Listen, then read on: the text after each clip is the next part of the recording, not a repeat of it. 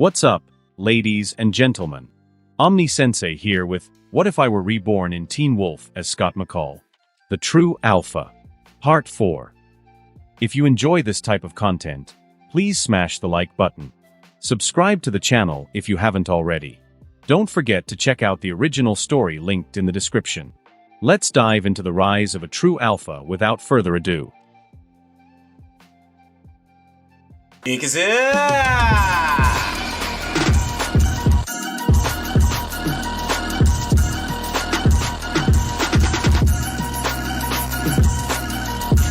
After Melissa decided to stay home, determined to read more of the books in the chest, Scott, Stiles, Allison, and Lydia set out for the Beacon Hills Preserve. The morning sun filtered through the thick canopy above as Stiles' trusty jeep rattled to a stop near the edge of the woods. The group got out, energized and curious, their chatter filling the quiet forest. "All right, should we split up?" Stiles asked. "No splitting up, Stiles. This isn't a Scooby-Doo episode," Scott said with a smirk. "Stick together. It's safer." They walked deeper into the woods, the forest alive with birdsong and the occasional rustle of leaves. Allison got close to Lydia. "Hey, Lydia," she began, her tone light. "Are you still thinking about getting back with Jackson?" Lydia hesitated before shaking her head. "No. I'm done with him. I won't lie, I was heartbroken when he dumped me. For a while, I thought I wanted him back. But that was before."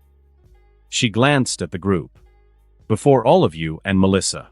I'm in a better place now. I just want to be me and enjoy life with my real friends." Allison smiled warmly. "That's good to hear.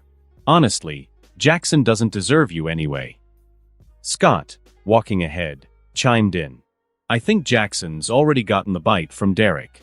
I'm just curious what he'll turn into. A donkey, maybe?" Stiles quipped, sending everyone into laughter.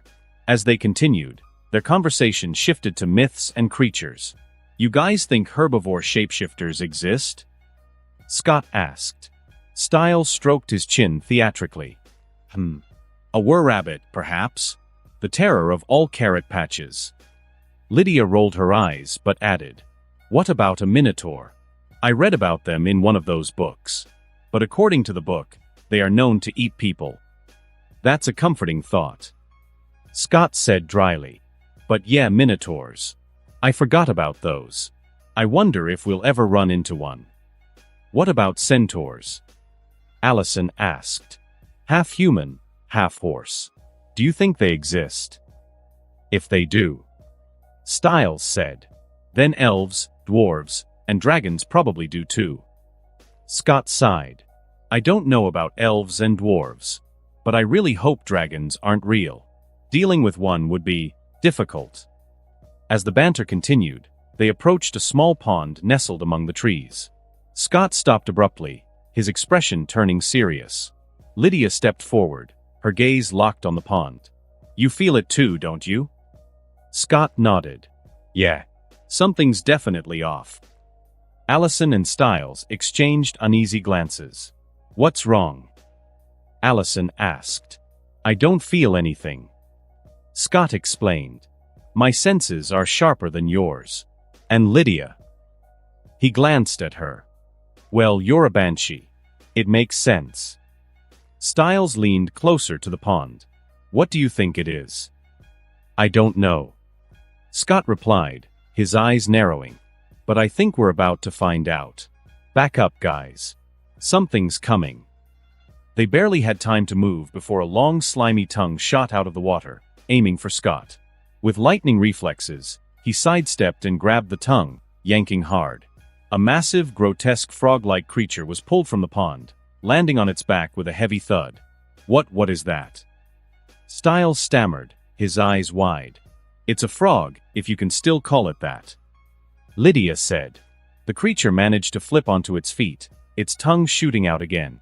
Scott dodged and slashed at it with his claws, severing the tongue.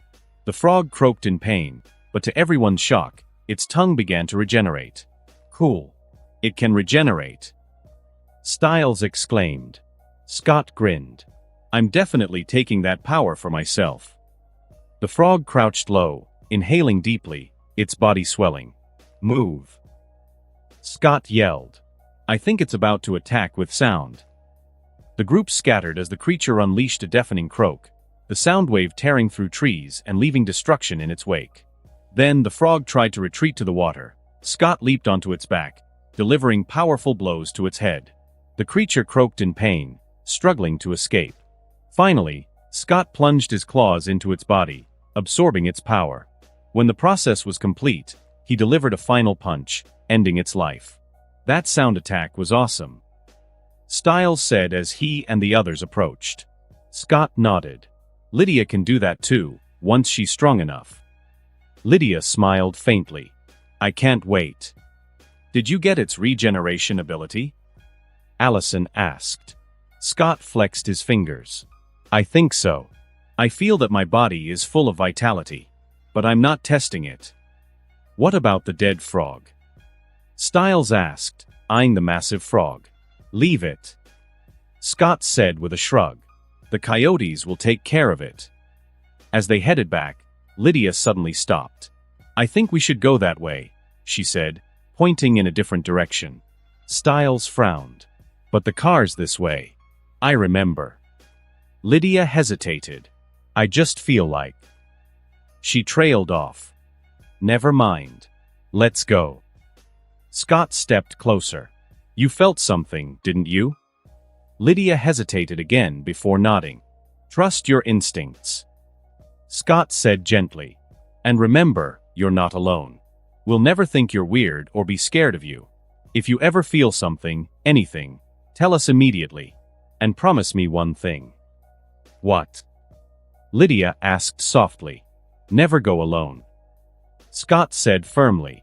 If you feel something or hear something calling to you, wait for us. Always. Allison placed a reassuring hand on Lydia's shoulder. Scott's right. You can sense death and danger, Lydia. But don't face it alone. Styles leaned in closer to Lydia, grinning mischievously. Yes, you should always tell me. I love mysteries.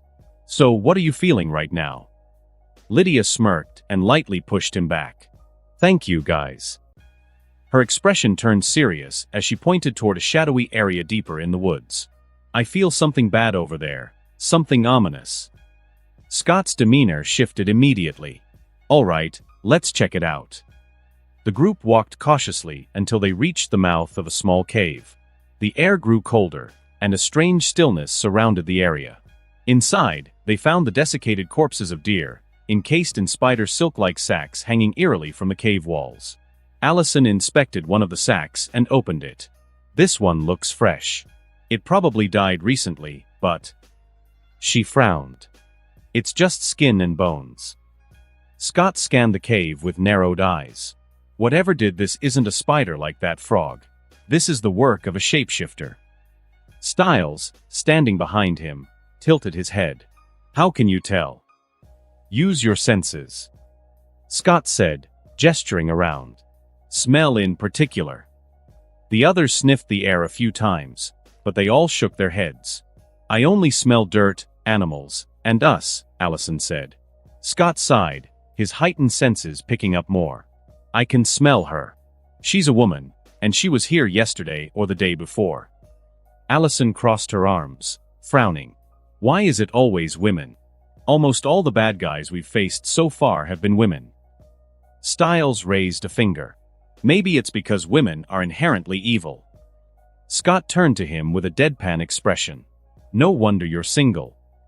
Styles blinked, confused. What? Scott smirked. Run, you idiot. Styles looked at Allison and Lydia, their expressions darkening. He yelped and bolted. Come back here, Styles. Allison yelled, chasing after him. I'll show you how evil we are. Styles laughed nervously while running. See, you're just proving my point. Lydia joined the pursuit, laughing as well. The chase didn't last long. Allison caught up to Styles, delivering a kick to his leg that sent him sprawling to the ground. Aha! Styles groaned, clutching his side. I think I broke something. Girls, I was just joking. Allison smirked, standing over him. We know. She glanced at Lydia, who grinned back. But we won't forgive you unless you spar with both of us. Styles looked horrified. What? That's not fair. Lydia crouched next to him, her grin widening. Come on, Styles. Don't be a little wench. Besides, we all heal quickly now. No excuses. Styles groaned dramatically before throwing up his hands. Fine, but no hitting the face. The sparring session began, and though Styles put up a valiant effort, it wasn't long before he ended up on the ground again, thoroughly beaten. Scott, leaning casually against a tree, laughed as he watched. All right, let's head home. I'm starving. Back at Scott's house, the group sat around the kitchen table, eating lunch with Melissa. Plates clinked as conversations buzzed. They recounted their experience in the woods, everything from the giant frog to the spider silk sacks with dried-up animals inside. Melissa listened intently, her brow furrowed in thought. I'm not sure about the frog. Melissa began, setting her fork down. But while you were out, I came across something in one of the books from the chest. It's about a shapeshifter that can turn into a spider. It's called an arachne. Styles, his mouth half full of food, leaned forward eagerly. What does it do? He asked, bits of food almost flying out. Melissa shot him a look before continuing. The arachne can shift into a spider with the torso of a human. They charm their victims and feed on people, especially younger humans, to stay young. They can use poison and shoot silk from their mouths. Allison's eyes narrowed. Are there any other shapeshifters with spider-like powers? I don't know. Melissa admitted. But the arachne is the only one I've read about that matches what you found in the woods. And there's one more thing you need to know about them. Scott leaned forward. What? They can turn people into arachne by biting them. If we don't find her quickly, we could be dealing with an army of spiders. Styles groaned dramatically, throwing his head back. Great. Giant spiders. Just what we need right now. After lunch, Lydia and Styles headed home, while Allison stayed to read more books with Melissa. Scott left for the animal clinic, his mind busy with thoughts of the arachne. The next day, Scott and his friends spotted Jackson at school. The arrogant teen had been bitten by Derek, but hadn't yet unlocked his powers. Scott observed him carefully, thinking, Jackson's definitely going to turn into a kanema. Should I take his powers? No, they're useless to me. But maybe someone in my pack could use them. Deciding it wasn't worth the effort, Scott and his friends ignored Jackson. After school, Allison accompanied Scott to the clinic. She helped with the animals, since Deaton hadn't returned yet. On their way home in Scott's Camaro, they noticed Boyd walking into the woods with a woman. Isn't that Boyd? Allison asked, her voice tinged with concern. Scott glanced over, his brows furrowing. Yeah. I don't like that woman with him. Allison said. Something about her feels off. Scott's jaw tightened. You feel it too? She's probably like the Lamia we dealt with before. They parked the car and quietly followed Boyd and the woman into the woods. The deeper they went, the darker the woods seemed to grow. Suddenly, the woman stopped and turned to Boyd, who looked dazed. Scott and Allison watched from the shadows as the woman's body began to shift grotesquely. Her lower half transformed into the body of a massive spider, while her upper half remained human, eerily beautiful but deadly. Allison's breath hitched. She's the arachne we're looking for. Probably. Scott replied, his voice low. I'll confirm it once I read her memories. Hopefully, she hasn't bitten anyone yet. Scott turned to Allison, his expression softening for a moment. Babe, stay here. I'm going to save Boyd and deal with that oversized bug. Allison nodded, though her eyes betrayed her worry. Be careful. Scott smirked. Always. Scott stepped out of the shadows, just as the arachne leaned in to bite Boyd. Hey bug, he called out casually. Hate to ruin your meal, but you can't eat him. He's my classmate. The arachne straightened, her eyes glinting with malice. A wolf, huh?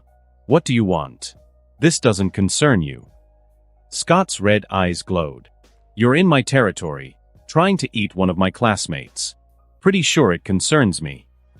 The arachne hissed. Your territory? Then I'll just have to kill you and make it mine. You're not the first wolf I've killed. And thinking about it, it's been a while since I've eaten one of your kind. Scott smiled. Big talk for a bug. Before she could react, Scott disappeared from her sight, reappearing in front of her in an instant. He aimed a powerful kick at her head, but she raised her arms in defense. The impact sent her skidding several feet back. Scott grinned. Interesting. You can't keep up with my speed, but you can sense danger. Am I right, Bug? The arachne glared at Scott, but said nothing. Deep down, she knew she wasn't a match for his strength. Scott turned to Boyd, who was standing in a daze, and slapped him lightly across the face. Wake up, Boyd. Boyd blinked rapidly, disoriented. What the hell? Where am I? And McCall? Why are your eyes glowing red? Scott sighed, rubbing his temples. We'll talk later. Now go to Allison, she's over there. I'll deal with your girlfriend. Boyd frowned. Girlfriend? What are you talking about? I don't have a... Scott pointed at the arachne. Her. Boyd's jaw dropped as he took in the horrifying sight of the creature, with the lower body of a massive spider and the upper torso of a woman. What the... Is this some kind of dream? Scott rolled his eyes and slapped Boyd again, this time a little harder. Boyd shouted. McCall, do you want to fight? No. Scott said flatly. I just needed you to wake up. This isn't a dream, is it? Boyd panicked, and he glanced back at the arachne. His voice wavered as recognition dawned. Wait, you're the woman from the store. What are you? Why did you bring me here? She's an arachne. Scott said. And she brought your dumb but here to eat you. Now go to Allison, or I swear I'll leave and let her finish her meal. Boyd hesitated before muttering, fine. But you'd better explain all this later. He walked toward Allison, still shaken. Scott waved him off dismissively before turning his attention back to the arachne. You're surprisingly polite, letting us have our little chat. The arachne's eyes narrowed, and Scott noticed her partially healed arms twitching. He smirked. Ah, I see. You weren't being polite, you were stalling for time. The creature's lips curled into a sinister smile. Tonight, I'm feasting on all three of you, she hissed, her voice dripping with malice. And I'll start with your girl, Wolf. With a sudden motion, the arachne shot a stream of liquid toward Allison. But Allison, moving with supernatural speed, grabbed Boyd and dragged him out of harm's way as if he weighed nothing. The liquid struck a nearby tree, solidifying into sticky, glistening spider silk. Scott, unfazed, glanced at Allison and Boyd, noting their safe position. He smirked at the arachne. Big mistake, Bug. You shouldn't have done that. Before she could react, Scott moved, a blur of motion. In an instant, he was beside her, grabbing one of her massive spider legs. With a sharp twist, he lifted her into the air and slammed her against a thick tree trunk.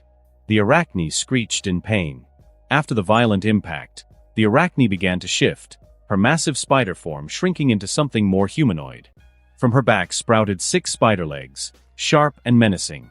Her face was a grotesque fusion of spider and woman, adorned with 6 gleaming eyes and fang-like pincers. A green, viscous liquid dripped from her mouth, hissing as it hit the ground. She fixed all 6 of her eyes on Scott, hatred burning within them. You'll pay for that, mutt, she hissed, her voice guttural and venomous. Without hesitation, the arachne launched a series of web attacks, each aimed with deadly precision. But Scott was too fast, darting out of reach before any could touch him. He seemed to vanish and reappear like a ghost, frustrating her attempts. As he dodged, Scott noticed something about her movements. She wasn't just attacking blindly, she could predict from where he was going to attack her. Each time he prepared to strike, she would spit webs in the direction he was about to move, forcing him to adjust his approach. After testing her reactions for a while, Scott decided he'd had enough. His eyes glowed brighter, and a low growl rumbled in his chest. He tapped deeper into his wolf side, fur sprouted along his cheeks, his muscles tensed, and his speed and strength surged beyond his normal human form. This time, when Scott attacked, he was a blur of motion, faster and more aggressive than before. Panic flashed in the arachne's many eyes as she realized she couldn't counter his moves anymore. She sensed the danger but couldn't react in time. Scott closed the gap between them in an instant and delivered a devastating punch to her midsection. The force of the blow cracked her exoskeleton and snapped her back, sending her crumpling to the ground, her body twitching in pain. Wasting no time, Scott sank his claws into the back of her neck, ensuring she couldn't move. With a deep breath, he focused, delving into her memories. Flashes of her life played in Scott's mind, decades of luring unsuspecting victims, draining their lives to sustain her own youth. When he pulled back, his eyes burned with determination. He began absorbing her powers. The Arachne's body trembled as she regained some awareness. Realizing Scott was stealing her abilities, she thrashed weakly, but her broken back rendered her efforts futile. With every moment, her strength dwindled until she reverted to her human form, a frail, elderly woman, barely clinging to life. Scott smiled, sensing the newfound ability coursing through him, the power to detect danger just like she could. Allison emerged from the shadows, Boyd following hesitantly behind her. Boyd's eyes darted between Scott and the old woman. "What are you going to do with her?" Boyd asked, his voice uneasy. "And why does she look like that now?" Scott's glowing red eyes dimmed as he shifted back to his human form. "She turned old because she lost all her strength. As for what I'll do with her, I'll kill her, of course. She's a monster." Boyd flinched. "Aren't you a monster too?" Scott smirked, baring his fangs for a brief moment. "I didn't mean it like that, McCall." Boyd stammered. Scott waved dismissively and chuckled. "Relax, Boyd. I'm not offended. When I said she's a monster, I wasn't talking about her turning into a spider. I meant the fact that she eats humans, especially young and reckless ones like you, to stay young. I saw it all in her memories. She's done this countless times." Allison frowned. "Did you find out if she's connected to the Vrikalaka's pack?" Scott shook his head. "No. She's not part of their pack. She came to Beacon Hills 2 weeks ago and stayed in the woods until 3 days ago." "Did she turn anyone into an Arachne?" Allison asked. "No," Scott said. "Boyd here was supposed to be her first victim." Allison sighed in relief. "Good." Boyd, still struggling to process everything, blurted out, "Can someone explain what the hell is going on?" Scott turned to him. "To make a long story short, the supernatural exists. Werewolves, vampires, shapeshifters, the whole deal. Welcome to the real world." Boyd blinked, his mind reeling. Scott studied him thoughtfully, recalling his memories from the show. Boyd was one of Derek's betas, and he had so much potential. But Derek failed him, ended up killing him, even if it was under forced circumstances. It didn't change the fact that Derek was a shitty alpha. Maybe I should make Boyd part of my pack. Scott made a decision. "Hey, Boyd," Scott said, snapping him out of his daze. "Do you want to become like me?" Boyd frowned. "First off, what even are you? I heard that thing call you a wolf, but I don't know what that means." Scott smirked. "I'm a werewolf." Boyd hesitated, glancing between Scott and the now old and weak Arachne. "What do I have to do to become like you? And what's the catch?" Scott's eyes narrowed slightly. "To become a werewolf, you just need to accept the bite from me. The catch? You'll become my beta." Boyd stepped back, his posture tense as he stared at Scott warily. "What? Beta? What does that even mean?" Scott frowned and crossed his arms. "Relax, idiot. I'm not talking about something weird. An alpha leads the pack, like me. A beta is a member of the pack." Boyd awkwardly cleared his throat. "Oh, I see." Scott continued. "Look, if you decide to join my pack, it's a lifelong commitment. We'll be like family, but you'll also have to fight creatures like that Arachne and help protect Beacon Hills. And if you betray me, well, let's just say it won't end well. Take the night to think it over and give me your answer tomorrow." Boyd tilted his head. "That's it? No other strings attached?" Scott shrugged. "There's a lot more to it, but if you don't want to be a werewolf, there's no point in explaining everything now." Boyd glanced at Scott, his suspicion giving way to a tentative smile. "If I become part of your pack, does that mean we'll be friends? You know, hang out and all that?" Scott chuckled. "Yeah. Like I said, a pack is like a family." Boyd nodded firmly. Then I don't need to wait until tomorrow. I want to be like you now. Scott raised an eyebrow. All right, but first, let me call Styles and ask him to bring a shovel. We need to bury the Arachne. Boyd froze. Wait, you're planning to bury her alive? Scott shook his head, walking over to the Arachne. Without hesitation, he broke her neck with a swift motion, her body falling limp. He turned back to Boyd. Now she's dead and ready to be buried. Boyd stared at Scott, a mix of unease and awe flickering in his eyes. McCall, you look way too comfortable with killing her. And why isn't your girlfriend even fazed by any of this? Allison smiled and stepped forward. I've seen worse. And if you're feeling sorry for that thing, remember she brought you here to eat you. That's what she does, Boyd. She eats people. Scott nodded and pulled out his phone and called Styles. Bring a shovel, he said bluntly. We've got a dead body to bury. While waiting for Styles, Scott explained more to Boyd. All right, while we wait for the shovel, let's talk. You need to understand what being a beta means, what an alpha is, and a whole lot more about the supernatural world. Scott explained more to Boyd, the responsibilities of being in a pack, and the dangers of their world. Boyd listened intently, his resolve only growing stronger.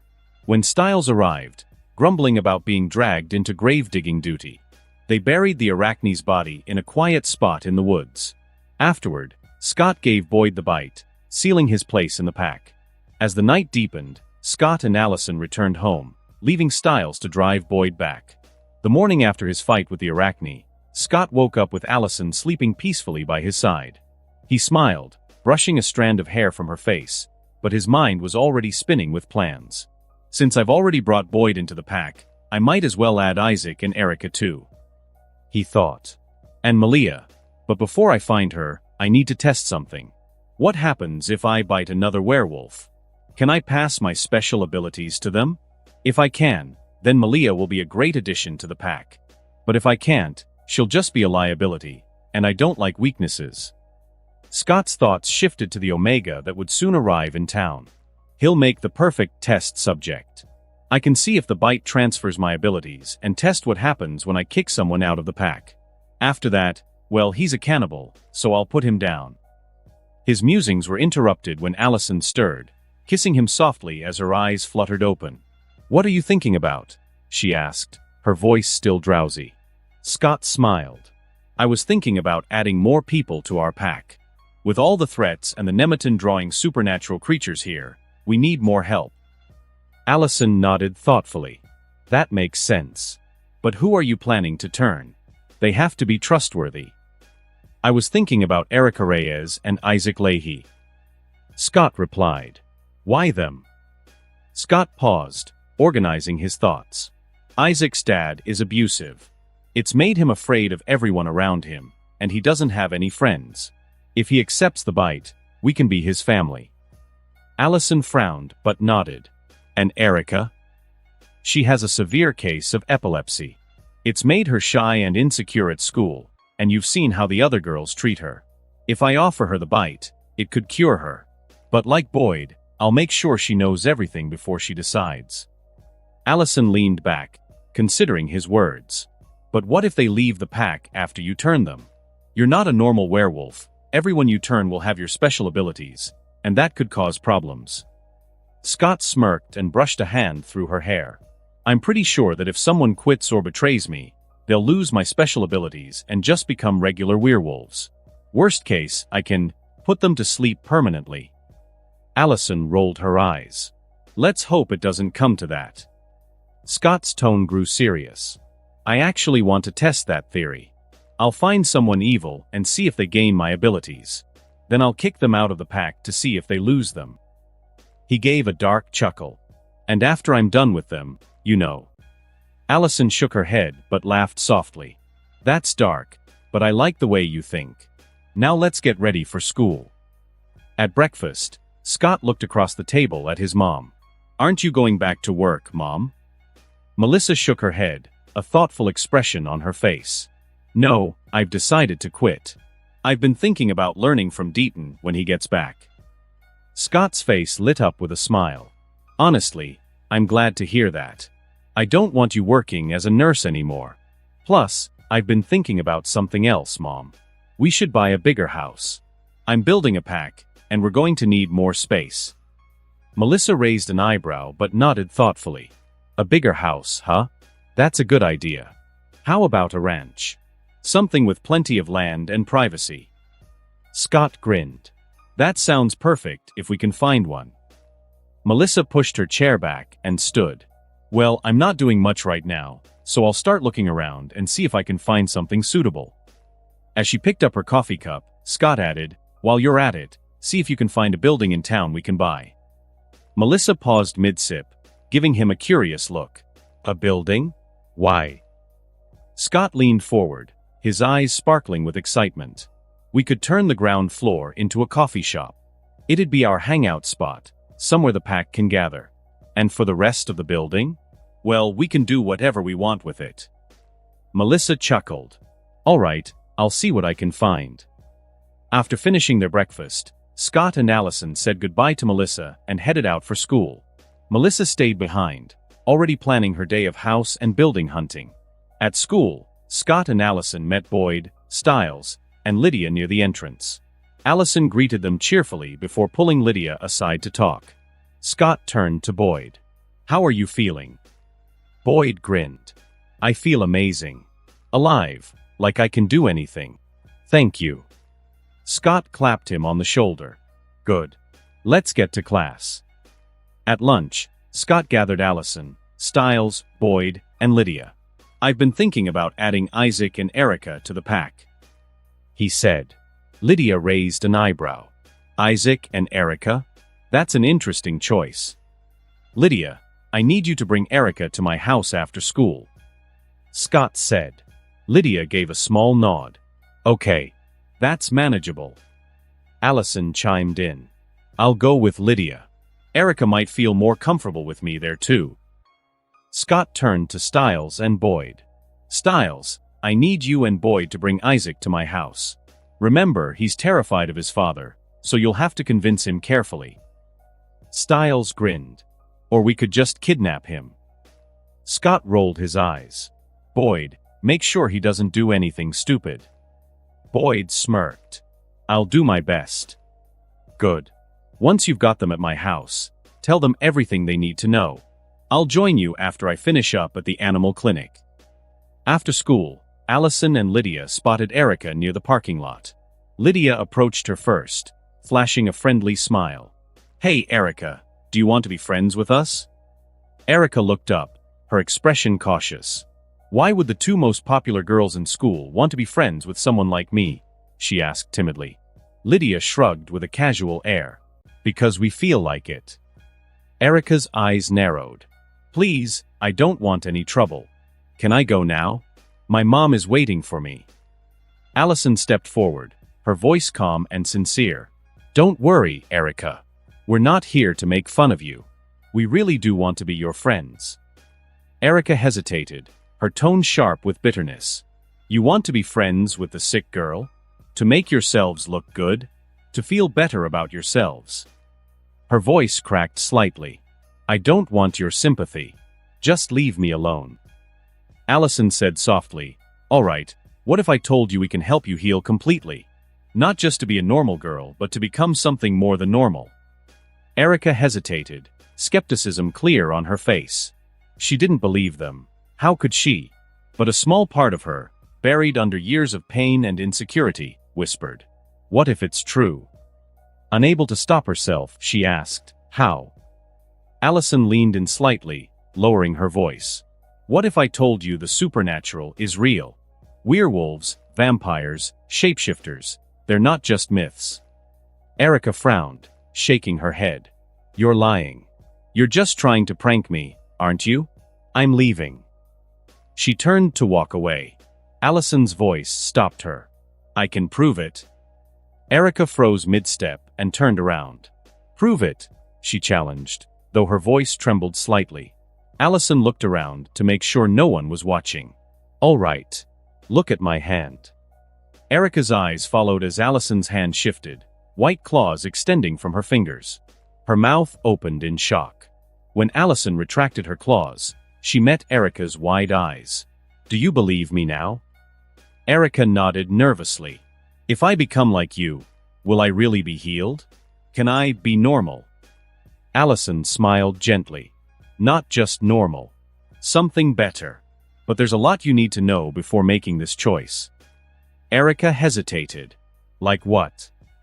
If you want to know more, you'll have to come with us. Allison said simply. Erica bit her lip, glancing toward the parking lot. After a long pause, she nodded. Okay, but we have to tell my mom first. After a brief conversation with Erica's mom, assuring her that Erica was joining them for a school project, they drove to Scott's house in Lydia's car. Meanwhile, Stiles and Boyd spotted Isaac walking home alone. Stiles, always eager, shouted, "Isaac!" and took off running toward him. Boyd followed close behind. Isaac saw them coming and panicked, breaking into a sprint. Stiles yelled, "Hey, wait! Why are you running?" Boyd caught up to Stiles with ease. "He's running because you scared him." Stiles scoffed. "Why would he be scared of me? I look harmless." He glanced at Boyd. "Maybe he saw you and got scared." Boyd rolled his eyes. "That's racist." "It's not racist." Stiles protested. "You just look big and intimidating." While they bickered, they quickly caught up to Isaac. Stiles, now jogging easily alongside Isaac, smirked at him. "Hey, can you stop running? We just want to talk." Isaac glared at him but kept running, pushing himself harder. No matter how fast he went, Stiles and Boyd stayed right with him. Frustrated, Isaac finally stopped, breathing heavily. Stiles grinned. "Finally. Look, man, we're not here to hurt you. I know Boyd looks scary, but he's a nice guy. Promise." Isaac, still catching his breath, glared at Stiles. "Actually, you're the scary one. That creepy smile of yours is terrifying." Stiles clutched his chest dramatically. "Your words hurt, man." Isaac frowned. "What do you two want from me?" Stiles perked up. "Glad you asked. We want you to come with us to..." "No." Isaac interrupted firmly. "I'm not going anywhere with you, Stalinsky." Boyd sighed and stepped forward. "Isaac, do you want to stop being afraid all the time? Do you want to be strong? To have friends? I know about your dad." Isaac tensed. "I don't know what you're talking about. I'm leaving." "Isaac, look," Boyd said, rolling up his sleeve. Isaac's eyes widened as Boyd extended claws from his fingertips and scratched his own arm. The wound healed instantly. Isaac stared in disbelief. How did you do that?"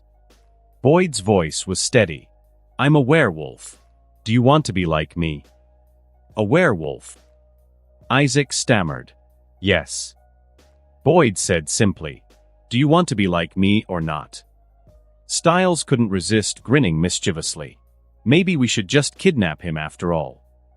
"Stiles," Boyd said sharply, "you're not helping." He turned back to Isaac, his tone softening. "Don't mind him. He's weird, but harmless. Look, Isaac, if you want to stop being scared and start being something more, come with us." Isaac hesitated, glancing nervously at the ground. "But what about my dad? He'll be mad if I'm late." Stiles smirked. "Tell him you're working on a school project with a classmate and won't be back until tomorrow." Isaac frowned, but pulled out his phone. After a tense conversation, his father reluctantly agreed, though not without some yelling. When Isaac hung up, Boyd nodded. "Let's go." Reluctantly, Isaac followed them, unaware of how much his life was about to change. When Stiles, Boyd, and Isaac arrived at Scott's house, they found Allison, Lydia, and Erica already waiting in the living room. Stiles clapped his hands together.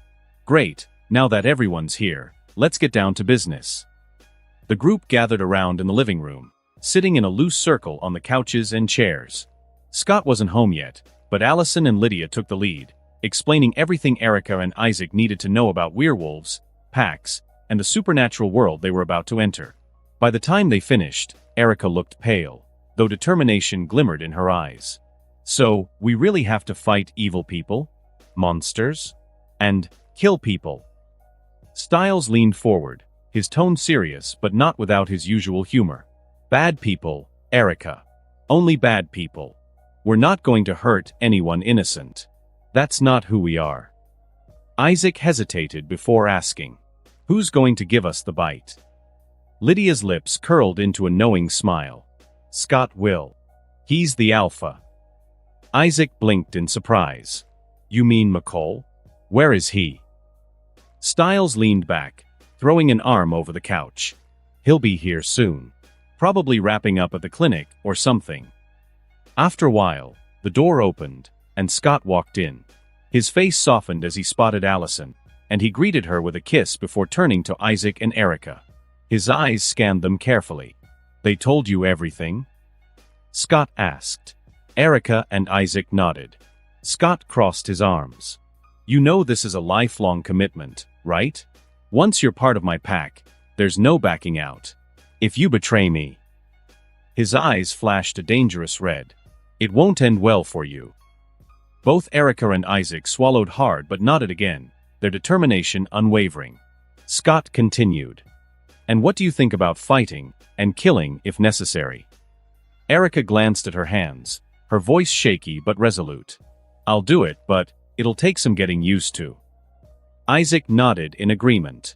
"Same here." Scott's red eyes glowed brighter, his wolf fangs extending as he stepped forward. "All right. Give me your arms." Both Erica and Isaac extended their arms without hesitation. Scott's movements were smooth and precise as he gave them the bite, his teeth sinking into their skin. They winced but didn't pull away. Once it was done, Scott stepped back. "Welcome to the pack," he said. A few moments later, Melissa arrived home. She walked in, her bag slung over one shoulder, and paused when she saw the group. Scott immediately introduced Boyd, Erica, and Isaac to her. "Hi, nice to meet you all," Melissa said warmly before heading upstairs to change. As soon as she disappeared up the stairs, Isaac whispered, "That's your mom? She looks so young." Scott's sharp ears caught the comment, and he turned to Isaac and Boyd with a deadpan expression. "Yes, she's my mom. And just so we're clear, if anyone looks at her the wrong way, they'll regret it." Styles snickered. "Relax, Alpha. They're not dumb enough to try anything." The tension broke, and the group laughed. They ordered takeout for dinner, the house filling with the smell of pizza and fries. Around the table, the pack shared stories, laughed, and started to bond. Erica began to loosen up, her timid demeanor giving way to cautious smiles.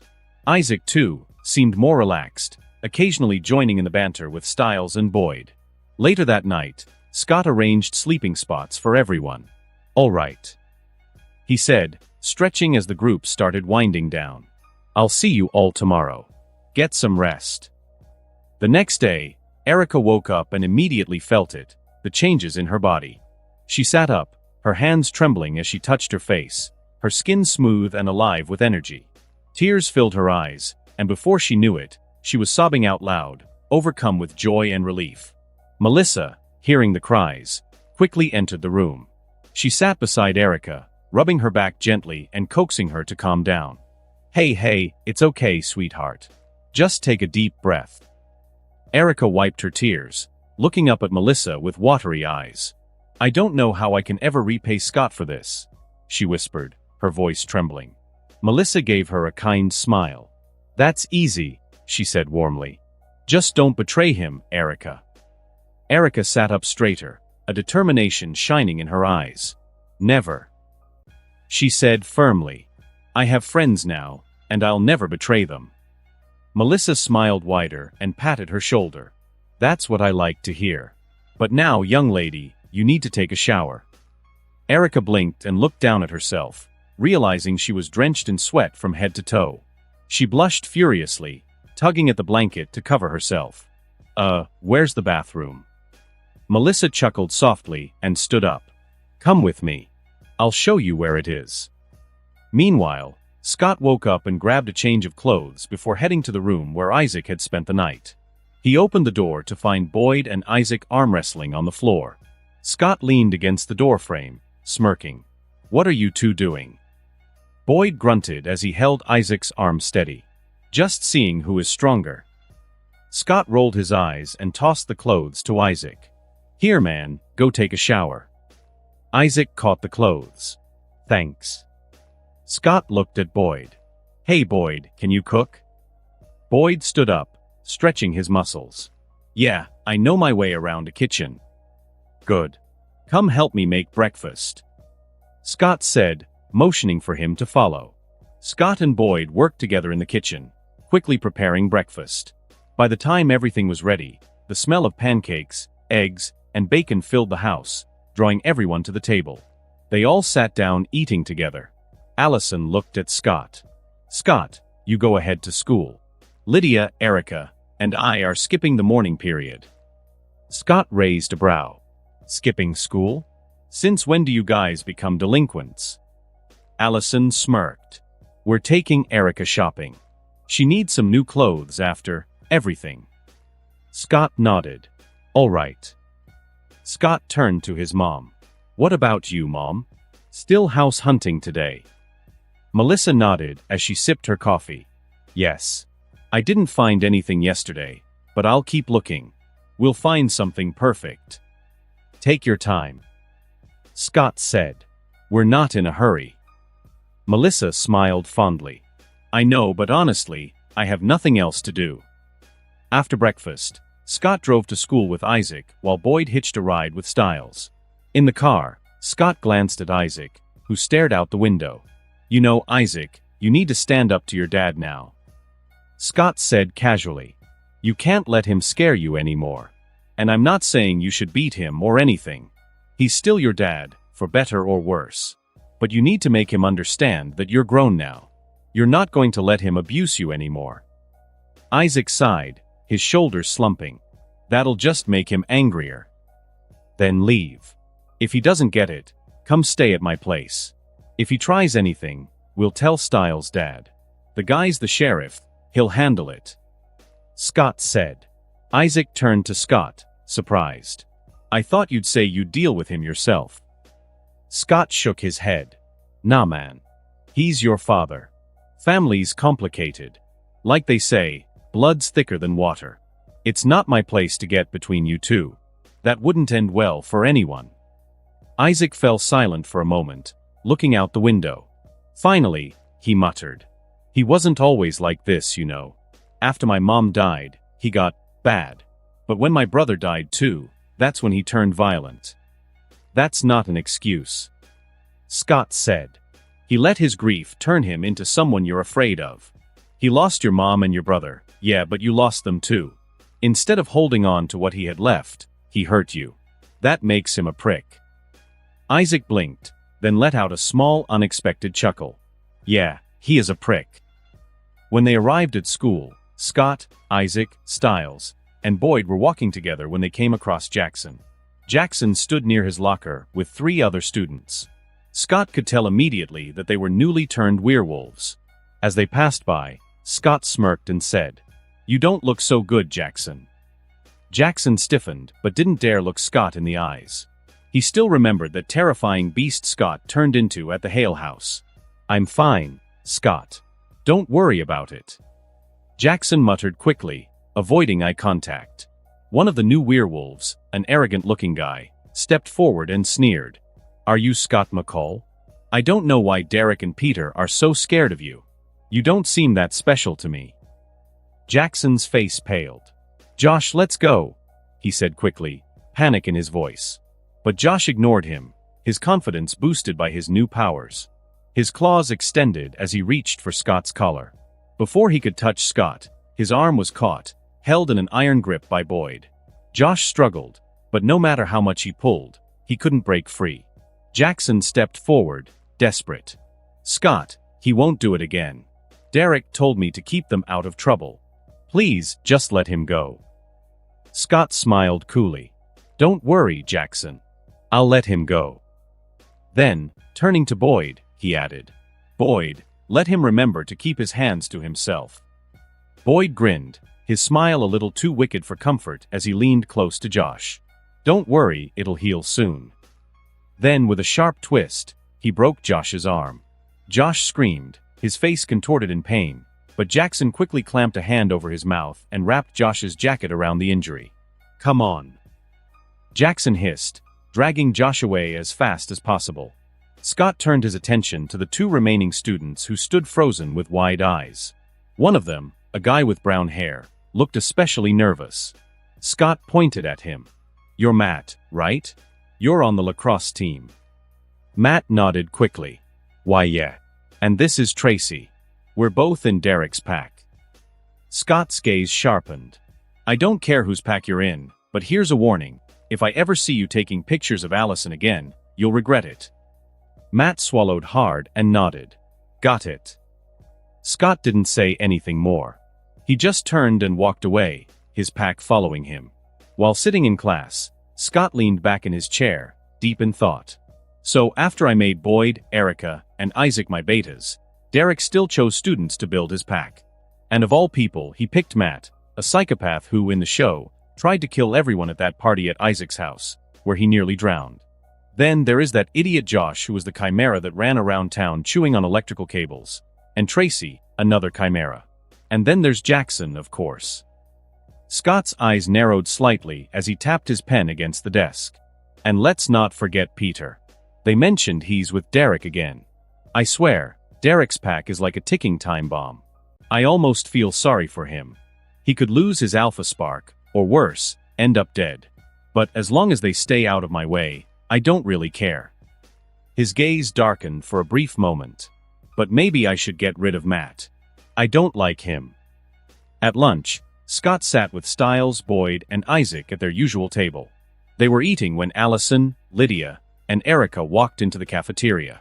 Erica, with her new look, turned heads immediately. Conversations quieted, and everyone stared at her as if they'd never seen her before. Erica smirked, enjoying the attention, and walked confidently over to Scott's table. Allison leaned down, kissed Scott on the cheek, and sat beside him. Stiles gawked at Erica. "Wow, Erica, you look good." Erica grinned, spinning a little to show off. "I do look good, don't I?" The group laughed as they settled into conversation. Lydia, however, kept her gaze locked on Jackson and his group across the cafeteria. "Hey, Scott," she said. "Do you know about them? The ones sitting with Jackson? They're shapeshifters, I can feel it." Scott didn't look over but nodded. "Yeah, we ran into them this morning. They're Derek's pack." Erica tilted her head. "I know the girl. Her name's Tracy Stewart." Stiles snorted. "Derek's not telling them everything about the supernatural world. I'm sure of it." Allison raised a brow. "What makes you say that?" Stiles shrugged, taking a bite of his sandwich. "For starters, that Josh guy tried to attack Scott this morning. If Derek had really told them how strong Scott is, there's no way he would have dared." Lydia smirked, flipping her hair over her shoulder. "Maybe he's just stupid. You know, like how a newborn calf thinks it can headbutt a lion." Scott and his pack burst into laughter, and across the cafeteria, Josh suddenly stood up. His face was red with anger as he stormed out, clearly having overheard Lydia's comment. Jackson watched him leave, frowning. He turned to Matt and whispered, "What's wrong with Josh?" Matt sneered. "He heard McCall and his friends making fun of us." Jackson sighed and leaned back. "Don't mind them. And don't ever anger Scott if you want to live longer. Seriously. Stop talking about them. They can probably hear us right now." After school, there was a lacrosse game. Once it was over, Jackson sat alone in the locker room, his head down, black blood dripping from his nose onto the floor. The other players had long since left, leaving the space eerily quiet. From the shadows, Scott watched him with a calculating gaze. The sight didn't surprise him. He already suspected this might happen. He felt someone approaching and didn't need to turn around to know who it was. A small smirk played on his lips as he spoke. "Your beta doesn't look too good, Derek." Derek stepped into view, his expression tense as he glanced at Jackson. "His body is rejecting the bite. I don't know why." Scott shrugged casually. Maybe he wasn't strong enough to handle it. "By the way," Scott turned his head slightly, "one of your betas tried to attack me this morning. I guess he wanted to show off how strong he was, Probably to impress the girl in your pack or something. Derek's expression darkened. What? I warned them to stay out of your way. Don't worry, it won't happen again. Scott smirked, patting Derek on the shoulder. I'm not worried, Derek. If it happens again, you're the one who should be worried. See you around. With that, he turned and walked away, leaving Derek standing in silence. Scott regrouped with his friends outside, saying their goodbyes as they split up for the evening. Allison climbed into Scott's car, and the two drove to the animal clinic. When they arrived, Scott spotted Deaton inside, sorting through some paperwork. A grin spread across Scott's face as he walked in. Hey Doc. You're back. Deaton looked up, offering a small smile. Hello, Scott. Allison. Scott leaned against the counter, still grinning. How was the trip? Deaton hesitated, his eyes flickering to Allison. He seemed unsure whether to speak openly. Scott noticed and waved it off. It's fine, document. She knows about the money. Deaton nodded, relaxing. Everything went well. You should have access to it in about 2 weeks. Perfect. Scott said with a nod. Thanks, document. Deaton set the papers down. What did I miss while I was gone? Scott chuckled. Oh, where do I even start? There was a fight between the Argents and the Hales. Kate got bitten by Peter. Derek is the alpha now, and Peter is his beta. We killed a lamia, an arachne, and a giant frog. Oh, and I met a Vrikalakas. Deaton's eyes widened in shock. You met a Vrikalakas? Here in Beacon Hills. Scott nodded casually. Yeah. She's the one who was killing people and stealing their organs. Deaton's expression darkened. Please tell me you killed her. Scott shook his head. She ran off. Deaton groaned, pinching the bridge of his nose. This is bad, Scott. A Vrikalakas is an abomination, pure death and destruction. And the worst part? They get stronger by consuming human livers, especially from people with supernatural abilities. Scott's smile didn't falter. I know. She's probably going to come back for me. But don't worry, document. I'm not weak. Deaton sighed, but his concern didn't waver. Just be careful, Scott. And Kate was bitten? That means Gerard will show up soon. That man is bad news. Scott's smile turned into a sharp grin. I'm not worried about Gerard. If he shows up, I'll play with him for a bit before sending him packing. Deaton glanced at Allison, clearly expecting a reaction. You don't seem too concerned. It is your grandfather we're talking about. Allison's eyes hardened. That monster is not my grandfather. And if he comes after Scott, he'll regret it. Scott gave her a quick wink before turning back to Deaton. Enough about that. Let me fill you in on all the details of what's been going on while you were away. Deaton smiled faintly, nodding. All right. I'm all ears. Then, Scott launched into a detailed account of everything that had happened. Every fight, every encounter, leaving nothing out. The Argent's POV Chris and Victoria stood in one of their warehouses outside the town, surrounded by grim silence. The bodies of 15 hunters, all slain by Peter that night at the Hale house, lay in rows, ready for burial. The air was thick with a metallic scent of blood and disinfectant, mingling with grief and anger. Chris, along with a group of 5 hunters, was helping place the bodies into coffins when a thunderous bang echoed through the warehouse. The heavy steel door at the entrance shuddered violently, followed by another impact. Everyone, take out your weapons. Chris barked. Something's attacking. Victoria and the other hunters quickly armed themselves, readying their guns as the pounding continued. With a final deafening crash, the warehouse door gave way, swinging wide open. Standing in the doorway was a 3-meter-tall creature. Its grotesquely fat, gray-skinned body loomed like a nightmare brought to life. 2 massive tusks jutted out from its lower jaw, and its small bloodshot eyes scanned the room with cold detachment. Damn it. Chris muttered under his breath, his grip tightening on his weapon. That's an ogre. It must be here for the bodies. Victoria said. Chris kept his eyes on the beast. Everyone stay calm. Sam, do we have mountain ash? Yes, sir. Replied a hunter named Sam. But not much. Go get it. Now. Chris ordered. Victoria added. Ogres fear fire. Someone find gasoline. We'll trap it in a circle of flames.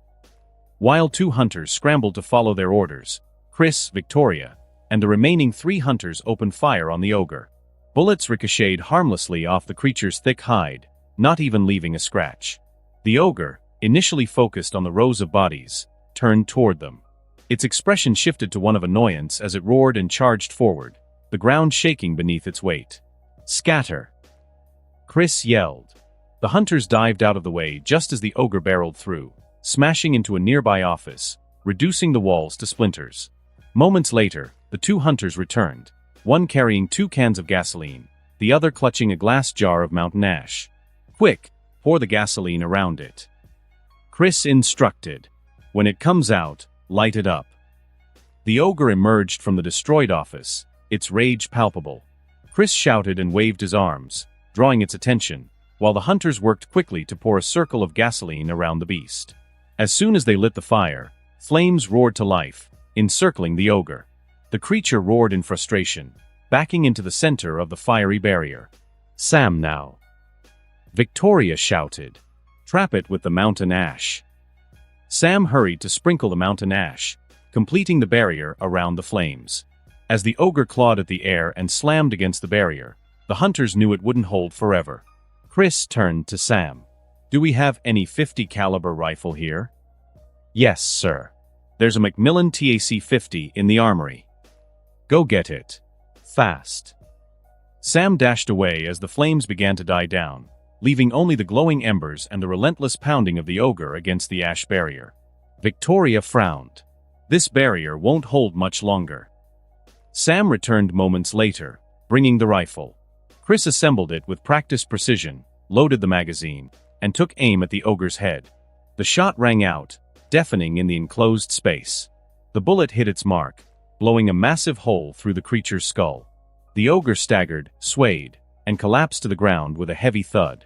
Cheers erupted from the hunters. Victoria, however, stared at the corpse with a frown. Where did this thing even come from? I don't know. Chris replied grimly. As they watched, the ogre's monstrous form began to shrink and shift, transforming into the body of an unnaturally tall man. Chris approached the corpse, his expression dark. Whoever he was, it looks like he completely lost control to his hunger. If he hadn't, we'd be in real trouble. He packed the rifle back into its case and turned to his team. All right, everyone. We've got one more body to deal with. Clean this up quickly. And let's bury these bodies before something else shows up for them. The hunters got to work, but as they moved, Chris glanced at Victoria. Do you think I could kill Scott with this rifle? He asked, his voice edged with bitterness. Victoria sighed. I don't know. But what if you miss? Scott can walk through mountain ash. He's fast, and he's not as dumb as an ogre. Forget it. If he were a regular werewolf, I'd have already killed him myself. But he's not. Chris clenched his fists, his jaw tightening. I just hate that kid. He took my little girl away. Victoria placed a hand on his shoulder, her tone softening. If you miss her that much, let's finish up here and call her back home. Scott's POV after saying goodbye to Deaton, Scott and Allison drove home, had dinner with Melissa, and called it a night. The next morning, Scott woke up feeling refreshed. He and Allison shared breakfast with Melissa before heading to school. The day passed uneventfully until lunchtime, when Scott noticed something unusual. Lydia was staring at her plate, her fork absently pushing her food around. Her normally confident demeanor was replaced by a distant, anxious look. Scott could feel her unease. Lydia, he called softly. She didn't respond. Allison, try shaking her. Scott suggested. Allison placed a hand on Lydia's shoulder and gave her a gentle shake. Lydia, are you okay? Lydia blinked and snapped out of her daze. What? Sorry, Allison, did you say something? Allison frowned. You were in a daze. Scott called your name, but you didn't answer. Are you sure you're okay? I'm fine. Lydia replied, though her voice trembled slightly. Scott leaned forward, his eyes narrowing. Lydia, I can feel your anxiety. Tell me what's wrong. What are you feeling? Lydia sighed, her shoulders sagging as if she was carrying an invisible weight. I feel like something dangerous is coming. And it's coming for you, Scott. Scott's expression turned serious. How dangerous? Don't overthink it. Just tell me what comes to mind. Lydia hesitated before speaking, her voice shaky. Whatever it is, it's targeting you specifically. And it feels creepy, disgusting, and dangerous. I can even sense its hunger. Scott's lips curled into a wry smile. Oh, I think I know exactly who's coming for me. The Vrikalakas. She's back. Allison's face paled. Scott, this is dangerous. I know you're strong, but maybe we should call my dad. He might be able to help. Scott shook his head. No, Allison. She's stronger now, strong enough to think she can take me on. And don't forget, she has seen me in my wolf form. She probably knows how strong I am. But more importantly, she can teleport through shadows. If she gets behind your dad, he won't have time to react before she either kills him or uses him as leverage against me. Styles leaned forward, his usual humor gone. So what's the plan? Scott smirked. Like I said before, I'll fight her alone. But I need you guys to handle her pack. Don't engage them head-on, just distract them, keep them occupied. Let my mom take them down one by one. Once I finish her off, I'll come help you. Erica raised an eyebrow. Aren't you scared, Scott? Scott's smile widened, his eyes gleaming with a mix of nerves and excitement. Scared? No. But I won't lie, I'm a little nervous. And excited. I've never had to go all out before. I think this time, I might have to use everything I've got to take her down. He looked at his pack, addressing them with a commanding tone. Listen up. I don't know how many people she's brought with her, but I don't want any of you fighting recklessly. Use every dirty trick you can. Take advantage of our immunity to normal werewolves' weaknesses, like mountain ash, wolfsbane, and poison. And use their weaknesses against them. Be smart. Suddenly, Scott's lips curled into a sly smile as he turned to his pack. Let's go. It seems we have a guest.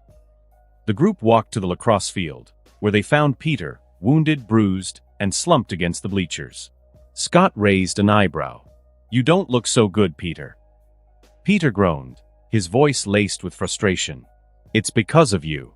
Yesterday, I was minding my own business, drinking alone, when a crazy wench kidnapped me. She started asking questions about the Alpha in Beacon Hills. At first, I refused to talk, but then she bit my arm. Her bite was so strong it crushed my bones like they were potato chips. Styles crossed his arms, smirking. Well, you still have your arm, so I'm guessing you spilled the beans pretty fast. Peter shot him a glare. What do you know, kid? I didn't give her anything about Scott right away. I told her about Satomi and Derek first. But then she asked me which one of them could turn into a giant black wolf. I said I didn't know, but then... His voice faltered, and a shiver ran through him. Scott said, his voice calm. Go on. Peter swallowed hard. Then another voice spoke, and I realized someone else was in the room. I've never felt anything like it before. She wasn't like you, Scott. The fear I feel around you is a deep fear and awe. It comes from instinct. But with her... He trailed off, his eyes distant. It was disgust. And I felt like prey, and she was the predator. She's strong like you. Scott's eyes narrowed.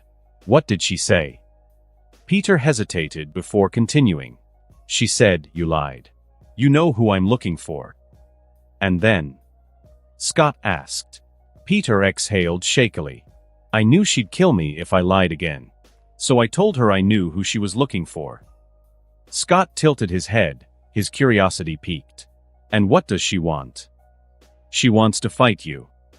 Peter replied grimly. Tonight. In the Beacon Hills Preserve. And... He paused, visibly shaken. She said she wants to eat your liver. Those were her exact words. Allison's face tightened with worry. What deal did you make with her to let you go? Peter sighed. I told her I'd deliver the message and make sure you knew where to find her. Styles squinted at him. That's it? Then why are you still bruised and barely healed? Peter's voice wavered. I'm a beta now. My wounds take longer to. The truth, Peter. Scott interrupted, his tone sharp and commanding. Peter flinched. Fine. She asked me about your pack, how many were in it. I didn't want to answer, but they tortured me. I told them everything. I told her I was the one who turned you into a werewolf, and that you only have one member in your pack. Scott nodded slowly, his expression unreadable. Okay, you can leave now. Peter looked up at him, a flicker of hope in his eyes. Are we cool, Scott? I didn't want to tell her anything, but she would have killed me. She could tell when I was lying. Scott's eyes flashed with irritation. Go away, Peter. She didn't need you to tell her anything about me. She's an alpha, she can read memories. Torturing you was just for fun. And by the way, she's right there, listening to us. Scott turned toward the nearby woods. Why don't you come out and chat since you're already here? From behind a tree, a tall, striking woman emerged. Her presence was both elegant and menacing, her eyes gleaming with predatory intent. Cassandra smiled wickedly, her voice dripping with mock sweetness. No, sweetheart. Let's save our chat for tonight in the woods. Don't be late. Scott grinned. I can't wait. See you tonight. Cassandra blew him a kiss before disappearing into the shadows of the forest. Boyd broke the silence. That woman was hot, but I feel nothing but hatred and disgust for her. Scott chuckled, glancing back at his pack. Let's head back to class. After school, we'll get ready for the fight. As they walked back toward the school, Isaac glanced over his shoulder. Why is Peter still following us? Styles sniffed the air dramatically. Can't you smell it? He's scared. Probably thinks if he leaves the school, she'll catch him again. Peter, trailing a few steps behind, snapped, I'm not following you. I'm looking for my pack. Scott and the others exchanged amused glances, but didn't respond. They had more important things to focus on. After school, Scott and his pack returned to his house. Inside, Scott called for Melissa and told her about the upcoming fight with the Vrikalakas that night. Allison frowned and said, Scott, I didn't make the bullets you asked for, and I didn't bring any guns since I haven't been home yet. Should I go now? Scott shook his head with a calm smile. No need. That woman is strong, but I doubt her pack is as dangerous. You guys shouldn't be too nervous. Even though you haven't gone through your first full moon yet, you're strong besides. Scott turned to Lydia and asked, Do you feel like one of us is going to die tonight? Lydia hesitated, then shook her head. No, I don't feel anything right now. Scott leaned forward, his expression curious. What about earlier when you saw that woman? Did you feel anything strange? Or draw anything? Actually, check your stuff. Sometimes you zone out and sketch without realizing it. Lydia rummaged through her bag and said, No, there's nothing here. Then her face lit up. Wait. I remember holding a notebook in class, but it wasn't mine. It had a blue cover. Allison perked up. That's mine. Let me check. She pulled the notebook from her bag, flipped through the pages, and froze. Well, you did draw something on it. Styles leaned closer. What is it? Allison turned the notebook around. I recognize the middle one. It looks like the Vrikalakas we read about in the supernatural book, but there are two more creatures next to it. She handed the notebook to Scott. Scott studied the sketches, his eyes narrowing thoughtfully. This must be the woman and her pack. The one with the spots all over its body looks like a were-hyena. Remember what Peter said. Styles frowned. Peter said a lot of things. Be specific. Scott smirked slightly. He mentioned one of them bit him and crushed his bones with ease. Normal spotted hyenas are famous for their strong bite, so it fits. As for the other one, he tapped the lizard-like figure in the drawing. I have no idea. Mom, do you recognize it? You've read more of those supernatural books than any one of us. Melissa took the notebook and examined the sketch carefully. She shook her head. No, I've never read about anything like it. Scott stood up and walked over to the chest holding the supernatural books. All right, let's figure out what this is. Everyone, Look for anything that matches a lizard-like creature with 4 arms. For several minutes, they flipped through pages in silence. Finally, Erica exclaimed, "I think I found it." Scott turned to her quickly. "What does it say?" Erica read aloud for everyone to hear. "It's called the Hui, a shapeshifter from Australia. It can assume a hybrid form resembling a lizard with a frog-like head and 4 arms. The Hui is a master of stealth, capable of blending seamlessly into its surroundings through unparalleled camouflage. It's a deadly predator, ambushing its prey with devastating efficiency." Styles raised an eyebrow. "What about its weakness?" Erica continued reading. "The Hui is highly sensitive to fire. Even a small flame can disrupt its camouflage and force it to reveal itself. It also has low stamina. Despite being fast and strong at first, prolonged chases or battles exhaust it quickly, making it sluggish and vulnerable." Scott nodded, a satisfied smile spreading across his face. "Good news. Not only does the Vrikalakas have just 2 pack members, but we also know what they are. Now, here's the plan. Mom, you'll handle the were-hyena. Be careful not to let her bite you. The rest of you will distract the Hui. Use fire, make some Molotov cocktails, and light it up. Don't engage it up close, just tire it out." Lydia stood up and stretched. "I know how to make Molotov cocktails. Who's coming shopping with me?"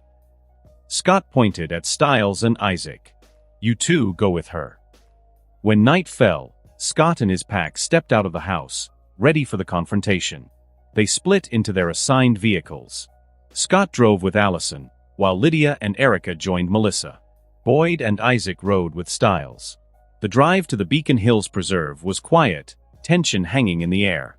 When they arrived, the group parked and moved deeper into the woods. Meanwhile, Cassandra and her pack were already waiting in the forest.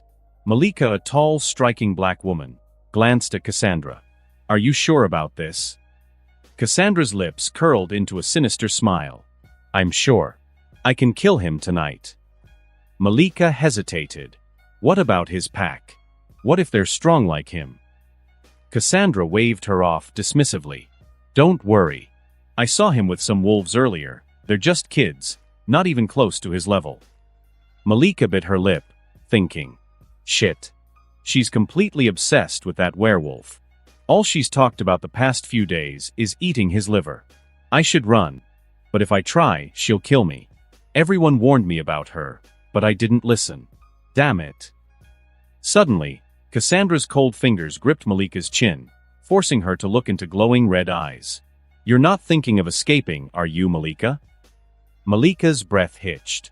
"No, Cassandra. I swear I'm not." Cassandra released her with a sly grin. "Good. Just keep his pack busy with Carvel.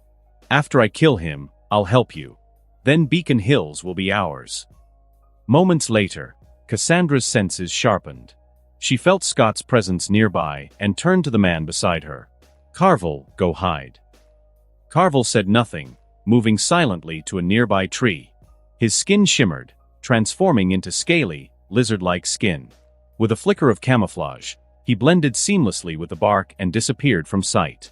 Soon, Scott and his pack emerged from the darkness. Cassandra's eyes scanned the group, and Melissa's presence surprised her. Cassandra could feel the strength radiating from her. Cassandra's thoughts were cold and calculated. Malika and Carvel will probably die, but that doesn't matter. Once I eat that boy's liver, I'll become stronger. I don't need them. All I need to do is fight him alone and ensure his pack doesn't interfere. Cassandra stepped forward, her red eyes gleaming in the moonlight. "You know, it's not very polite to keep a lady waiting." Scott smirked.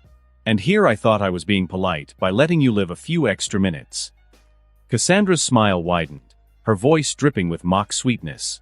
"How about you and I go somewhere else? Just the 2 of us." Scott tilted his head slightly. "All right. Lead the way." Cassandra turned to Malika. "Good luck."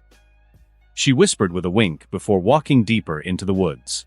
Scott glanced back at his pack, giving them a firm nod. Then he followed Cassandra into the shadows, ready for whatever came next. Cassandra moved deeper into the woods until she was certain they were far enough away from Scott's pack, and no one would interfere in her fight with Scott. She stopped, turned to face Scott, and licked her lips. Her glowing red eyes gleamed with hunger as she gave him a predatory smile. "I think this is far enough. What do you think, sweetheart?" Scott scanned their surroundings, his own crimson eyes blazing. "You've picked a good place to die. That's what I think." Cassandra's grin widened as her claws elongated. "Enough foreplay," she said darkly. "Let's fight. I can't wait to feast on your liver." Without warning, Cassandra melted into her own shadow and vanished. Scott immediately tensed, his senses sharpening. His glowing eyes darted around, searching for her. Then he felt it, a faint pulse of danger from behind him. Reacting instantly, he sidestepped, and Cassandra reappeared where he had been standing, her claws aiming for his back.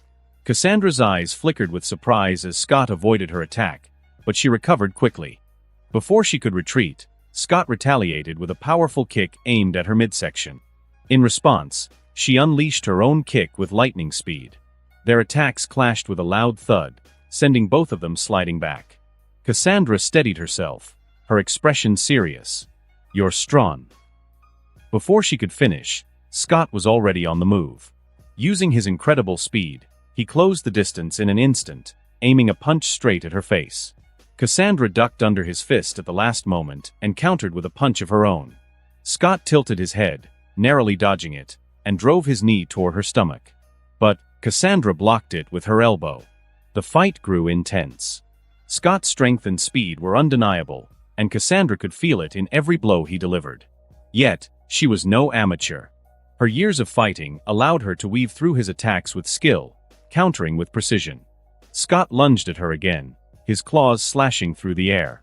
Cassandra twisted her body, avoiding the attack by a hair's breadth, and lashed out with a spinning kick that forced Scott to block with his forearm. The impact stung, but he didn't flinch. She melted into her shadow again, vanishing into the darkness. Scott smirked, his instincts flaring. He didn't bother looking around. Instead, he felt the danger, a whisper of malice coming from his right. He spun just in time, blocking her clawed strike with his arm and countering with a punch aimed at her ribs. Cassandra sidestepped. Then, she delivered a flurry of strikes, her fists and claws a blur, forcing Scott onto the defensive. Yet, despite her skill, Scott's raw power kept her at bay. They traded blow after blow, the sound of their fight echoing through the woods. Scott growled in frustration as yet another punch missed its mark. "She's good at fighting. Damn good." Cassandra grinned. "What's the matter, sweetheart? Can't keep up?" Scott smirked back. "Oh, I'm just getting started." Their fight resumed with renewed ferocity. Though Cassandra was slightly weaker than Scott, her fighting experience and shadowy teleportation made her a formidable opponent. But Scott had one advantage she didn't anticipate, his ability to sense danger. Each time she teleported, Scott could predict where she'd strike.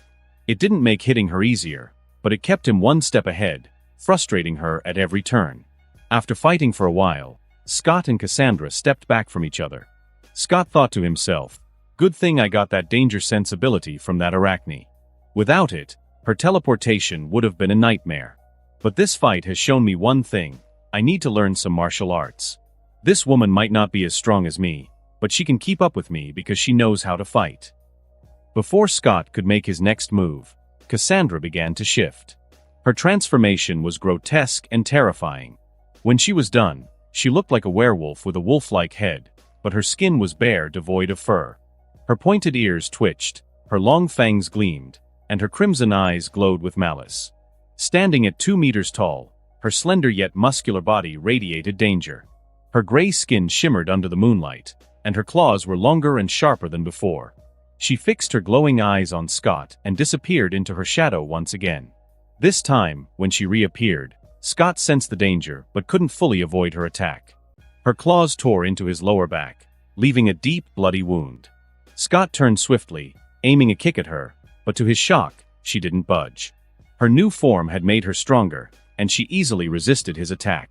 Cassandra lunged at Scott, her claws reaching for him. But Scott jumped back, flipping midair, and began shifting into his full werewolf form. By the time he landed on his feet, his transformation was complete. Now standing taller, his body was covered in thick fur, and his glowing red eyes burned with untamed power. His claws were massive, and his presence was overwhelming. The wound on his back healed in moments as if it had never existed. Cassandra froze for a brief moment, realizing she was in trouble. The beast standing before her was far beyond her expectations. But greed and hunger clouded her judgment, and she pushed her fear aside. She melted into her shadow again, teleporting behind Scott to stab him with her sharp claws. Scott's heightened senses in his full werewolf form were unmatched. The moment she appeared behind him, he turned with lightning speed, grabbing her arm mid-strike. Without hesitation, he drove his massive clawed hand into her gut, creating a deep, gushing wound. Cassandra gasped in pain and turned into a shadow once more, disappearing from his grasp. She reappeared a few meters away, coughing up blood. But her supernatural healing began working immediately, and the wound started closing. Scott laughed, his voice deep and guttural. "This has been fun, but I think it's time to end this." Cassandra's confidence wavered. She knew she couldn't defeat him now. "I'll run, devour more creatures, and come back stronger. Then I'll kill him," she thought. Turning into a shadow, she tried to flee. Scott closed his eyes, focusing. He felt her presence 50 meters away, running in the opposite direction. His lips curled into a feral grin. "Not this time. You're not running away again." Then Scott shifted from his towering werewolf form into his massive wolf form. His movements became a blur as he tore through the forest, chasing Cassandra with relentless determination. Cassandra, sensing him closing in, teleported again, this time only 20 meters away in a different direction. But Scott sensed her new location and adjusted his path. When he closed the gap to just 10 meters, she teleported again, this time only managing to move 10 meters.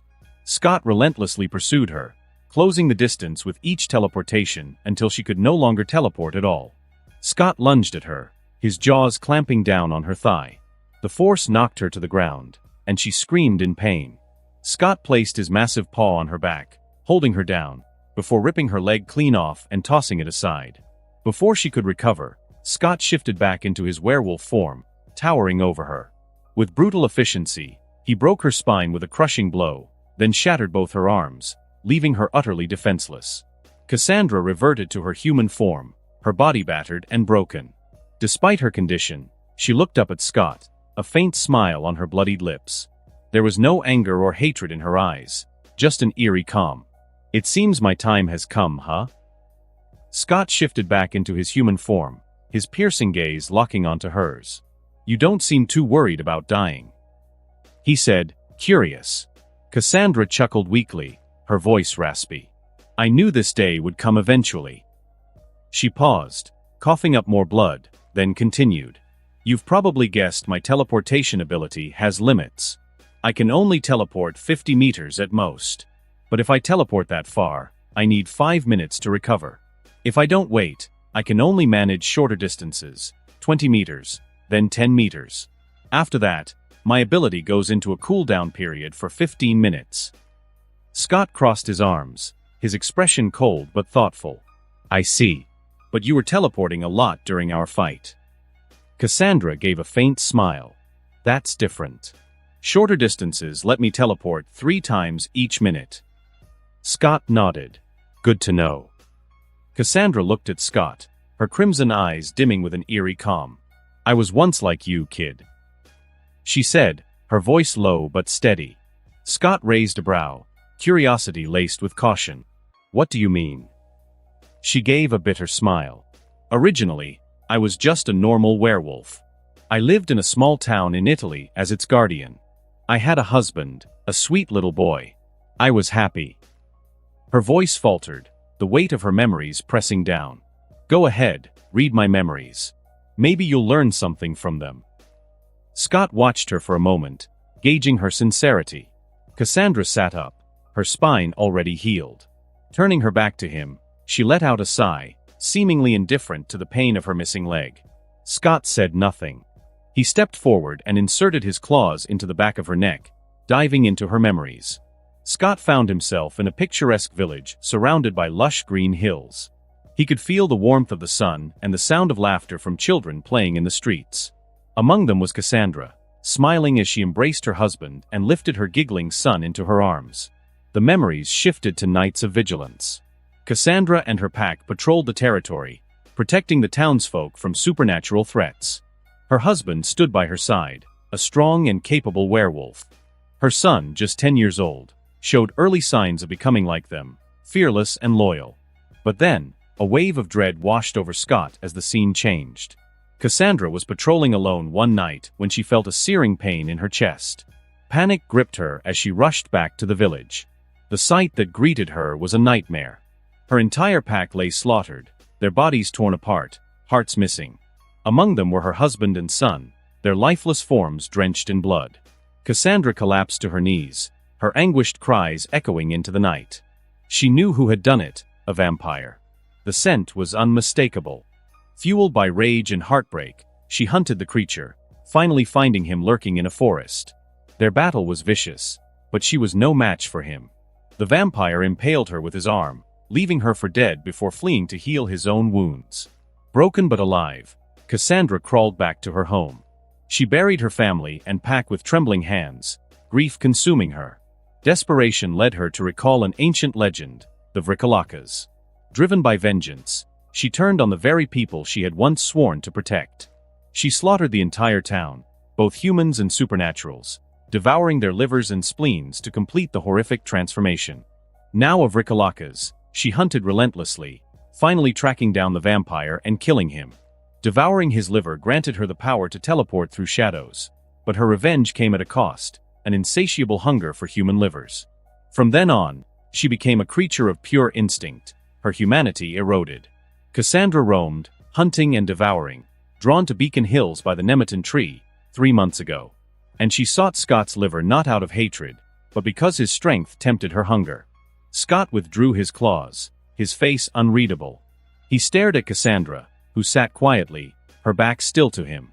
"I don't know what to say," Scott finally admitted. "On one hand, I feel sorry for the Cassandra who lost everything. She was a good person, and what happened to her was tragic. But on the other hand, I hate what you've become. You've caused so much death and destruction." Cassandra turned to face him, a faint smile on her lips. "So, are you feeling sorry for me now? Thinking of sparing my life?" Scott snorted, his red eyes flashing. "No, wench. I feel sorry for the Cassandra who's long dead. That part of you died a long time ago, didn't it?" She nodded. "Yes. She died with her family and pack.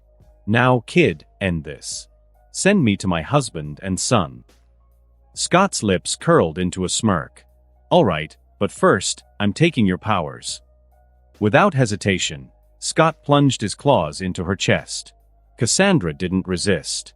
She simply smiled, her expression serene, as he absorbed her abilities. When he was done, she lay back on the ground, her strength fading fast. With her last ounce of energy, she lifted a trembling hand to his cheek. "Remember, boy, always protect your loved ones first. If you lose them, you might become something worse than me." Scott chuckled dryly. "All right, can you stop being nice? You're making this harder than it needs to be." Cassandra smiled one last time before closing her eyes and drifted into unconsciousness. Scott stared at her for a moment, then he snapped her neck with a swift motion and drove a wooden stake through her heart. He sighed. Better safe than sorry. As he stood over her lifeless body, Scott muttered, "Rest in peace, Cassandra." When Scott and Cassandra ventured deeper into the woods, Melissa's worry for her son reached a boiling point. She didn't waste time with words or pleasantries. Without hesitation, she lunged at Malika, her movements a blur of speed. Malika barely had time to react before Melissa's fist connected with her face, sending her flying backward. The impact left Malika sprawled on the forest floor. She groaned, spitting blood as she pushed herself up. Her expression darkened as she wiped her mouth. From that one punch, she understood the grim reality. Melissa was far stronger than her. With a low growl, she made her decision. Her body convulsed as she began to shift. Muscles rippled and bones cracked, elongating and expanding. In seconds, she transformed into a monstrous 2-meter-tall were-hyena. Her arms grew longer and thicker, her frame became bulkier, and her body was cloaked in yellowish fur speckled with dark spots. A chilling hyena-like laugh escaped her lips, echoing ominously through the forest. Despite her opponent's intimidating form, Melissa didn't falter. Still in her human form, she charged again. But this time, Malika raised her thick, muscular arms, effortlessly blocking the attacks. Blow after blow, Melissa found herself unable to land a decisive strike. Malika's transformed body was a fortress, built for endurance and defense. Realizing this, Melissa took a calculated step back, her sharp gaze assessing her opponent. She exhaled slowly, then let the wolf within her take over. With a fluid motion, Melissa shifted into her werewolf form, her speed and strength amplifying exponentially. She became a whirlwind of motion, each strike landing with precision and ferocity. Malika's once formidable defense began to crumble. Gashes opened across her body, blood flowing freely. Then, without warning, Malika's movements slowed. Her vision blurred, and a wave of dizziness washed over her. She glanced down at her wounds, her breathing quickening in panic. The bleeding wouldn't stop, and her body refused to heal. You poisoned me." Malika stammered, her voice weak and trembling. "When, how?" Melissa didn't respond. Her expression remained cold, her red eyes glowing with resolve. She stepped forward and delivered a devastating punch to Malika's face, knocking her unconscious. The were-hyena collapsed to the forest floor, her hulking form shrinking back into her human shape. Blood pooled beneath her as she lay motionless. Melissa shifted back into her human form, her breath steady as she crouched beside Malika. Her claws extended, and she pressed them into the back of Malika's neck. After confirming that Malika was a cannibal, Melissa didn't hesitate.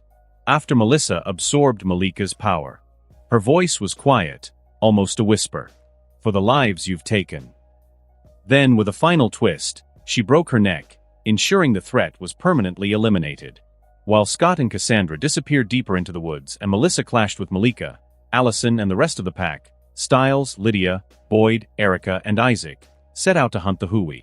The forest was eerily quiet as the group spread out, their senses heightened. Stiles noticed Lydia staring intently at a nearby tree. "Lydia, what is it?" he asked, walking over. "There's something strange about that tree." She replied, her tone cautious as she pointed at it. Stiles narrowed his eyes at the tree, then smirked wickedly. "Gotcha." Unbeknownst to the pack, Carvel, the Hui, was camouflaged against the tree, blending seamlessly with his surroundings like a lizard. He had been watching them, waiting for the perfect moment to strike. But the sly grin on Stiles' face unnerved him. Could they see me? No, it wasn't possible. Stiles rummaged through his bag and pulled out a Molotov cocktail. "Let's light things up," he said, igniting the bottle and hurling it at the tree with all his strength.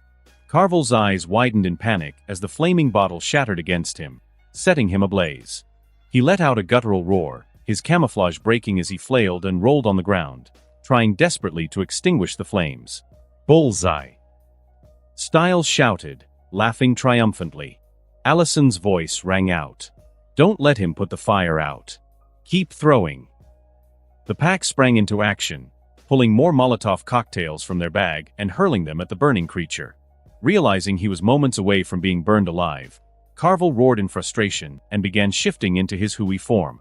His body expanded, his skin turning reptilian and slime-like, extinguishing the flames. His limbs stretched into 4 muscular arms, and his head morphed into a grotesque frog-like shape.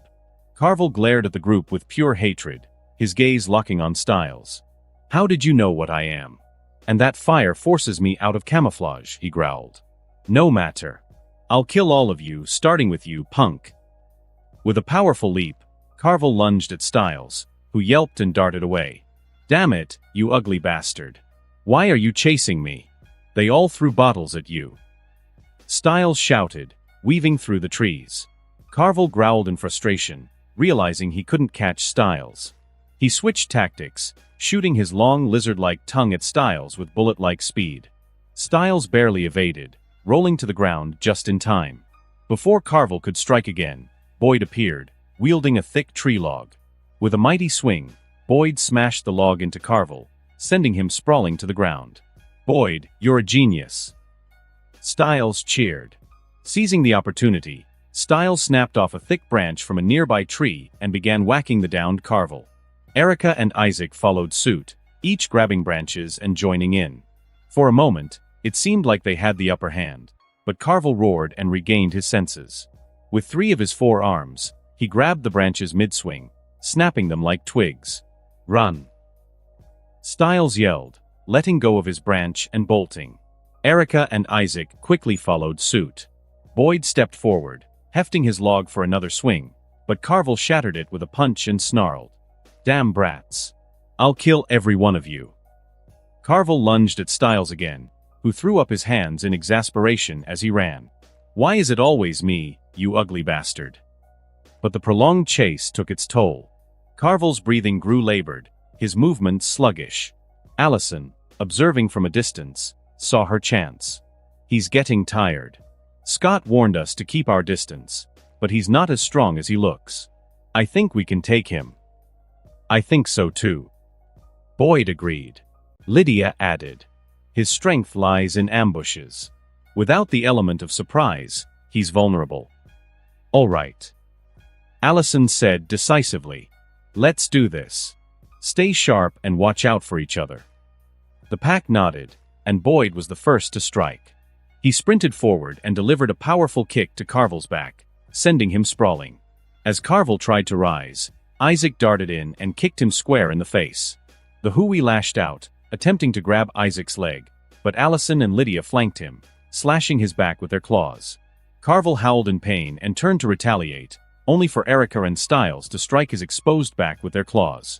The pack worked in perfect harmony, attacking in turns, their strikes relentless. Blow after blow, Carvel's movements slowed until he was barely able to defend himself. Finally, he collapsed to the ground, unconscious. Styles looked down at the unconscious Carvel and grinned. "That was awesome, but man, his stamina really sucks, doesn't it?" The pack shared a laugh, their camaraderie strengthened by the victory.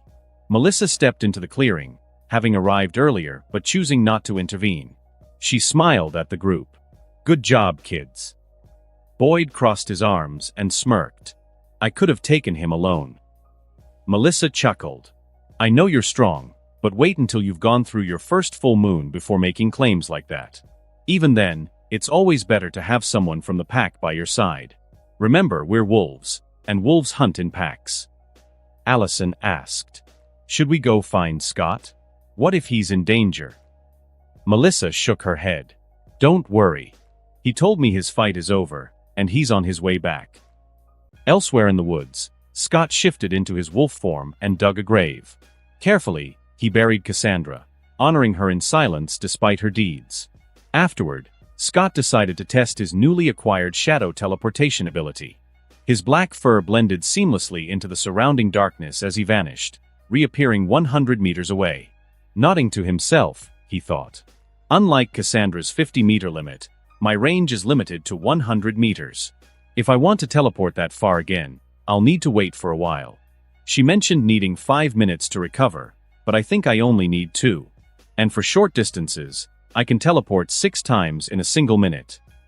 Testing the ability again, Scott melted into the shadows and reappeared a few meters away. A small grin formed on his face. "This is going to come in handy." When Scott returned, the pack was still gathered around Carvel's unconscious body. Emerging from the shadows in his wolf form, he towered over them. Isaac froze, his eyes wide. What is that?" Allison stepped forward with a smile. "That's our alpha." She ran up to Scott, marveling at his massive size. "Scott, you've gotten even bigger." Scott's deep, rumbling voice resonated through the clearing. "After absorbing Cassandra's powers, my wolf form grew stronger and larger." Erica tilted her head, intrigued. "Are we all going to have forms like yours? I mean, I knew you and Melissa could turn into huge wolves, but this—" "Yes," Scott replied.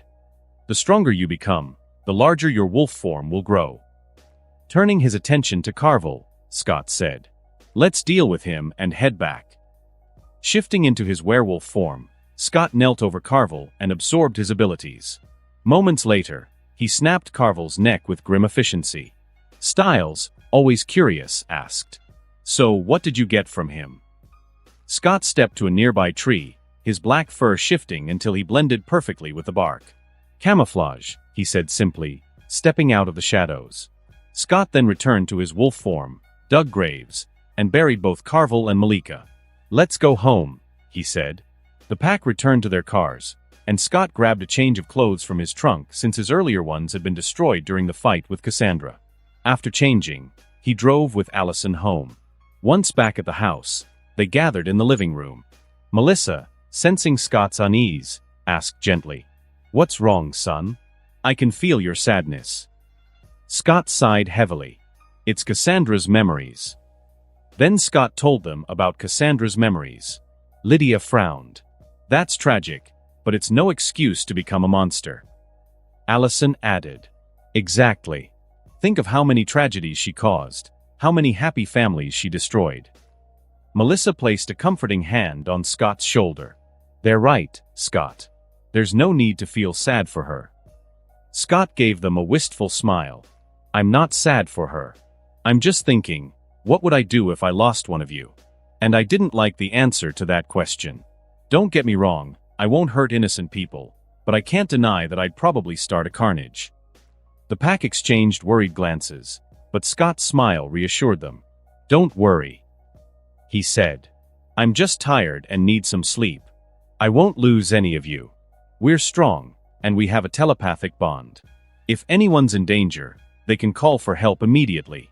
Besides," he turned to Lydia. "We have Lydia. A banshee is a blessing, not a curse." Styles grinned. "Exactly. We've got Lydia.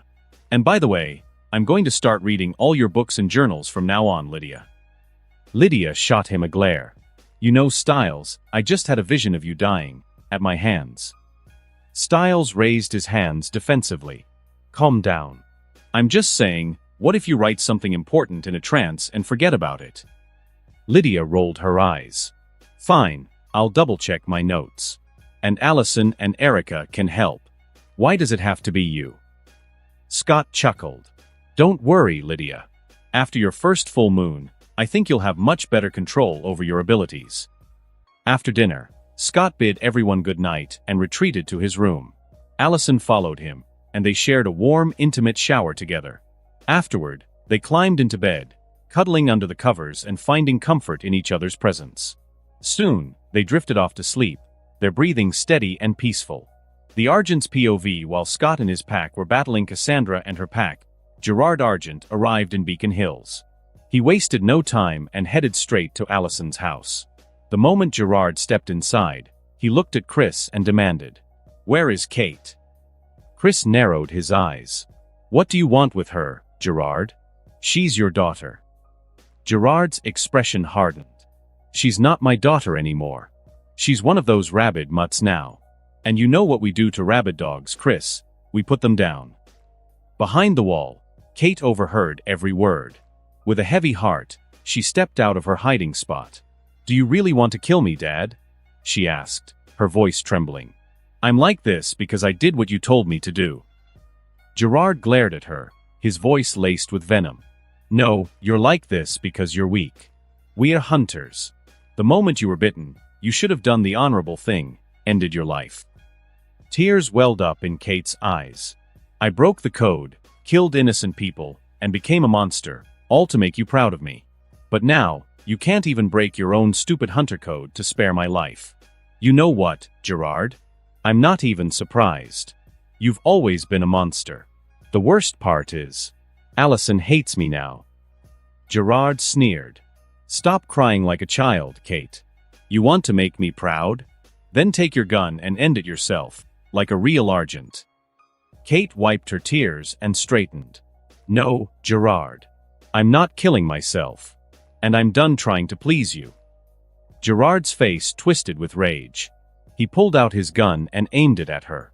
"If you won't do it, then I will. I won't let you shame the Argent family." Kate's eyes widened as Gerard fired. She tried to take cover, but she couldn't avoid all the bullets. One struck her shoulder and one struck her leg. Summoning the last of her strength, she turned and fled into the night, blood dripping from her wounds. Chris, frozen in shock, watched as Kate disappeared into the night. He turned to Gerard, his voice filled with anger. What are you doing, Gerard? Gerard holstered his gun, his expression cold. What you should have done from the start, Chris. Chris stepped closer, his fists clenched. I'm not a monster like you. She's my sister, your daughter. How could you do this? Gerard scoffed. My daughter died the night she was bitten. Now, she's the enemy. She won't last long. Those bullets were filled with wolfsbane. But if she survives, the next time I see her, I'll finish the job. Chris glared at him. You've gone too far, Gerard. Gerard ignored him and changed the subject. Now that I'm here, we're going to clean this town of werewolves. The Hales and their pack are rebuilding, I'm sure of it. We'll hunt every last one of them. And where's Allison? I heard her boyfriend is one of those mutts. I'll make her shoot him herself and turn her into a real Argent. Chris's jaw tightened. Stay away from my daughter, Gerard. If you so much as look at her the wrong way, I'll put a bullet in you myself. Gerard smirked. We're hunters, Chris. How could you let Allison date a werewolf? Chris crossed his arms. Don't worry about my daughter. She's not a hunter. As for her boyfriend, you're free to go after him, but you'd better be ready to die when you do. Gerard chuckled darkly. The werewolf that can scare me hasn't been born yet. Chris allowed a small, knowing smile. We'll see. Gerard raised an eyebrow. Is he really that strong? Chris nodded. Stronger than anything I've ever seen or heard of. Beacon Hills is his territory, and you'd do well to be careful. He's got another strong alpha in his pack, probably more. Victoria and I won't fight him. As much as I hate his guts for stealing my little girl, he's a good kid. He's protecting this town. So don't do anything stupid to provoke him. Gerard waved off the warning dismissively. I'll deal with him later. For now, let's focus on the Hales. Scott's POV the next morning. Scott woke up to the soft sound of Allison breathing beside him. She was still peacefully asleep when her phone began to ring. Allison stirred, groggily reaching for the phone. Hello, she mumbled, her voice thick with sleep. Hey, princess. Can we talk? Came Kate's weak voice from the other end. Allison immediately tensed. Her grogginess vanished as she snapped. I don't want to talk to you, Kate. I hate you. She was about to hang up when Kate pleaded. This might be the last time, princess. Please. Allison hesitated, then sighed. Fine. Say what you need to say. Can we meet? Kate asked. I'm near your school. Allison glanced at the clock and frowned. It's early, but fine. She hung up, her expression troubled. Scott looked at her. She doesn't sound good. He said. Allison nodded. I think she's hurt. I need to see what she wants. Can I borrow your car? Scott shook his head. I'll drive you. They quietly got dressed, leaving a note for the still sleeping pack before heading to the school. When they arrived, they found Kate sitting in her car. She stepped out as they approached, but the sight of her made Allison's heart clench. Dark blue veins crawled across one side of Kate's face, and she was limping badly. Allison ran to her. What's wrong with you? Kate managed a weak smile. Don't worry, princess. I just wanted to say goodbye before I leave and apologize for breaking your heart. Scott approached, his sharp gaze noting the telltale signs of wolfsbane poisoning. Let me guess, your father's in town? Allison froze. Wait. Gerard? Did he do this to you? Kate gave a bitter nod. Yes, but don't worry about it. I'll be fine. Allison wasn't convinced. You're lying. You're dying, aren't you? Kate didn't respond, and Allison's face crumpled. She turned to Scott, her voice trembling. Scott, I know you hate her, but please. I'm begging you, help me save her. Scott sighed, crossing his arms. Fine, but you'll have to compensate me later, love. He teased, flashing her a playful wink. Allison blushed, swatting his arm. Fine. You pervert, just do something. Kate chuckled weakly. How about I compensate him instead? Allison shot her a glare. You know what? Let her die, Scott. Kate quickly raised her hands in mock surrender. I was joking. I was joking. Not funny, Allison said. Scott looked at Kate and asked, "Do you know what kind of wolfsbane you were hit with?" "Nordic blue monk's hood," Kate replied weakly. Scott nodded. "Do you have any in your car?" Kate blinked, confused. "Yes." Scott raised an eyebrow. "Then why haven't you used it to heal yourself?" Kate sighed. "I know how to kill werewolves, Scott, not how to heal them." Scott rolled his eyes. "You need to burn the Nordic blue monk's hood, collect the ash, and apply it directly to the wound." "That's it?" Kate asked incredulously. "That's it." Scott confirmed. Kate turned to Allison. "Help me get my bag from the trunk." Allison retrieved the bag, and Kate pulled out a small jar of powdered monk's hood. She poured some onto the hood of her car, lit it on fire, and waited for the ash to cool. With trembling hands, she applied the ash to the bullet wound on her shoulder. She cried out in pain, collapsing to the ground, but the blue veins began to recede. Kate repeated the process for her leg wound. Once fully healed, she stood up, swaying slightly. "Thank you, Scott," she said softly. Scott crossed his arms. "I didn't do it for you. I did it for Allison. I don't want her to be sad." Kate nodded, then turned to Allison. "I know I've done terrible things, and I'm sorry. I promise I'll never hurt innocent people again. I just hope you can forgive me one day. And Princess, stay away from Gerard. He has a way of getting into your head and manipulating you. Don't trust him." She then looked at Scott. "Be careful. Gerard will use anything to get to you and your family, your friends. He'll do whatever it takes." Scott's eyes darkened. "He can try. But if he comes after me, he'll die." Kate gave a small smile, then turned back to Allison. "I'm leaving, Princess. I don't think I'll be coming back to Beacon Hills. Can I get a goodbye hug?" Allison hesitated, then finally stepped forward and hugged her tightly. Kate climbed into her car, looking at Scott one last time. "Take care of her, Scott." Then she turned to Allison. "Goodbye, Princess. I love you." She drove away, leaving Beacon Hills behind. Allison leaned into Scott, tears welling in her eyes. "I'm sorry, Scott. I know you hate her. I hate her for what she did too, but I couldn't let her die." Scott wrapped his arms around her. "I understand, Allison. But if Gerard comes after me, I'll kill him. You have to understand that too." Allison looked up at him, her eyes fierce. "Don't worry. I might kill that monster myself." After Kate left, Scott and Allison decided to grab breakfast at a cafe near the school before heading back. Later, during lunch, Scott and his pack gathered in the cafeteria to eat together. As they sat down, Scott's thoughts wandered. "I think that Omega Werewolf will come to town in the next few days. I need to catch him before Gerard does." Breaking the silence, Scott said, "I want to catch an evil shapeshifter to see what happens if I give the bite to someone who's already supernatural. Would they gain my abilities like Lydia, or would nothing happen to them?" Isaac raised an eyebrow. "Wait, Lydia had powers before you gave her the bite?" Scott nodded. "Yeah, she was a banshee before I bit her." Boyd chimed in. "Then what is she now?" "Some kind of hybrid with banshee powers and werewolf abilities."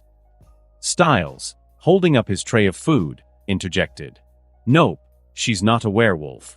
She's something else. We won't know for sure until the full moon." Lydia shrugged. "So what happens if the shapeshifter you bite does gain your abilities?" Scott smirked. "Then we'll test what happens when I kick him out of the pack." Styles leaned forward, intrigued. No. We should test what happens if he tries to betray you." Scott frowned. "And how exactly are we going to do that?" Styles grinned mischievously. "Easy. After he gains your abilities, Boyd and I will pretend to be hunters and wound you. Then, after you and he run away, you'll pretend to be badly injured and dying. He won't be able to resist the temptation of absorbing your alpha powers." Lydia added, "You should make him drink some wolfsbane beforehand. That way, if he loses your abilities the moment he starts thinking about betraying or killing you, the wolfsbane will poison him, and you'll know. If someone you've given the bite to tries to betray you, they'll lose your abilities. But if he doesn't lose your abilities and still manages to attack, then you can kick him out of the pack and see what happens. Allison tilted her head. By the way, how do you kick someone out of the pack? Scott explained casually, it's easy. I just need to cut the connection I have with them. Allison looked surprised. That's it. Scott nodded. That's it. Styles wasn't convinced. It can't be that simple, right?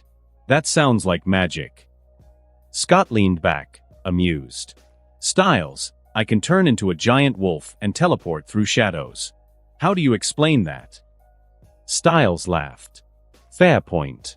Speaking of teleportation, that ability is awesome. Do you think there's a creature out there that can use magic, like fire or thunder? I'd love to get magic powers someday. Allison chimed in thoughtfully. I read in one of those supernatural books about a creature called a kitsune. There are different types, I don't remember how many, but there's a thunder kitsune, a fire kitsune, a wind kitsune, and an earth kitsune. Erica added. I read about something called a hellhound. It's like a werewolf but can control fire. Styles's eyes lit up. That's so cool. If an evil thunder kitsune, fire kitsune, or hellhound comes to town, I call dibs on absorbing their powers. Boyd chuckled. I think the earth kitsune is cooler. Imagine creating an armor of rocks around your body, like in video games. Scott smiled. Let's talk about that after you guys go through your first full moon. Now, who's coming with me hunting tonight? Erica shook her head. I have to go home, but if you need me, I'll come. Lydia said. I have dinner plans with my mom, so I'm out. Isaac nodded. Same here, I have to go home. But call me if you need backup. Scott reassured them. It's okay. You can all go home. I'll go with Allison, Styles, and Boyd. Lydia glanced at the time and stood up. Come on, class is about to start. After school, Scott turned to Styles and said, You and Boyd wait for me at my house. I'll join you after I finish work at the animal clinic. Then he drove to the clinic with Allison. Once Scott finished his shift at the clinic, he and Allison returned home. There, he explained the situation to Melissa and retrieved a jar containing powdered wolfsbane from the chest they had discovered earlier. He mixed the powder with water in a bottle, preparing for their plan. Later that evening, Scott, Allison, Styles, and Boyd set out, searching for an evil supernatural creature in town. Scott said, Let's check near the cemetery, we might get lucky. When they arrived at the cemetery, it didn't take long before they spotted an unkempt man sneaking around and starting to dig a grave. Scott observed him carefully. He's a werewolf. I'll take him to the woods and give him the bite. Once I confirm he's gained my abilities, I'll send you a text. Then the three of you attack us. While he's distracted fighting you, I'll strike from behind and knock him out. After that, I'll injure myself and pretend to be dying. We'll see what he does next. The others nodded in agreement. Scott used his shadow teleportation ability, appearing silently behind the Omega werewolf. Scott's eyes glowed a menacing red as he asked, What are you doing? The Omega spun around, startled, and stammered. I was looking for you, the Alpha. Please, let me join your pack. Scott narrowed his eyes. What were you doing just now? The Omega hesitated. I was hungry. I swear, I've never killed anyone. If you don't believe me, look. His eyes glowed yellow, proving his claim. Scott's tone softened slightly. All right, but if you want to join my pack, you'll need to accept the bite. But I'm already a werewolf. The Omega said. That's how I accept new members into my pack. Scott replied.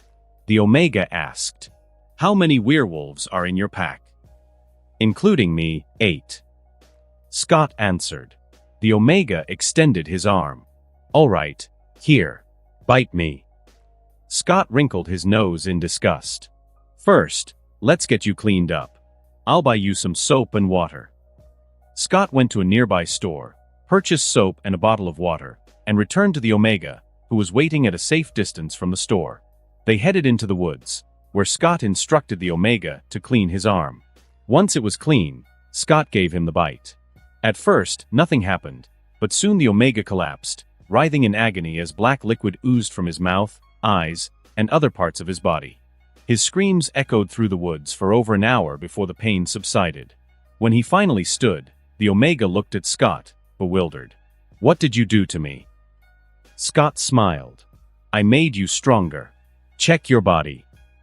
The Omega tested his strength by punching a nearby tree, shattering it in half with ease. He turned to Scott, overwhelmed with gratitude. Thank you so much." Scott waved dismissively. "Don't worry about it. Welcome to my pack." He handed the Omega the bottle of water mixed with wolfsbane. "Here, drink this. It'll make you even stronger." The Omega gulped it down but frowned. "I don't feel anything." "That's normal. You'll feel the effects tomorrow," Scott assured him. Scott then texted Styles. "You can attack now." Turning to the Omega, Scott said, "Come on, I want to introduce you to my pack." They walked a short distance before Allison, Styles, and Boyd ambushed them. Scott shouted, "It's the hunters! Run!"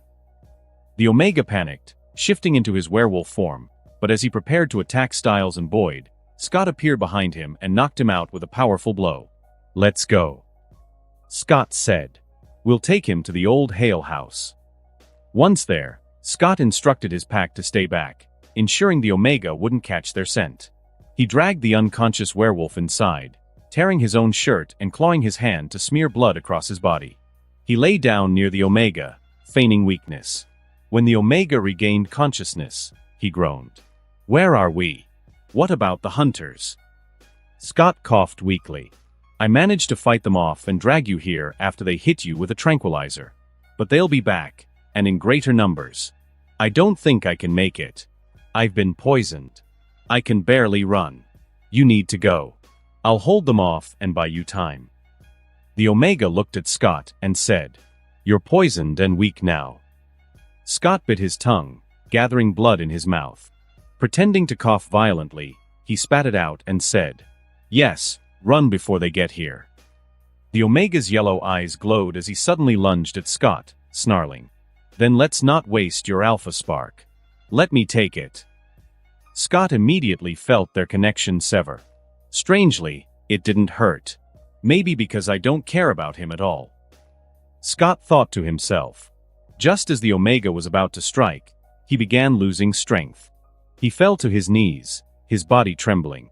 Scott realized the Omega was losing the abilities granted by the bite and was getting poisoned by the wolfsbane. Scott stopped pretending and stood up. The Omega glared at him, gasping, "You lied to me. You poisoned me." Scott's expression was cold. "No, I was testing you. And you failed." "Please," the Omega begged. "Give me another chance." Scott's eyes glowed red as he growled, "Now you're going to die." The Omega, mustering every ounce of his strength, bolted out of the house. Allison approached Scott and asked, "Are you sure about letting him go?" Scott smiled faintly. "Let's follow him. If we're lucky, we'll get a nice show tonight." As they followed the Omega, Styles asked, "So, what's the result of your little experiment?" Scott explained, "The moment he thought about killing me, he started losing the abilities I gave him. The wolfsbane I had him drink started poisoning him at the same time." Styles raised an eyebrow. "Why'd you even do this experiment?" Scott replied, "You all know how powerful our abilities are. I needed to make sure I'm not creating a monster who could betray the pack and go rogue. I also wanted to see if I could pass my abilities to another werewolf if I wanted to add one to the pack." Allison asked, "And which werewolf are you thinking about adding?" Scott shrugged. "For now, no one." Not long after, they spotted the Omega running on all fours. He stumbled into a trap, a tripwire tightening around his wrist and hoisting him into the air. Scott smirked. "Now, let's hide and watch." They concealed themselves as Gerard, Chris, and a group of hunters approached the trapped Omega. Chris shocked the Omega with a taser, forcing him to shift back into his human form. "Why did you come to Beacon Hills?" Chris demanded. The Omega begged. "Please, let me go. I just came looking for the Alpha." I didn't hurt anyone. Gerard, observing the scene, sneered. Gentlemen, take a look. A rare sight indeed. Care to tell them what we've caught, Chris? Chris sighed. An omega. The lone wolf. Gerard mocked. Possibly kicked out of his pack, or the survivor of one hunted down. Maybe alone by choice. Certainly not a wise one. Taking a sword from one of the hunters, Gerard added. Because, as I'm about to demonstrate. He turned to the omega and swung the sword, slicing him in half. An omega rarely survives on his own. As the lifeless body fell, Gerard addressed the hunters. From now on, we abandon the code. Those mutts killed our brothers and turned my beloved daughter into a monster. I will see every last one of them dead. Styles whispered.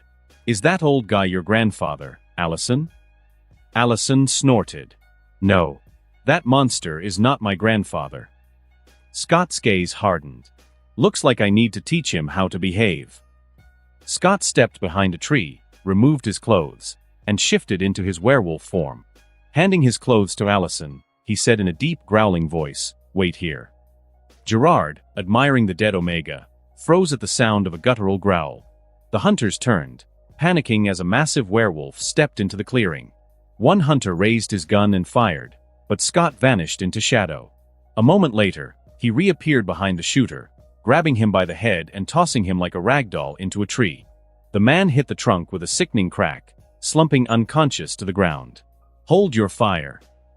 Chris shouted. "You'll just end up in the hospital, or worse." Scott ignored Chris and the hunters, walking straight toward Gerard. Gerard attempted to stab him with the sword, but the blade barely scratched Scott's skin. Scott smiled darkly, leaning closer. Then he roared, the force of it sending Gerard sprawling to the ground. Terrified, Gerard stammered. What kind of monster are you?" Scott loomed over him. "Beacon Hills is my territory. This is your first and only warning, Gerard. If I hear that you've killed another innocent werewolf, you're dead. I'm letting you walk away tonight only because that omega was a cannibal." Scott grabbed the sword from Gerard's trembling hands. "Nice sword," he said with a smirk. "I'm keeping it." He then turned to one of the hunters and growled. "Take off your jacket and put it on the ground." The hunter hurriedly removed his jacket and placed it on the ground. Scott turned his glowing red eyes toward the rest of the hunters.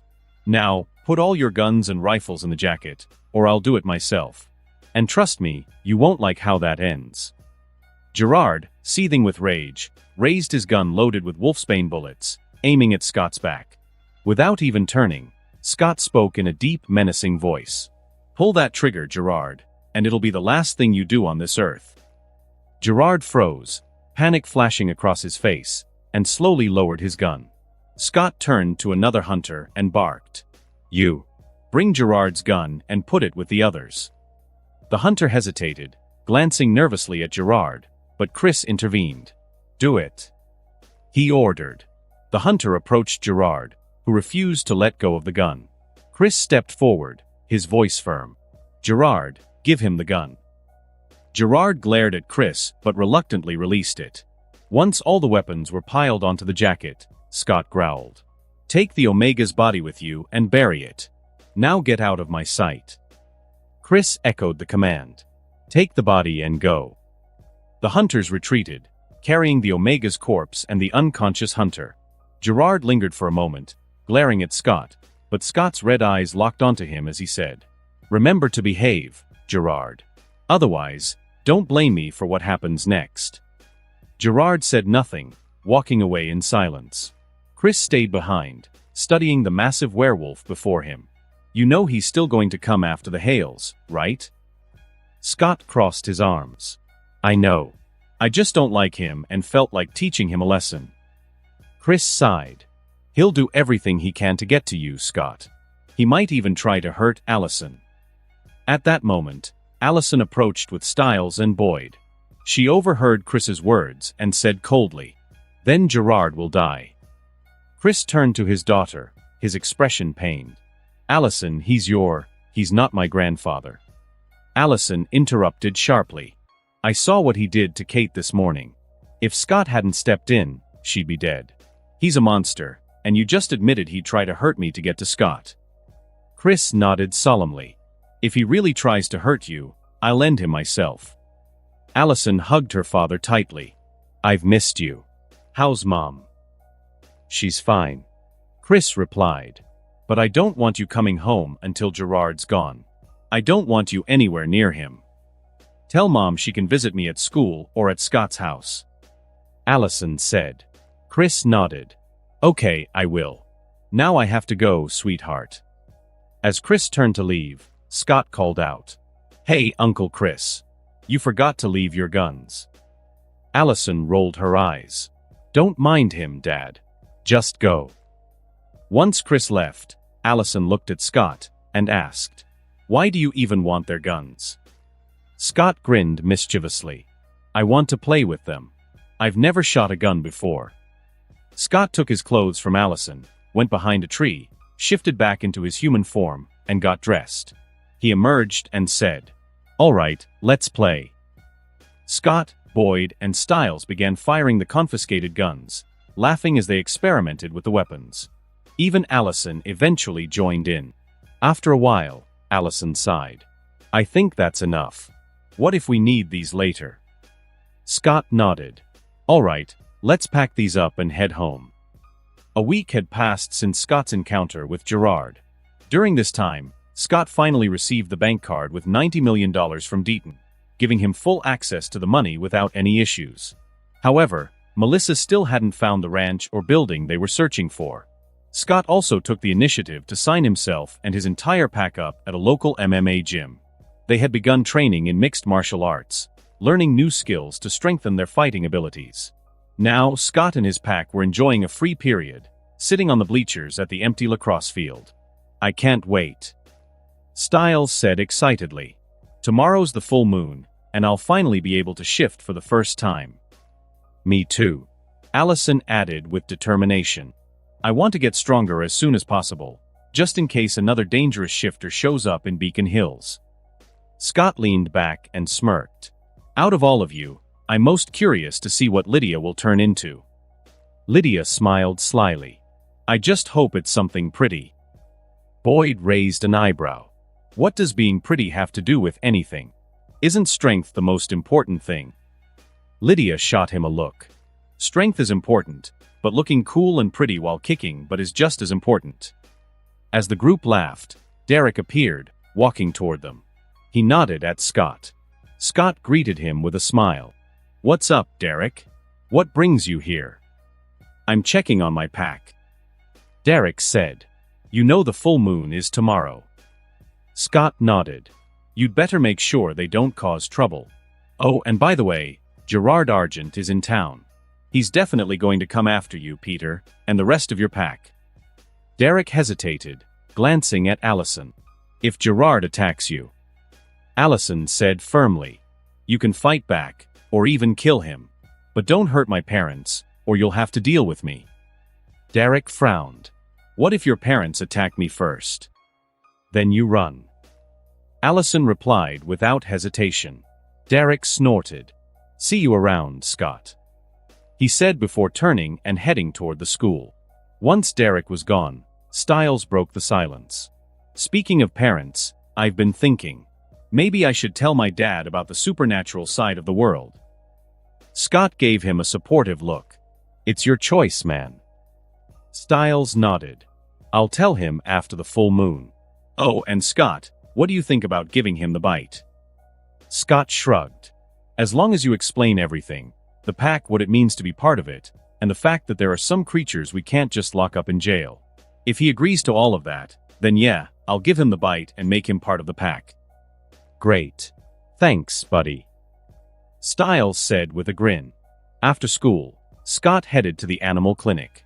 Even though he now had access to the money, he genuinely enjoyed working with the animals. Meanwhile, Allison mentioned that she, Erica, and Lydia were planning a girls' night at Lydia's house. And Stiles, Boyd, and Isaac went back to their houses. Isaac's POV Isaac was having dinner with his father, Mr. Leahy, when his father broke the silence. Where have you been going these days? Mr. Leahy asked, his tone sharp. Isaac took a deep breath. I've been hanging out with my friends. Well, Mr. Leahy snapped. I don't want you spending time with them anymore. And no more staying over at their houses. Isaac exhaled, steadying himself. No, Dad. I'm going to keep hanging out with them, and I'll stay over at their places when I need to. Mr. Leahy's face twisted with anger. Then next time you go to their house, don't bother coming back here. Meeting his father's glare, Isaac replied calmly but firmly. If that's what you want, Dad, then I won't come back. Mr. Leahy's anger boiled over. He stood abruptly, flipping the table in a rage. You think you're a man now, huh? Let me remind you, you're just a scared little boy. Mr. Leahy pulled off his belt, ready to strike, but Isaac caught it mid-swing. With one sharp yank, he pulled it from his father's hand and threw it aside. He stepped closer, looking his father in the eye. From now on, Isaac said, his voice steady, you will never hit me again. And no more locking me in the freezer, either. Mr. Leahy, stunned by his son's defiance, sneered. Or what? Are you going to hit me now? Isaac shook his head. No. For better or worse, you're still my dad. I won't hurt you, but I will leave and find somewhere else to live. Mr. Leahy's expression darkened. You dare? Yes. Isaac replied, his resolve unshaken. And I'm leaving right now. I'll be back the day after tomorrow. Without waiting for a response, Isaac walked out, grabbed his bike, and prepared to leave. But just as he reached the driveway, he heard a noise coming from inside the house. Alarmed, Isaac ran back inside and froze at the sight of a lizard-like shapeshifter, poised to attack his father. Isaac didn't hesitate. He launched himself at the creature, landing a powerful kick that sent it crashing into the wall. The shapeshifter stood, shaking off the impact. It looked at Isaac with a mix of recognition and fear, but its focus quickly returned to Mr. Leahy. The creature lunged toward his father. Isaac stepped between them, landing a punch squarely on the shapeshifter's face, knocking it to the ground. Grabbing its tail, Isaac used all his strength to slam it into the living room wall, breaking it. The creature roared in pain, scrambled to its feet, and fled. Isaac watched it go, ensuring it was gone before turning to his father. Are you okay, Dad? Mr. Leahy, visibly shaken, stammered. What was that thing?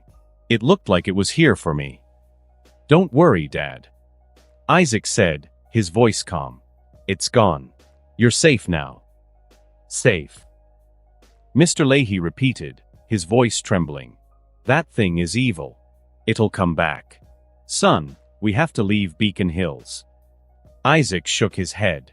No, Dad. I'm not leaving. Mr. Leahy stared at him, fear etched into his face. Then if you're not leaving, I am. Without another word, Mr. Leahy began packing his belongings. When he was ready to leave, he paused at the door, looking at Isaac one last time. Are you sure you're not coming? I'm sure. Isaac replied firmly. You can go, Dad. Just call me when you're settled, so I know you're okay. Mr. Leahy hesitated, then nodded. Goodbye, son. And, thank you for saving my life. I'm sorry for being such a shitty father. Take care of yourself. Isaac watched as his father got into his car and drove away. Once the taillights disappeared, Isaac closed the house, grabbed his bike, and headed to Scott's house. Isaac arrived at Scott's house, and Scott opened the door with a warm smile, inviting him in. Come on in, Scott said. Inside, Scott and Melissa were seated at the dining table, finishing dinner. Scott gestured toward the kitchen. Grab a plate and join us. Isaac nodded, grabbed a plate, and sat at the table. Melissa immediately filled his plate with food, giving him a smile. Eat up. After dinner, Scott leaned back in his chair, studying Isaac. So, are you going to tell me what's up with that smell on you? Isaac sighed. Right. Some lizard-looking shapeshifter showed up at my house tonight and tried to attack my dad.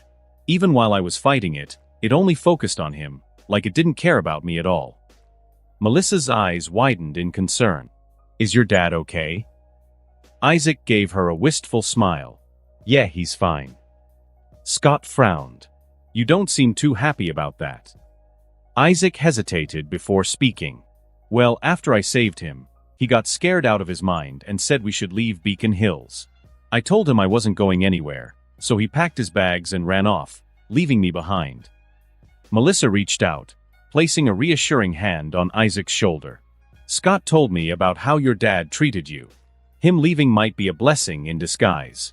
You can stay with us from now on, Isaac. Tomorrow, I'll start the paperwork to make you my ward, if that's what you want.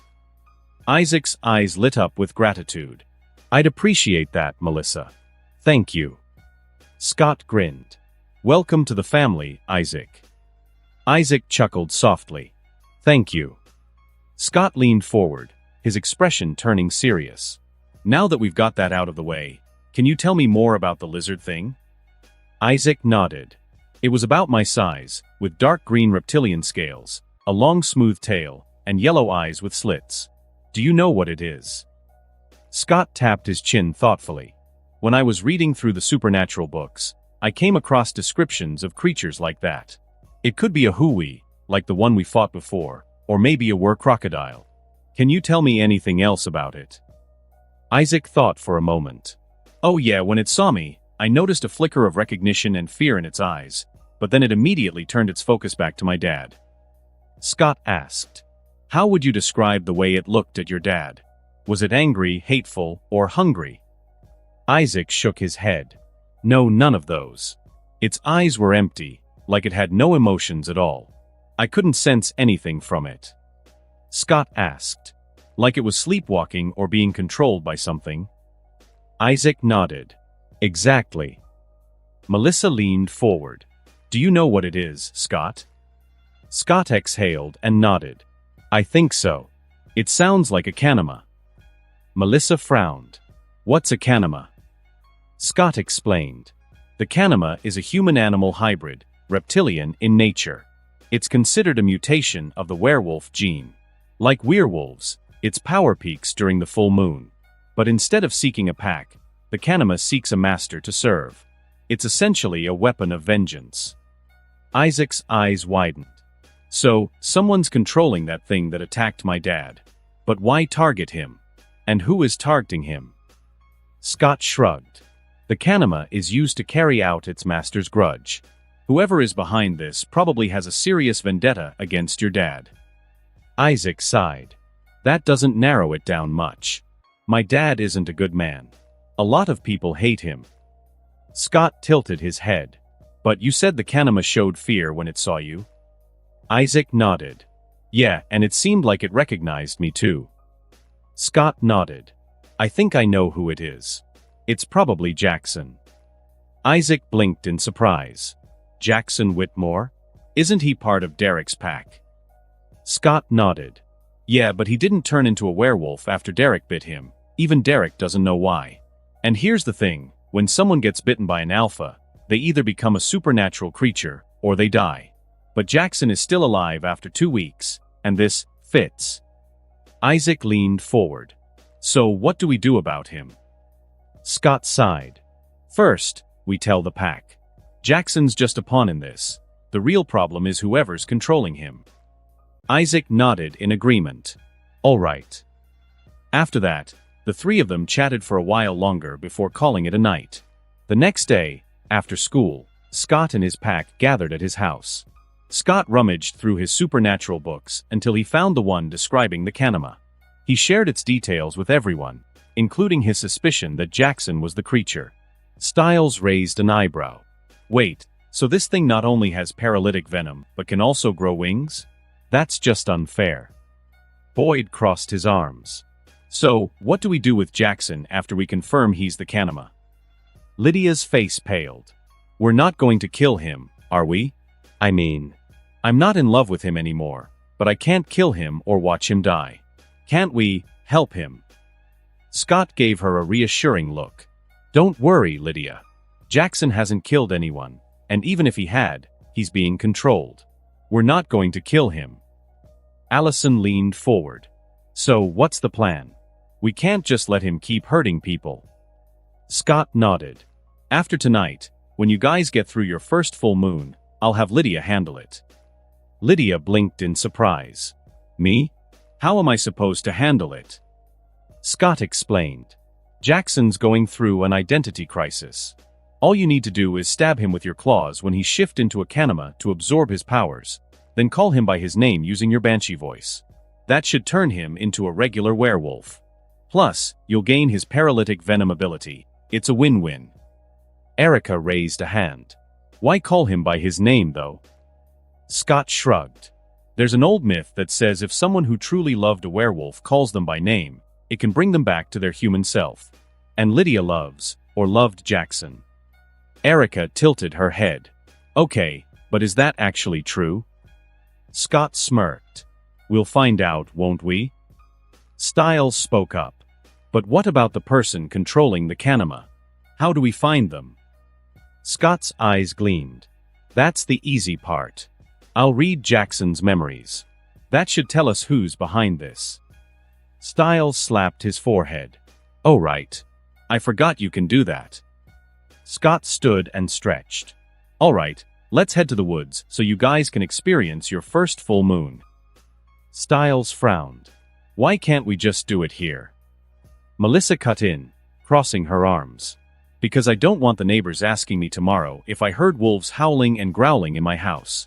And in case you've forgotten, the wolves we turn into aren't small, and my house isn't exactly spacious. Plus, what if Lydia screams? I've read about banshees. Her voice could destroy the house, and she's not even a normal banshee. Styles scratched the back of his head sheepishly. Okay, fair point. I didn't think about all that. With that settled, the pack got into their cars and headed for the Beacon Hills Preserve, ready to experience their first full moon together. After driving to the Beacon Hills Preserve, Scott stepped out of his car and inhaled the crisp night air. The full moon hung high in the sky, casting a silver glow over the forest. He turned to his pack. All right, guys, he said, his voice filled with anticipation. It's time to let your inner wolves out. Styles practically bounced in place. Me first. Let me do it first. Scott rolled his eyes with a playful grin. All right, Styles. Show us what you've got. Styles stepped forward, taking a deep breath. He stared up at the glowing moon, his expression shifting from nervous excitement to focused determination. Slowly, his eyes glowed a bright yellow, fur sprouting along his cheeks, and claws extended from his fingertips. He let out a sharp exhale, flexing his fingers. Whoa. This is totally different from before.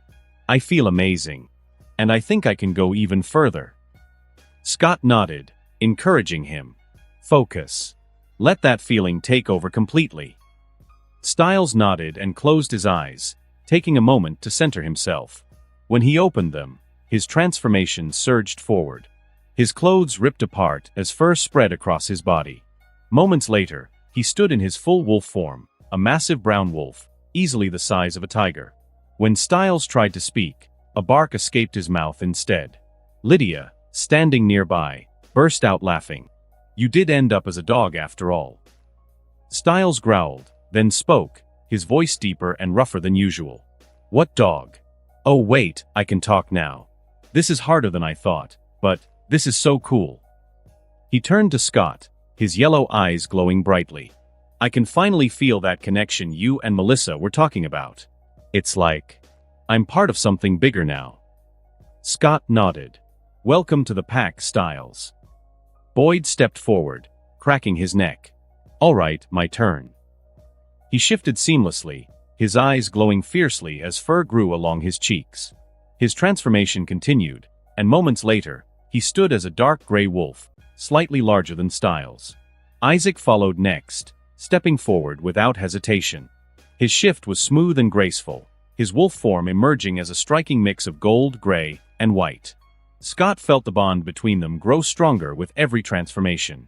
His pack was becoming more complete. He could feel their strength fueling his own. Not bad, Scott said with a smirk. Scott turned to the girls. All right, ladies, your turn. Go behind the cars to shift. We'll wait here. Allison, Lydia, and Erica moved behind the cars, Melissa accompanying them for support. A few moments later, a stunning white wolf stepped out first. Allison padded gracefully over to Scott, her white fur gleaming under the moonlight. Scott rubbed her head affectionately. How do you feel, Allison? Allison's deep, pleasant voice came through clearly. I feel incredible. Like every part of me is alive. How do I look? Scott smiled warmly. You look amazing. Completely white, like freshly fallen snow. The sound of soft footsteps brought their attention back to the cars. A golden-yellow wolf emerged, its sleek fur shimmering in the moonlight. Allison turned toward her friend, her voice warm.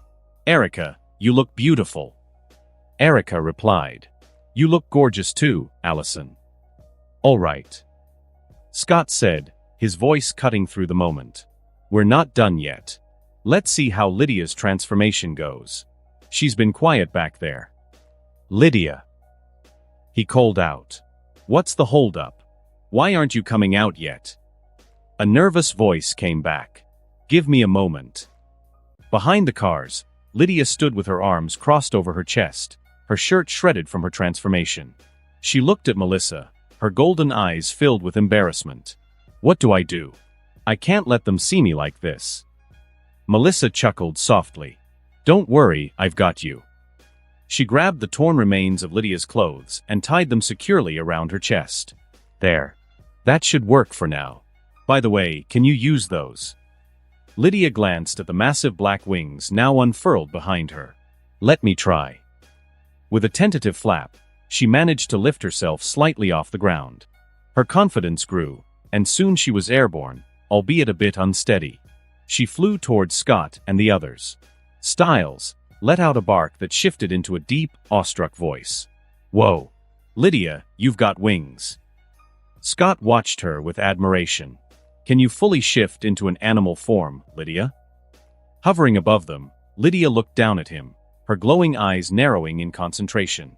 No, I don't think so. Not yet. Scott nodded thoughtfully. I see. Do you know what kind of bird you are? Lydia hesitated before responding, her voice thoughtful. I think it's a crow. Banshees are often linked to crows in supernatural lore, so it makes sense. Actually. She paused, closing her eyes. Let me try something. Moments later, the sound of flapping wings echoed through the woods as a flock of crows descended toward Lydia, circling her in a synchronized dance. Lydia opened her eyes. I can understand them. I can command them. To demonstrate, she sent the flock after Styles. Hey, hey. Styles yelped, running in circles as the crows swooped at him. Lydia, call them off. I don't want to hurt your feathered friends. Lydia laughed, her voice light but mischievous, and waved the crows away. They dispersed into the woods as she gracefully landed beside Scott. Scott gave her an approving look. Nice trick. Can you use your voice as a weapon now? Lydia turned toward a nearby tree, inhaled deeply, and screamed. A powerful sound wave erupted from her, shattering the tree into splinters and sending it flying. Cool. Lydia said with a smirk, brushing her hair back. But I'll need some practice to perfect that. Scott grinned and said, All right, you guys are officially werewolves, and a wercrow or whatever you want to call yourself, Lydia. Lydia glared at him. I'm a banshee, Scott. Just call me a banshee. Styles tilted his wolf head, his yellow eyes gleaming with mischief. But you are a crow. Lydia crossed her arms. I am, but I prefer banshee. Scott chuckled. Banshee it is.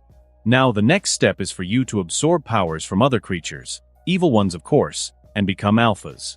Once that happens, you guys will be able to shift to your full werewolf forms, and Lydia, you might be able to transform fully into a crow, or something like a harpy. He paused. Also, don't forget, you can all use telepathy now. Styles, ever the Joker, barked. Great pep talk, Mr. Alpha. Now, how about we race? Let's see who's the fastest. And no cheating, Scott and Melissa are banned from competing. Lydia rolled her eyes. Not fair. I can't run as fast as you guys in your wolf forms. Allison chuckled. Says the girl with wings. Lydia blinked, then laughed. Right. Forgot about that. Styles wagged his tail. Don't mind the crow guys. Let's run. Lydia's eyes flared. What did you just call me, Styles? Sensing danger, Styles bolted into the woods, his wolf form disappearing into the shadows. "See you guys later," he called back. Boyd and Isaac howled before dashing after him, their powerful forms moving like shadows through the trees. Allison and Erica followed close behind, their excitement palpable. Lydia flapped her wings, albeit awkwardly, and took off after them. Scott turned to Melissa. "Let's go." Melissa nodded, her transformation fluid and elegant. Together, they shifted into their massive wolf forms, their fur glistening in the moonlight. The pack ran together, their movements synchronized as they tore through the forest. Eventually, they reached a hill overlooking Beacon Hills, the lights of the town twinkling below. Scott, in his enormous black wolf form, raised his head and let out a powerful howl. The sound reverberated through the night, a declaration to every supernatural being in the area. Beacon Hills belonged to his pack. One by one, his pack joined in, their howls echoing across the town. Together they stood as one, strong, united, and unstoppable. The morning after the full moon, Scott woke up to the warm sunlight streaming through the curtains. He glanced at Allison, still peacefully sleeping beside him. Smiling, he leaned over and placed a soft kiss on her forehead before carefully getting out of bed. After a quick shower, Scott headed downstairs and went to the kitchen. He decided to cook breakfast for everyone.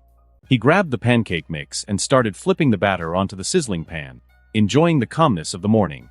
"Morning," Boyd said as he walked into the kitchen, stretching his arms. "Need a hand?" Scott smiled over his shoulder.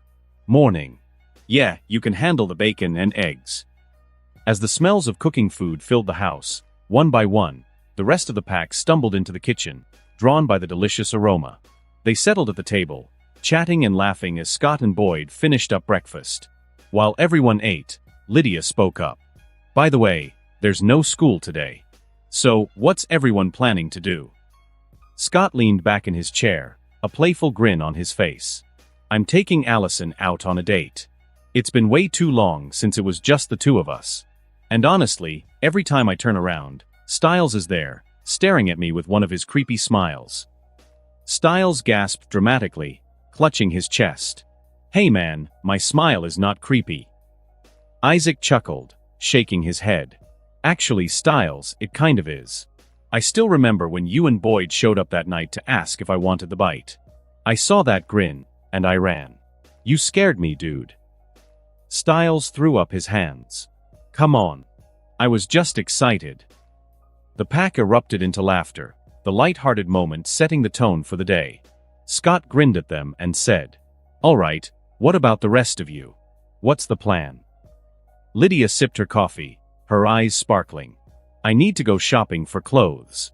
I want to find something that works with my wings so they don't tear through everything. Or maybe get something tailored." "I'll go with you," Erica said with a grin. Styles stretched his arms behind his head. "I need to take my Jeep to the mechanic." Scott raised a brow at him. "Tell them to replace the engine with a new one. Fix everything that needs fixing. No half measures this time." Styles groaned. "Do you know how much that'll cost?" Scott smirked. "Don't worry about it. I'll take care of it." He looked around the table. "Actually, I've been meaning to give you all some money. I'll send each of you $50,000. Use it to buy a car or anything else you need." The room fell silent for a moment as everyone processed his words. Lydia raised a brow, intrigued. "Wait, are you rich, Scott?" Scott shrugged, deciding not to hide the truth. He explained about the money he'd received from the vampire encounter, pulling out his phone to send the transfers. Within moments, everyone's phones buzzed with notifications. Melissa's phone buzzed as well, and she smiled warmly. $100,000? That's too much, Scott." He shook his head. "You've done more for me than I can ever repay, Mom. Use it, and if you need more, you just need to ask." Melissa smiled. "In that case, I'll go shopping with the girls. It sounds like fun." Lydia beamed. "Perfect. Now, if only Allison would join us, it could be a full girls' day out." She turned to Allison with a hopeful look. "What do you say, Alice?" Scott cut her off. "No. Allison's mine today." Lydia rolled her eyes but grinned. All right, No need to growl at me, Scott. Scott turned to Isaac. What about you? What's your plan? Isaac leaned back in his chair, a smile on his face. Since I have the money now, I'm going shopping for clothes. And maybe. He hesitated, a gleam of excitement in his eyes. I'll buy a Ducati Diavel. I've wanted one ever since I saw it. Scott nodded. Then get it. Isaac's smile widened. Thanks, Scott. Finally, Scott looked at Boyd. And you? Boyd shrugged. I think I'll go car shopping. I've always loved old cars. Your Camaro's cool, but I'll find something else. As breakfast wrapped up, Scott stood and stretched. All right, Allison, let's go. Allison smiled, grabbing her bag. Where are we going? Scott said. How about we drive to San Francisco? Spend the day there. It's only a couple of hours away, and it'll be fun. Before Allison could answer, Stiles leaned in, his eyes wide with excitement.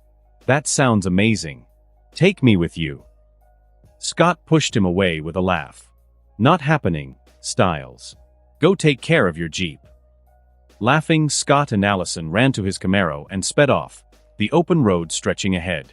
Their drive to San Francisco was filled with music and laughter as they sang along to songs on the radio. By the time they reached the city, the sun was high in the sky. Scott parked near the aquarium of the bay, and the couple spent hours marveling at the sea creatures, snapping pictures, and enjoying each other's company. Afterward, they had lunch before hopping on a cable car for a ride through the city. As the day wound down, they visited the Golden Gate Bridge just in time for sunset. Standing together, Scott wrapped his arms around Allison as they admired the fiery sky, the lights of the city beginning to twinkle in the distance. This is beautiful, Allison whispered, leaning her head against his chest. Thank you for today, Scott. I needed this. Scott kissed her gently, his voice soft. Anything for you, love. I'm just glad you're happy. When the sun finally dipped below the horizon, Scott smiled at her. Let's grab dinner and head back home. After dinner, Scott and Allison drove back to Beacon Hills. The roads were quiet.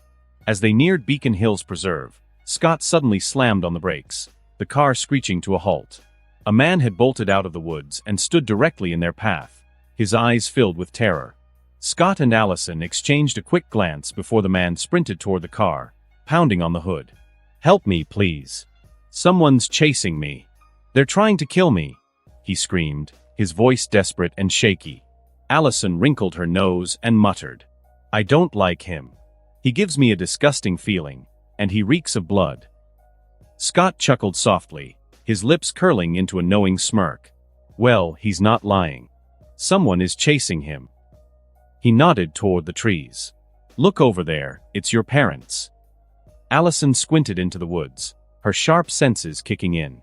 Sure enough, Chris and Victoria, along with 3 other hunters, were emerging from the shadows, their weapons drawn.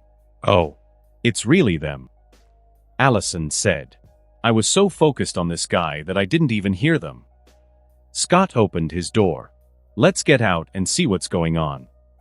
As soon as Scott stepped out, the man ran toward him, still begging for help. Without hesitation, Scott punched him square in the face. The man crumpled to the ground, unconscious. Allison stepped out of the car, glancing down at the unconscious man with disdain. He's definitely not human. What is he? Scott's nose wrinkled in disgust. I don't know, but he feels wrong. Something disgusting. I'm guessing your parents know. By then, Chris, Victoria, and the other hunters had arrived. Chris's eyes widened slightly when he saw Allison. Allison? What are you doing here? Allison smiled, walking over to him. She kissed her father on the cheek. We were heading back to Scott's house when your prey stopped us. She then turned to Victoria, embracing her warmly. I missed you, Mom. Victoria smiled softly. I missed you too, sweetheart. Scott, meanwhile, turned to Chris. What is he? The feeling I get from him, it's awful. Chris's expression hardened. He's a Wendigo. We found him in the woods, butchering a woman he just killed. Scott's jaw tightened as he processed the words. Chris gave him a pointed look.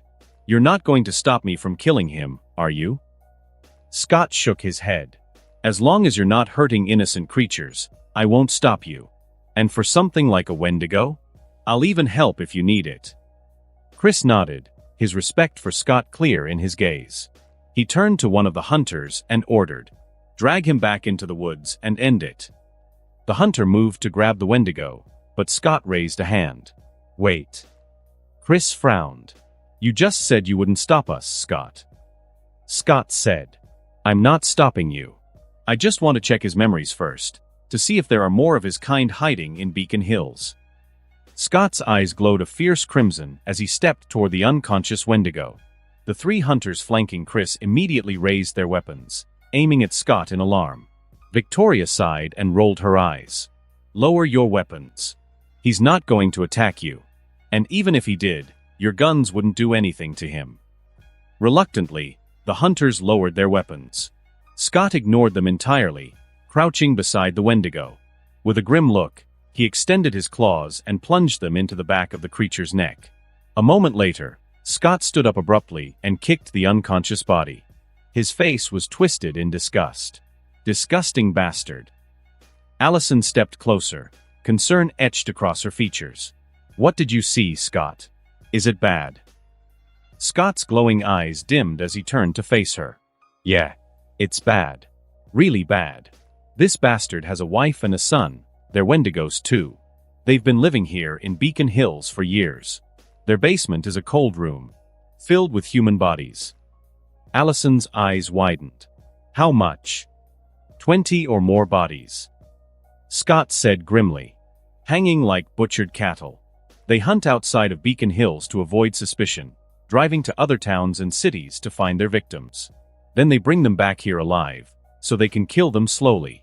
They like fresh blood." Allison's stomach churned, her face pale. "Monsters," she muttered. "Disgusting monsters." Scott nodded, his expression dark. "They've been doing this for years. And this woman you guys found him butchering in the woods? She woke up before he could get her home. That's the only reason he killed her there in the woods." Chris's jaw clenched tightly. "Do you know where he lives?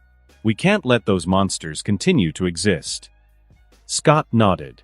"I do. Kill this bastard, and then bring your cars. I'll take you there."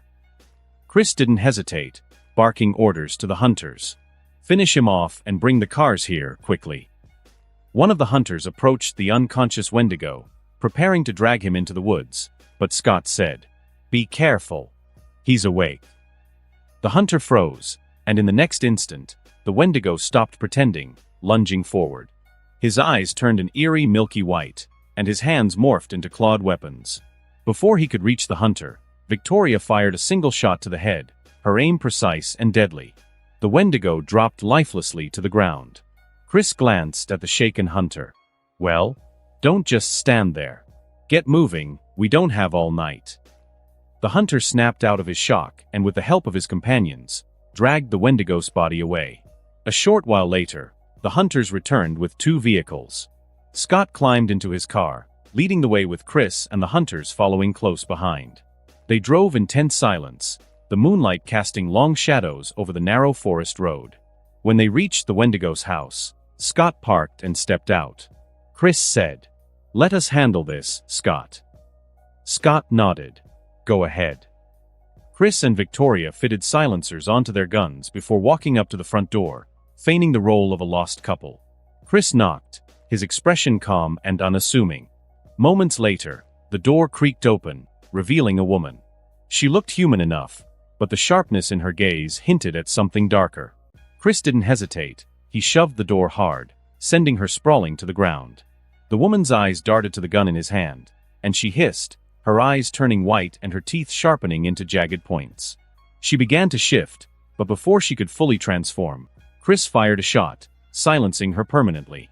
From upstairs, a voice called out, "Mom? Is that Dad? I smell blood. Did he bring fresh meat?"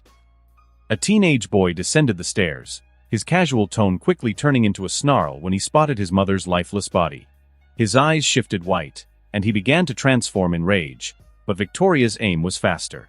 She shot him dead before he could fully shift. Outside, Scott heard the muffled gunshots. He glanced at Allison. It's over. Let's go take a look. They entered the house cautiously, stepping over the lifeless bodies of the two Wendigos. The air inside was heavy with a metallic smell of blood. Chris and Victoria were already in the basement, their faces grim as they surveyed the horrors within. Scott and Allison followed them down, their footsteps echoing in the cold, dimly lit space. The scene before them was gruesome, rows of hanging human corpses, their bodies stripped and butchered. The room smelled of decay and blood, making Allison cover her nose in disgust. Damn those monsters. Allison muttered, her voice shaking with anger. Scott let out a long sigh, his expression heavy. It's a shame we couldn't stop them sooner. But at least we ended it today. Chris turned to Scott. Take Allison and go. We'll handle the rest. I'll call the sheriff and have him deal with this. Scott nodded. All right. Allison hugged her parents briefly before leaving with Scott. As they drove back to his house, the tension began to lift slightly. When they arrived at Scott's house, Allison let out a long sigh. Today was nice, but that family of monsters had to ruin it. They were greeted by Lydia, who was lounging in the living room with Erica and Melissa. Lydia perked up at the sight of them. Scott. Allison. You're back. What happened? What family ruined your day? Allison hesitated before shaking her head. Believe me, you don't want to know. Lydia's curiosity only deepened. That bad, huh? Now I really want to know. Scott and Allison exchanged a glance before sitting down. Together, they began recounting the events of the night. Styles' POV Styles woke up early, groggily rubbing his eyes as sunlight streamed through his window. He got dressed quickly and went to check on his dad, only to find him slumped over his desk in his office, with an empty bottle of booze lying beside him. Dad. Styles said, voice tinged with worry as he stepped closer. He gently shook his father awake. Dad, what's going on with you? Why did you get drunk and fall asleep here? Noah groaned, clutching his head as he sat up. Ugh, my head is killing me. Styles, why are you so loud this early in the morning? Styles frowned, his concern deepening as he took in the dark circles under his father's eyes. You don't look good, Dad. I'm fine. Noah replied, waving him off. Go get ready for school. You're going to be late. Nope, not happening. Styles said firmly. I'm not going to school today. You're going to take a shower, and I'll make us breakfast. We need to talk. Noah sighed heavily, rubbing his temples. Styles, it's nothing. I just had a rough case yesterday. That's why I had a little to drink. There's no need for you to skip school. I'm fine. Styles crossed his arms. No, Dad. We really need to talk. It's important. Noah squinted at him, his brow furrowing. Is everything okay with you, son? Yeah, everything's fine. Even great. Styles said, trying to reassure him. Then he wrinkled his nose and added, but you reek of booze, so go shower. Seriously, Dad, you stink. With a reluctant nod, Noah got up and headed for the bathroom, mumbling something about kids these days. In the kitchen, Styles cracked eggs into a pan and started frying bacon while he reached out to Scott telepathically. Scott, you up? Styles asked, concentrating on their mental link. Moments later, Scott's voice echoed in his mind. Yeah, I'm up. Having breakfast. What's up? It's my dad. Styles replied. I found him asleep at his desk this morning with an empty bottle of booze. He said he had a rough case yesterday. It's probably the Wendigo case. Allison, her parents, and I found a family of Wendigos yesterday. They had more than 20 human corpses hanging in their basement like butchered cattle. Scott replied. Styles winced. Damn. No wonder he's a mess. I think it's time to tell him about the supernatural. So, I'm skipping school this morning. Good luck. Scott said. Thanks. Styles replied before ending the connection. Noah shuffled into the kitchen a short while later, freshly showered but still looking tired. He sat down at the table as Styles handed him a steaming cup of coffee. Here. Styles said. Drink this. And tell me about that rough case you mentioned. Noah sighed, taking a long sip of coffee before setting the mug down. It was gruesome, Styles. A family of cannibals. We found 26 corpses hanging in their basement. This town gets weirder every day. Styles hesitated, his stomach twisting at the thought of the Wendigos victims. He took a deep breath and sat down across from his father. Dad, there's something I need to tell you. And before you freak out, just hear me out, okay? Noah frowned, watching him closely. What is it, son? For the next hour, Styles laid everything out. The hailfire, werewolves, hunters, the vampire, the Nemeton tree, and all the other supernatural dangers they'd faced. When he finally stopped, Noah stared at him, stunned. After a moment, Noah laughed nervously. Your imagination is wild, kid. Seriously, Styles, it's a lot. I'm not joking, Dad. Styles said, his tone deadly serious. Noah's smile faded, replaced by a look of concern. Styles, this isn't funny. You're scaring me. Please tell me you don't actually believe this. Are you okay? Mentally, I mean. Styles groaned, running a hand through his hair. Dad, I can prove it. Just, don't freak out. Before Noah could respond, Styles let his eyes glow bright yellow, his fangs extending as fur sprouted along his cheeks. His claws grew longer, and a low growl rumbled in his chest. What do you think now, Dad? Noah stumbled back, his chair scraping against the floor. Why you were telling the truth. Yeah, Dad. Styles said, shifting back to normal. I was telling the truth. Noah collapsed back into his chair, his face pale. So, what now? Are you going to lose control? Kill people under the full moon? Turn into a monster?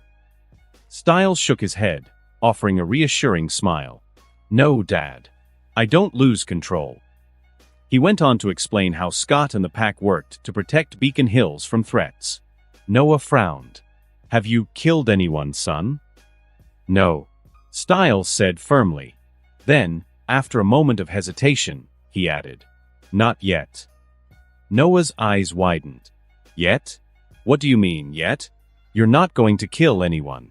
I don't care if they're monsters, they need to go to jail. Styles sighed, pinching the bridge of his nose. Dad, you can't put supernatural creatures in jail. These monsters aren't like regular criminals.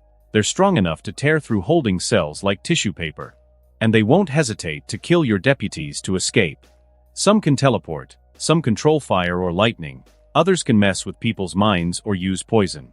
If you try to hold them in jail, you're risking everyone's lives. Not to mention exposing the supernatural world to your entire department. So unless you're looking to host a supernatural coming-out party at the sheriff's department, I suggest you let us handle them. Noah let out a heavy sigh and slumped in his chair, overwhelmed. I don't even know what to say anymore.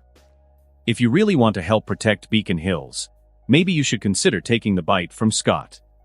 Styles said. Noah's eyes widened again. The bite? Styles, that's a life-changing decision. I need time to think about it. Fair enough. Styles said, standing up. Just, stay sober while you think, okay? Noah chuckled weakly. Yeah, I think I've had enough booze for a while. Good. Styles grabbed his bag. I'm heading to school. See you later, Dad. When Styles arrived at school, he spotted Scott and the rest of the pack sitting together in the cafeteria. Their laughter and chatter filled the air as they shared lunch. Styles walked over and dropped into the empty seat beside Scott. Scott turned to him. Hey man, how did your dad take it? Styles let out a long sigh, rubbing the back of his neck. He thought I was losing my mind. I'm pretty sure if I hadn't proved I was a werewolf, he would have had me seeing a shrink by tonight. The pack chuckled, and before anyone could respond, Tracy, one of Derek's betas, approached their table. Her face was pale, and her movements were tense. McCall, she said, her voice barely steady. Can we talk? Scott's nose twitched as he picked up the sharp tang of fear rolling off her. Yeah, sure. What's going on? He asked. Tracy sat down, glancing nervously around the cafeteria before speaking. It's Derek. He's hurt. Last night, while he was training us in the woods, another pack attacked. Styles raised an eyebrow. Another pack? Tracy nodded. Yeah. They're not from around here. They looked like bikers. They said they'd heard about a powerful alpha in Beacon Hills, and they came to challenge him. They want this territory. Scott leaned forward. How many alphas do they have? Tracy hesitated, clearly confused. Just one. He has only one eye. But, why are you asking? Isn't a pack only supposed to have one alpha? Lydia sighed and shook her head, her tone tinged with pity. Poor thing. Derek really didn't tell you guys much, did he? Scott's eyes narrowed slightly. How many were in the pack, and how did you guys escape? There were 6 of them, including the alpha. Tracy replied. Derek fought them alone to give us time to get away. He called me earlier and said he managed to escape, but he's hurt. He told me to warn you. Scott furrowed his brows. And what about Peter? Where is he? Tracy shook her head. He wasn't with us, and we haven't seen him in a while. Scott sighed. I see. Tracy stood, a mix of worry and urgency in her voice. I need to go check on Derek, make sure he's okay. Scott nodded. All right. As she disappeared from view, Scott turned to his pack, his expression thoughtful. I don't know if this new pack is evil or just looking to prove themselves, but either way, we can't ignore them. We'll handle it after school. His lips twitched into a small smile. Too bad they only have one alpha. Styles grinned. So, who's taking his alpha spark? Scott chuckled. We'll go in the order I gave you guys the bite. Which means... His gaze shifted to Allison. You'll become an alpha tonight. Styles nodded. Fair enough. Scott continued. There are 6 of them, and they can't be that strong if Derek managed to escape. I'll sit this one out, and so will my mom. The rest of you can handle them. Allison straightened. I'll take on their alpha myself. Scott nodded approvingly. All right. Allison takes their alpha, and the rest of you deal with his pack. He turned to Lydia. Use the crows to find them. Lydia nodded. Okay. Then she closed her eyes, her expression focused as she reached out telepathically to the crows. With a mental command, she sent them out to search for them. Moments later, she opened her eyes and looked at Scott. They'll find them soon. The pack went through their classes, and halfway through class, Lydia's voice slipped into Scott's mind. Scott, I found them. They're holed up in the old Hale house. Scott smirked, replying telepathically. Good. Keep an eye on them, and let your crows spook them a little. Lydia's lips curved into a sly smile. Got it. As soon as school ended, the pack gathered in the parking lot, getting into their cars. Engines roared to life as they sped toward the old Hale house. In the old Hale house, the air was thick with the stench of spilled beer and sweat. The pack of rough-edged werewolves lounged around, their raucous laughter echoing off the crumbling walls. A few crows cawed outside in the trees, but none of the men paid them any mind.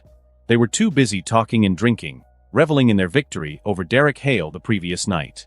The alpha of the group, known simply as Boss, sat at the head of the room. His one good eye gleamed with smug satisfaction as he swirled a half-empty bottle of whiskey. Boys, he said, in a southern accent. From now on, this town's ours. Too bad that other alpha hightailed it yesterday. Could have turned him into one of us, then we'd have another alpha in the pack. A fat man they called Big Bobby chuckled, his broad shoulders shaking. Heard that alpha is supposed to be something fierce. He said, popping open another beer. Guess he ain't all that strong. Another werewolf, with a jagged scar running down his cheek, chimed in. Well, he's strong enough to get away. He muttered, his tone darker. Across the room, a lanky tattooed man named Billy shifted nervously in his seat. Boss, he said, his voice shaky.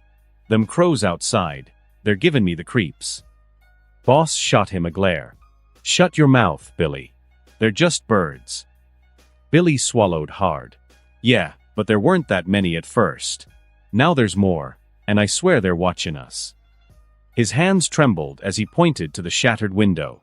We should skedaddle out of this old creepy house. Rowdy, a wiry man with a scruffy beard, nodded. Billy might be right, boss. My Meemaw, rest her soul, used to say, Rowdy, if you see a flying black chicken near the house, you'll be unlucky. See more than 5, you'll be sick as a dog the next morning. More than 10, and you're knocking at death's door. Big Bobby snorted. Look at you two, y'all are sweating like whores in church. Quit your bellyachin' and bein' superstitious over a bunch of crows. Billy glared at Big Bobby. It ain't just superstition, Big Bobby. This house smells like death. Blood soaked into these walls. I reckon a lot of folks died here.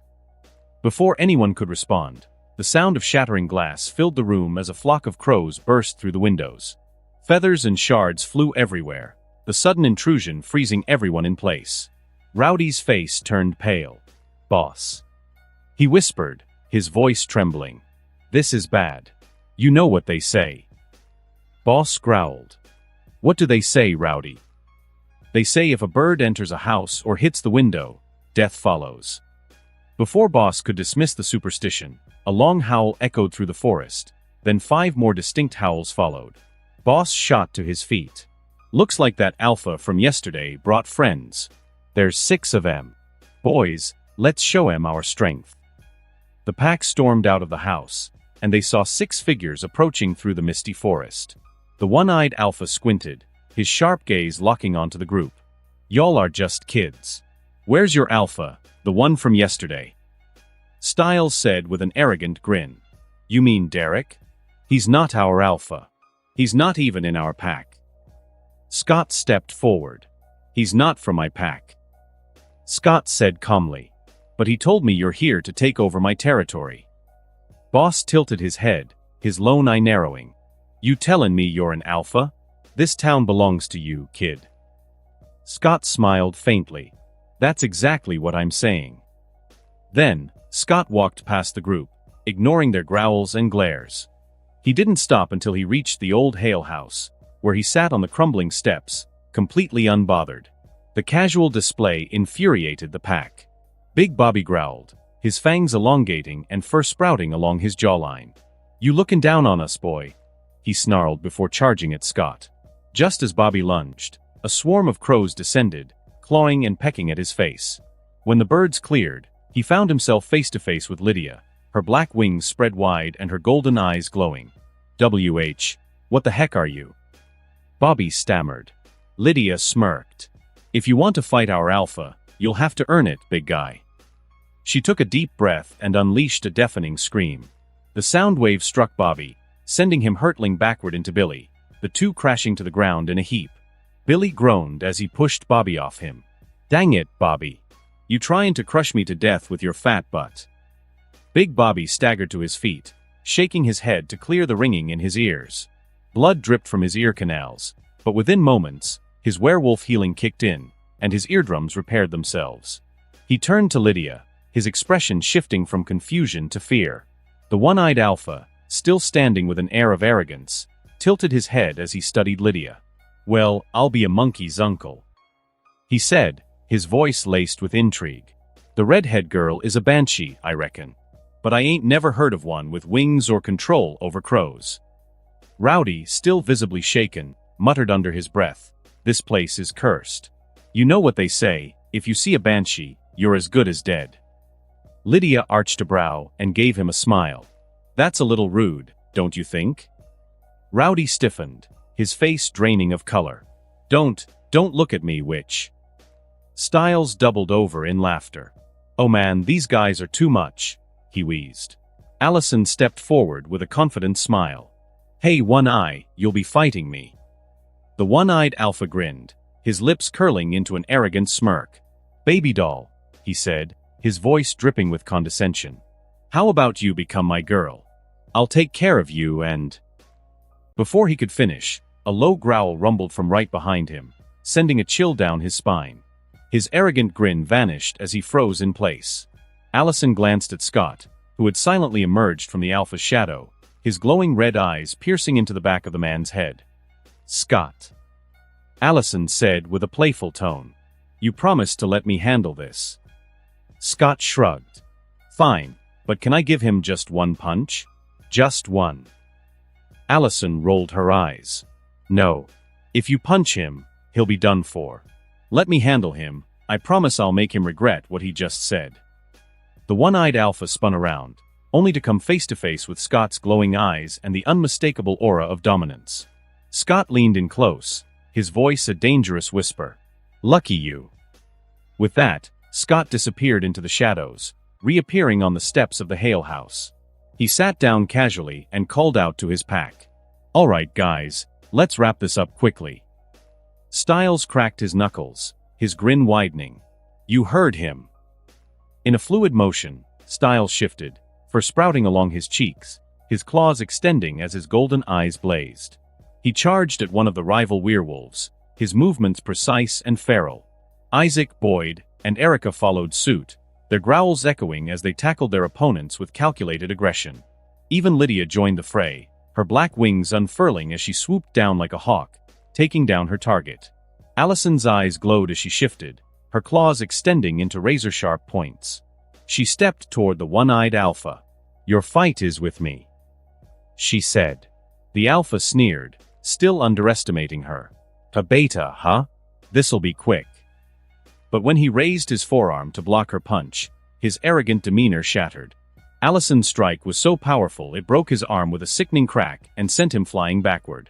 The alpha gritted his teeth as he scrambled to his feet, his gaze darkening. All right, baby doll. Let's see what you've really got. He began to shift, his form growing larger. Fur sprouted along his jawline and cheeks, forming a mane-like appearance. His skin darkened to an obsidian black, and his lone eye glowed crimson. With a guttural roar, he charged at Allison, his speed and strength magnified. But Allison was faster. She dodged his attacks with ease, her strikes precise and devastating. Every punch and kick cracked bones. Every slash of her claws left deep gashes. The one-eyed alpha quickly realized he was outmatched. Despite being a beta, Allison fought with the strength of an alpha. Like Scott, her power was tied to the strength of the pack, and her training in mixed martial arts only added to her dominance in combat. Across the battlefield, the rest of the pack easily subdued their opponents, knocking them unconscious one by one. Styles was the first to finish, grinning as he wiped his claws clean. That was fun. As her pack regrouped, Allison decided to end the fight. With a swift uppercut to the alpha's jaw, she knocked him out cold. The towering werewolf crumpled to the ground, his body motionless. Scott rose from the steps of the Hale house and approached his pack, a proud smile on his face. Good job, everyone, he said. Then he turned to the unconscious alpha. Now, let's see what we're dealing with. Walking over, Scott knelt beside the alpha. Without hesitation, he extended his claws and inserted them into the back of the alpha's neck. Moments later, he withdrew his claws, standing up with a faint smile. Allison, Scott said, his tone lighter. Take his alpha spark. After that, we'll let them go. Styles furrowed his brow. So they aren't bad guys? Scott shook his head. No. They're just a bunch of funny dudes trying to prove themselves. Their alpha is stronger than Derek, but he didn't kill him. Yesterday, he let Derek go, and even let his betas escape without trying to use them as leverage. That's not what a killer does. Allison nodded, her eyes narrowing as she focused on the task. All right. She stepped forward and knelt by the unconscious alpha.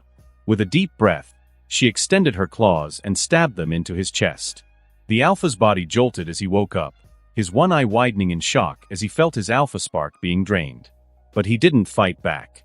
He simply lay there, his gaze shifting between Allison and Scott, resignation etched across his features. Allison's yellow eyes began to change, shifting to a bright orange before finally glowing a deep, radiant red. Her breathing quickened as power surged through her, and for a brief moment, she was overwhelmed. But then the flow slowed, and she realized the energy she was absorbing had become faint and meaningless, so she pulled her claws out. The one-eyed alpha looked up at Scott, his face pale and weary. You can kill me, he said. But please, let my pack go. Scott said. You trespassed on my territory and challenged me. Losing your alpha spark was the price you paid. I'm not going to kill you or your pack, but I don't want to see any of you in Beacon Hills again. Understand? The one-eyed alpha nodded, his body trembling as he weakly pushed himself to his feet. Stripped of his alpha spark and the fight against Allison still fresh in his muscles, he was barely able to stand. Yet, he limped to each of his pack members, kicking them awake one by one. "Come on, yo," he rasped. "We're leavin'." His pack, groaning and battered, climbed onto their bikes. One by one, the engines roared to life, and without a word, they rode out of Beacon Hills, disappearing into the night. Scott turned to Allison, his eyes gleaming with curiosity. "All right, Allison. Try shifting into your full werewolf form." Allison tilted her head, a mix of excitement and nervousness flickering across her face. "Okay." She closed her eyes, taking a deep breath to focus.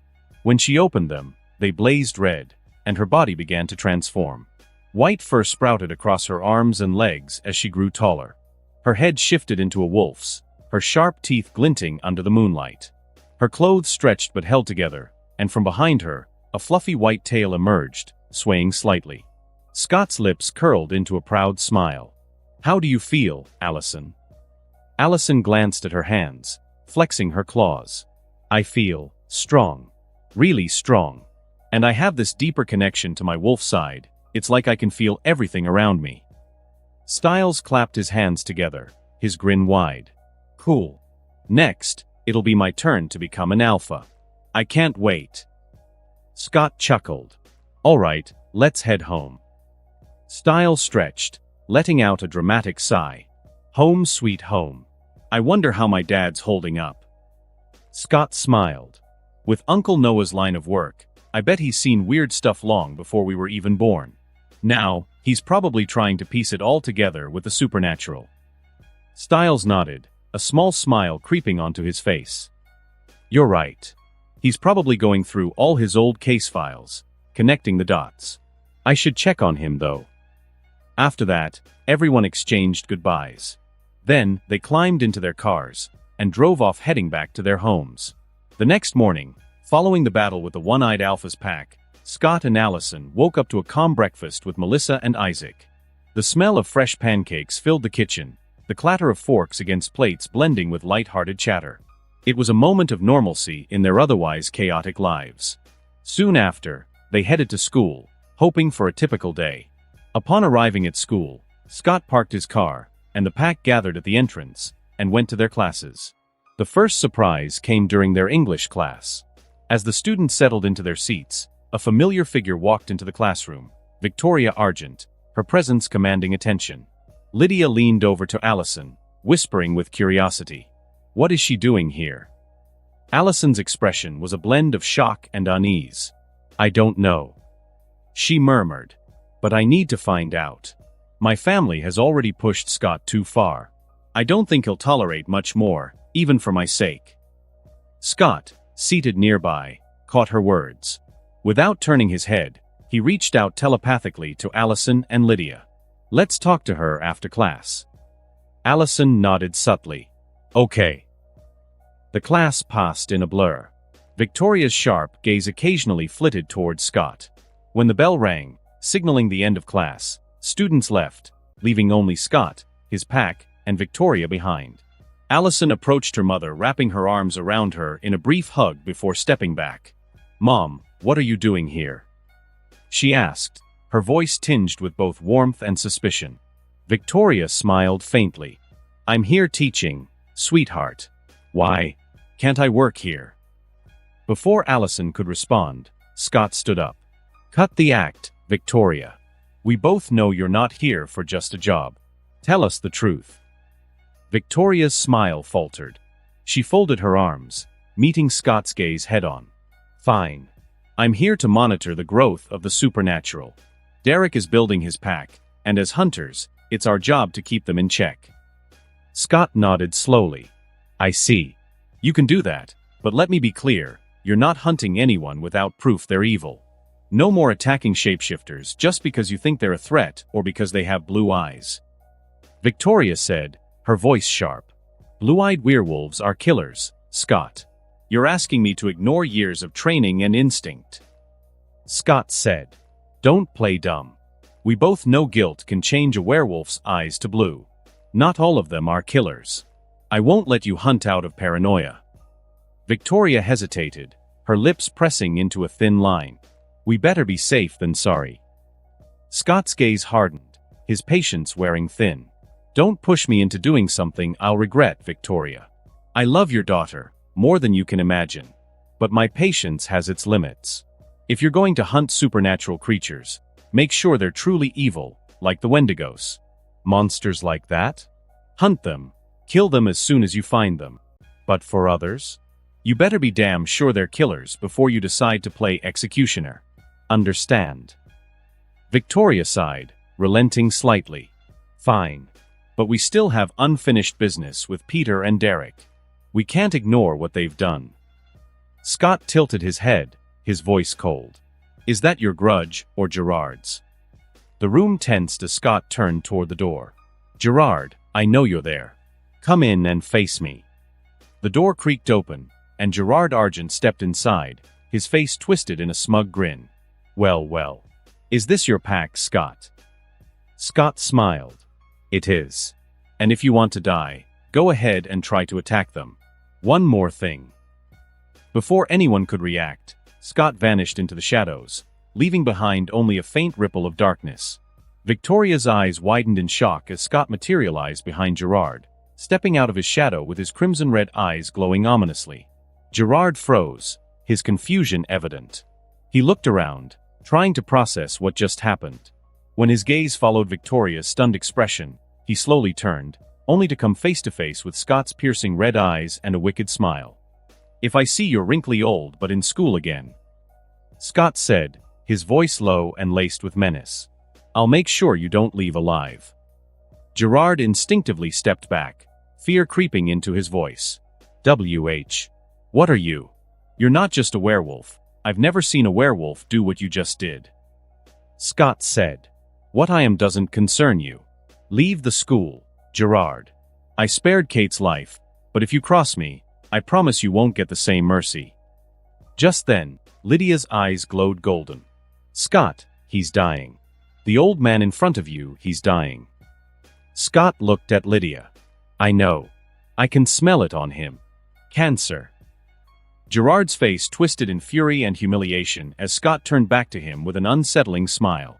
Is that what this is about, Gerard? Is that why you're so hellbent on fighting Derek? Gerard's face twisted in fury, his voice rising. Yes. I have cancer. And before I die, I'll make sure to wipe out the Hales and avenge my daughter, even if it kills me. Scott shook his head, his expression almost pitying. You're lying, Gerard. I saw what you did to Kate. This isn't about her. You want something from Derek, don't you? Gerard's composure faltered, and his voice wavered. I want his life. Scott smirked. Truth. But that's not all, is it? You want more than just his life. You want him to give you the bite, maybe even his alpha spark. You think it'll cure your cancer, don't you? Lies. Gerard spat, his face a mask of denial. I'm an Argent.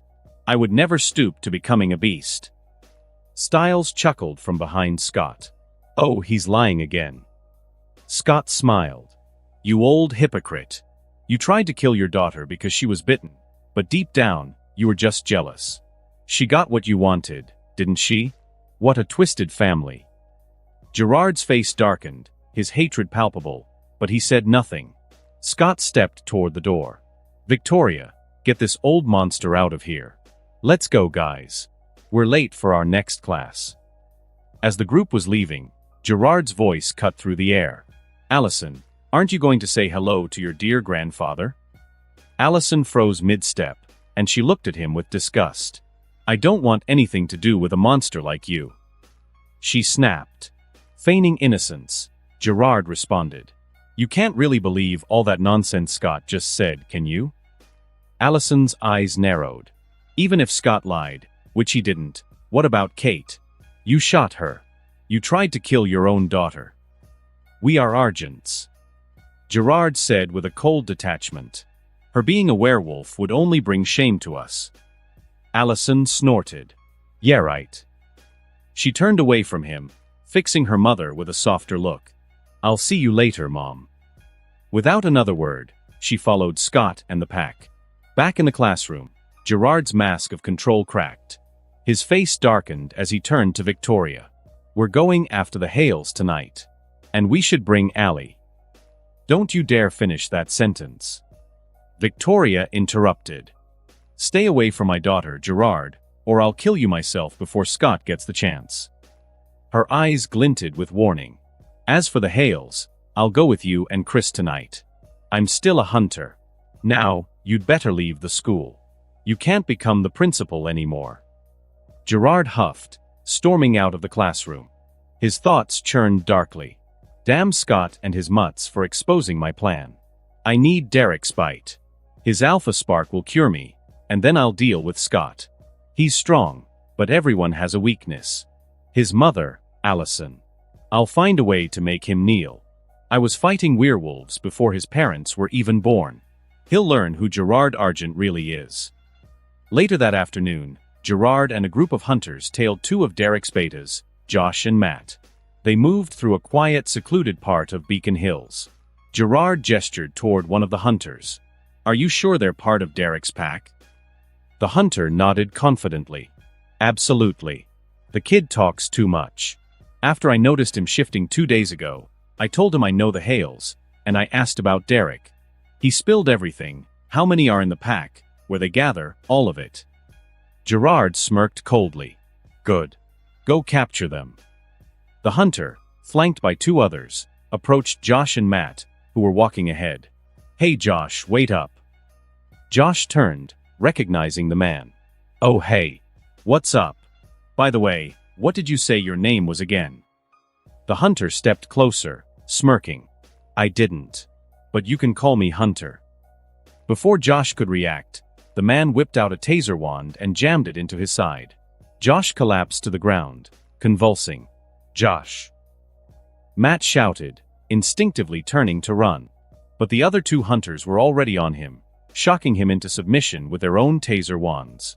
Gerard approached with deliberate steps, looking down at the incapacitated Josh. "Bind this one. Take him." Then he glanced at Matt. "You boy. Go to Derek and give him this."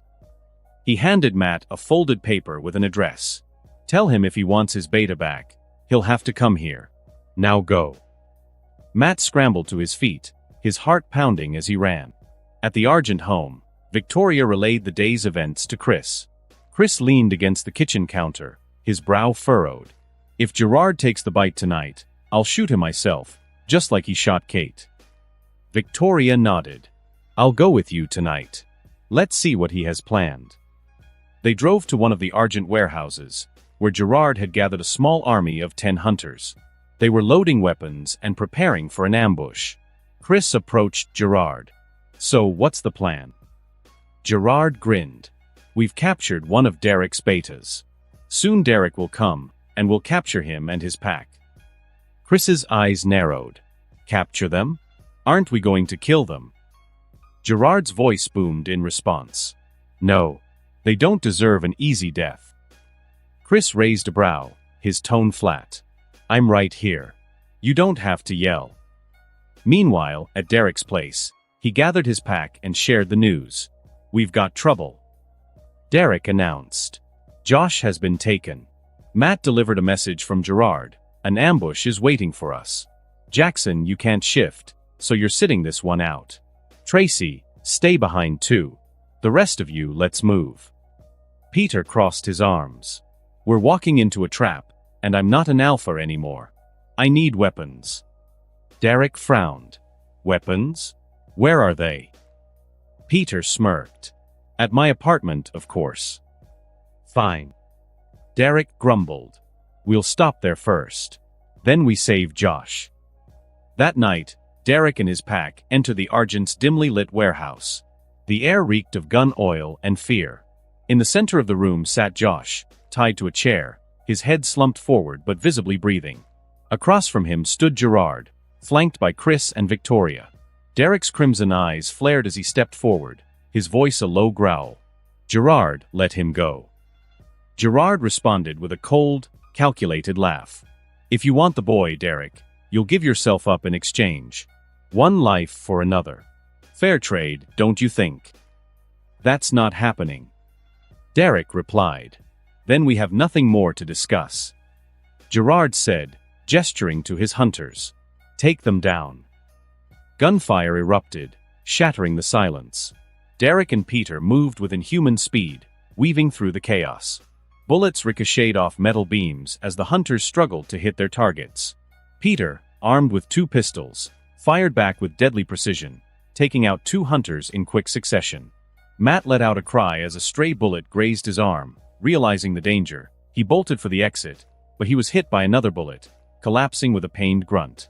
He dragged himself behind a stack of crates, his breath ragged as he hid. As the fight raged on, Derek and Peter managed to take down 4 more hunters. Watching his forces dwindle, Gerard realized he was losing. Desperate, he grabbed a gun and pressed it against Josh's temple. Derek, if you don't stop, I'll shoot him. Gerard threatened. But Derek didn't stop. Frustrated, Gerard fired a shot into Josh's thigh. The boy screamed in agony. Derek froze, his chest heaving as his glowing eyes locked on Josh. Derek! Peter shouted. This is suicide. We can't save him. But we can avenge him later. Let's go. Derek glanced at Peter. I brought this on him. Derek replied, his voice heavy with guilt. I can't let him die, Peter. Peter shook his head. Then you'll die too. Just as Gerard smirked, thinking victory was his, a hunter screamed, his body flung through the air like a ragdoll. He landed in a heap at Gerard's feet, his back marked with deep claw wounds. Blood pooled beneath him. He was already dead. Who? Victoria whispered, looking around. A low, menacing hiss echoed through the warehouse. All eyes turned upward to see a lizard-like creature perched on the rafters, its glowing eyes surveying them. Gerard's face twisted in recognition. That's a Kanama. Derek, call it off, or I'll kill your beta. Derek shook his head. I don't even know what that thing is. How could I call it off? The Kanama hissed again before darting through the room with blinding speed. It slashed another hunter, who fell lifeless to the ground. Its tail lashed out, sending another hunter flying into the warehouse wall with a sickening crunch. Chris, Victoria, and Gerard opened fire, but the Kanama was too fast. It dodged their bullets effortlessly before escaping through a broken window. In the chaos, Derek seized Victoria, his claws pressed against her neck. Chris. He barked. Release Josh, or I'll kill her. Chris froze, his gun still raised. His eyes darted between Derek and Victoria, torn. Fine. He finally said, lowering his weapon and walking toward Josh. Before he could release him, Gerard turned his gun on Chris. Don't you dare release him. Chris's expression hardened. Or what, Gerard? Are you going to shoot me too? Victoria's voice was cold and resolute. Chris, don't release him. Just make sure to kill them all after they kill me. Shut up. Derek growled at her, tightening his grip. Then he looked back at Chris. Is it worth it, Chris? Losing your wife, just so you can kill an innocent kid? What would Allison think of you? Chris hesitated for only a moment before kneeling to free Josh. Gerard's face twisted with rage. Chris, don't. But it was too late. Chris had already released Josh, who scrambled to Derek's side. Go. Derek ordered Josh. Take Matt with you, he's hit. I'll hold them off. Peter, go with them and make sure they're safe. Josh nodded and ran toward Matt, who was bleeding and hiding nearby. Together they fled, with Peter following close behind. Once they were safely away, Derek dragged Victoria toward the warehouse door, still holding her by the neck. At the exit he released her, but as he turned to leave, she spun around, a dagger glinting in her hand. The blade found its mark, sinking into Derek's neck. Gasping, Derek instinctively bit her arm before fleeing, clutching his bleeding neck as he disappeared into the night. Chris ran to Victoria, catching her as she slumped to the ground. Why did you do that, Victoria? Why? Now you've been bitten by an alpha. Victoria's voice trembled with regret. I'm sorry, Chris. I couldn't resist. Chris pulled her into a tight embrace, his voice breaking. Damn it. Meanwhile, Gerard stood nearby, his eyes filled with jealousy and hatred as he watched the scene unfold. Why her? Why is she the one who got the bite? He seethed internally. That wench threatened me earlier about her mutt-loving daughter. I'll make sure she kills herself tonight. Far from the chaos, Derek stopped, his neck already healed. He leaned against a tree, catching his breath. Damn it, he muttered. Now I need to tell Scott what happened. Otherwise, I'm screwed. With that, he disappeared into the night. In the warehouse, after the failed ambush against Derek, Chris still held his wife tightly in his arms. Gerard approached them, his expression cold and calculated. Chris. Gerard began, his voice sharp. You know what you have to do now. Chris didn't even look at him and said, Not now, Gerard. Gerard's tone hardened. We are Argents, Chris. We are hunters. When one of us is bitten, we... Chris let go of Victoria, turned to Gerard, and pointed his gun directly at his head, cutting him off. Say one more word, Gerard, and I promise it will be your last. Gerard froze, his eyes flickering between the gun and Chris's furious gaze. After a tense moment, he stepped back, choosing to hold his tongue, though his anger was palpable. Chris lowered the gun and turned back to Victoria. Let's go home. Victoria nodded, and the two left the warehouse. They drove back in silence, neither speaking a word until they reached their house. Scott's POV in the backyard of Scott's house. The scent of barbecue and laughter filled the air. Scott was grilling meat with Isaac, while Melissa and Allison were setting the table and preparing side dishes. As they sat down to eat, Derek arrived. He stepped into the backyard, the smell of blood and gunpowder preceding him. Scott turned to him. Derek, what brings you here? Were you in a fight? You smell like blood and gunpowder. Derek nodded grimly. We need to talk, Scott. Scott gestured to an empty chair. Take a seat, and say what you need to say.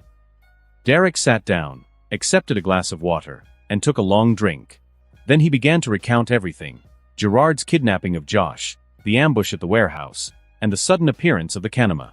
Finally, he looked at Allison, guilt heavy in his voice. I'm sorry, Allison. Derek said. But I bit your mother while escaping. She stabbed me in the neck, and I reacted instinctively. Allison's eyes glowed red as she shot to her feet, her voice shaking with anger and panic. What did you say? She growled, the sound animalistic. Derek stared at her, his shock evident. Wait, you're an alpha too? How is that possible? Allison didn't answer. She took a deep breath, her eyes returning to normal as she sat back down. I'm sorry, she said, though her voice remained tight. I know it's not your fault. It's just, I know my mom. She's stubborn. She'll try to kill herself rather than turn. She stood again, turning to Scott. I have to go home.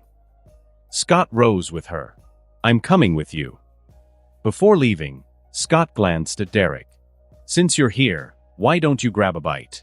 And by the way, that woman over there is my mom. Look at her the wrong way, and I'll kill you. Scott and Allison headed to his car. As they drove, Scott's thoughts raced. Victoria's bitten, just like in the original timeline. Then, I'll make her part of my pack. I need someone as decisive and cold-blooded as her. Breaking the silence, Scott glanced at Allison. Don't worry too much, he said. Just tell her you're a werewolf too. And if she decides to kill herself, tell her she has to kill you first. If she loves you more than she hates werewolves, she won't do it. Allison rolled her eyes. I believe she loves me enough not to kill me. It's the not killing herself part that scares me. At the Argent house, Chris and Victoria sat in their living room after the long, silent drive home. Chris brought a first aid kit and began cleaning the bite on Victoria's arm, his hands trembling slightly. Victoria broke the silence. Chris, you know I have to do what hunters have always done after being bitten. Chris shook his head. You don't have to. I don't care about the hunter code if it means losing you. Victoria smiled faintly. But I care. I can't turn into a mindless beast one day and hurt you or Allison. You can learn to control it. Chris argued, his voice breaking. You're the strongest woman I know. You can do this. Victoria leaned forward, her smile sad. I'm sorry, Chris. I can't live like that. Knowing I'll lose control someday, it's not who I am. You know I hate losing control. Tears slid down Chris's face. He said nothing, his heart breaking as he listened. Victoria wiped his tears with her hand and kissed him gently. You know what to do. And you know what to tell people. Tell them I had a history of depression. Promise me. Chris choked out. I will. I will, even though I've never seen you depressed once in 20 years. Victoria added softly. Allison needs to say it too. But I won't let her believe it. Chris insisted. She'll hear things. Victoria replied. People will say I was weak. That I took the easy way out. Just then, the front door opened, and Allison walked in, having been outside listening with her enhanced hearing. She stepped into the living room, her expression firm as she looked at her mother. Yes, Mom. Allison said. People will say you took the easy way out. And you know what? I'd believe them. Victoria's head snapped up, her eyes widening in shock. Allison? Why are you here? When did you come back? Allison crossed her arms, her tone heavy with emotion. Derek told me what happened tonight. If he hadn't, I doubt I'd ever see you alive again. Chris remained silent, his eyes darting between his wife and daughter, as he sat next to Victoria, silently praying Allison could change her mother's mind. Victoria sighed. Sweetheart, I never forced you to be a hunter, but I was raised as one, and I'll die as one. I won't turn into a beast. Allison's expression hardened. Well then, hunter. She said, her voice laced with challenge. Why don't you kill one more werewolf before you kill yourself? Victoria's breath caught as Allison's eyes glowed crimson. Go on then, Mom. Kill me, I'm one of those beasts you hate so much. Chris and Victoria both stared in stunned silence. Victoria finally managed to whisper. Allison, what have you done? Why? Why would you become one of them? It doesn't matter why. Allison replied. What matters is that I'm a werewolf. And not just any werewolf, I'm an alpha. She strode over to the coffee table, picking up the gun next to Chris. Turning, she handed it to Victoria. Here, Mom. Take it. Kill me before you kill yourself. Killing an alpha before you die would make a great ending for a hunter like you, wouldn't it? Without waiting for a response, Allison began to shift. Her body grew taller, white fur sprouting across her skin, and her head morphed into the shape of a wolf's. The transformation was smooth but intimidating, her red eyes glowing as she bared her fangs in a low growl. Go on, hunter. She said, her voice guttural and resonant. Pull the trigger. Kill me. Victoria's hands trembled as she stared at her daughter, now a fierce alpha werewolf. Her lips quivered, and tears welled in her eyes. She gripped the gun tightly, but her fingers wouldn't move to pull the trigger. Slowly, she lowered the weapon and reached out to place a shaky hand on Allison's wolf-like head. Her voice broke as she said, I can't. No matter what you've become, no matter what you turn into. I can't hurt you, sweetheart. I just can't. Allison shifted back into her human form, tears streaming down her cheeks as she hugged her mother. Then don't kill yourself, Mom. I know how much you hate werewolves, but I've seen far scarier things out there. Things that no hunter can stand against. You need to see this bite as a gift, not a curse. It'll make you stronger. You'll become an even better hunter. Victoria wiped her tears and gently brushed Allison's hair behind her ear. Sweetheart, I can't live knowing I might lose control and hurt you or your father. Just then, Scott stepped out from behind the wall, a faint smirk on his face.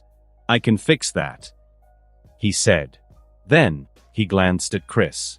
Oh, hey there, Uncle Chris. I can't believe you were about to kill the woman you love just because she became a werewolf. I mean, I get it. You're probably worried that from now on she might outmatch you in bed. But come on, you don't have to kill her. Chris shot to his feet, his face flushed with anger. You stupid little punk. That is not what's going on here. He snapped, his voice filled with fury. He pointed an accusing finger at Scott. And you're the one who turned my daughter, right? I'm going to kill you. Scott smirked, completely unfazed. She asked for the bite. And do you want my help or not? Chris clenched his fists, then slowly sat back down. Fine. What can you do? Scott walked over, sitting down casually on the couch. Victoria, Chris, you've both seen how special I am. Chris gave a stiff nod. I've never seen or heard of anything like you before. Allison chimed in. Scott's a true alpha. Victoria's eyes widened. A true alpha? The rarest kind.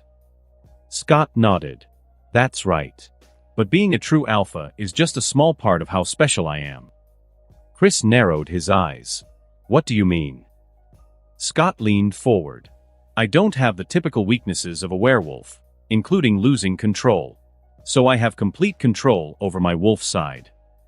Victoria frowned. That's impressive, but it doesn't explain how you'll help me. Scott smiled. Everyone in my pack has the same full control ability. Join my pack, Victoria. I need a decisive and cold-blooded werewolf, or whatever you are going to turn into, in my pack. Allison's brows furrowed. Wait. Are you saying she might not turn into a werewolf? Scott shrugged. I don't know. Sometimes, what you turn into reflects the kind of person you are. And let's face it, your mom's kind of mean. Who knows what she'll become? Allison smirked faintly. Fair enough. Victoria hesitated, glancing at Chris before turning back to Scott. Are you sure? If I join your pack, I'll never lose control. Scott nodded confidently. I'm sure. But there's one condition. If you're part of my pack, I'm your alpha. That means no hunting anyone without my permission. And no more fights with the Hales. Gerard and Kate killed their family, and Peter killed a few of your hunters.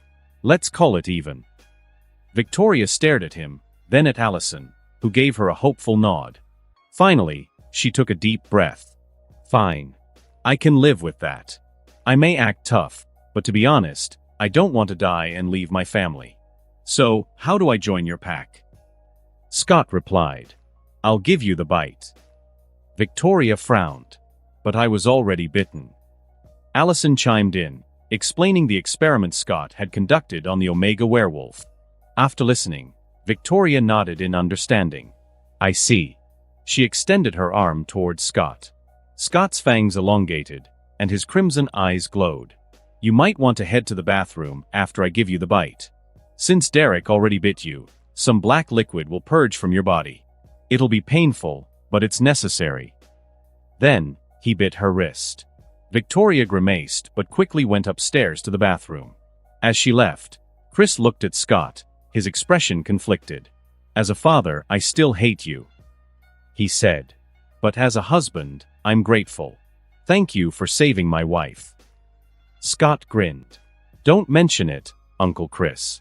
We're family, after all. Chris snorted but said nothing more. Moments later, Scott glanced toward the stairs. You might want to check on her. She's crying.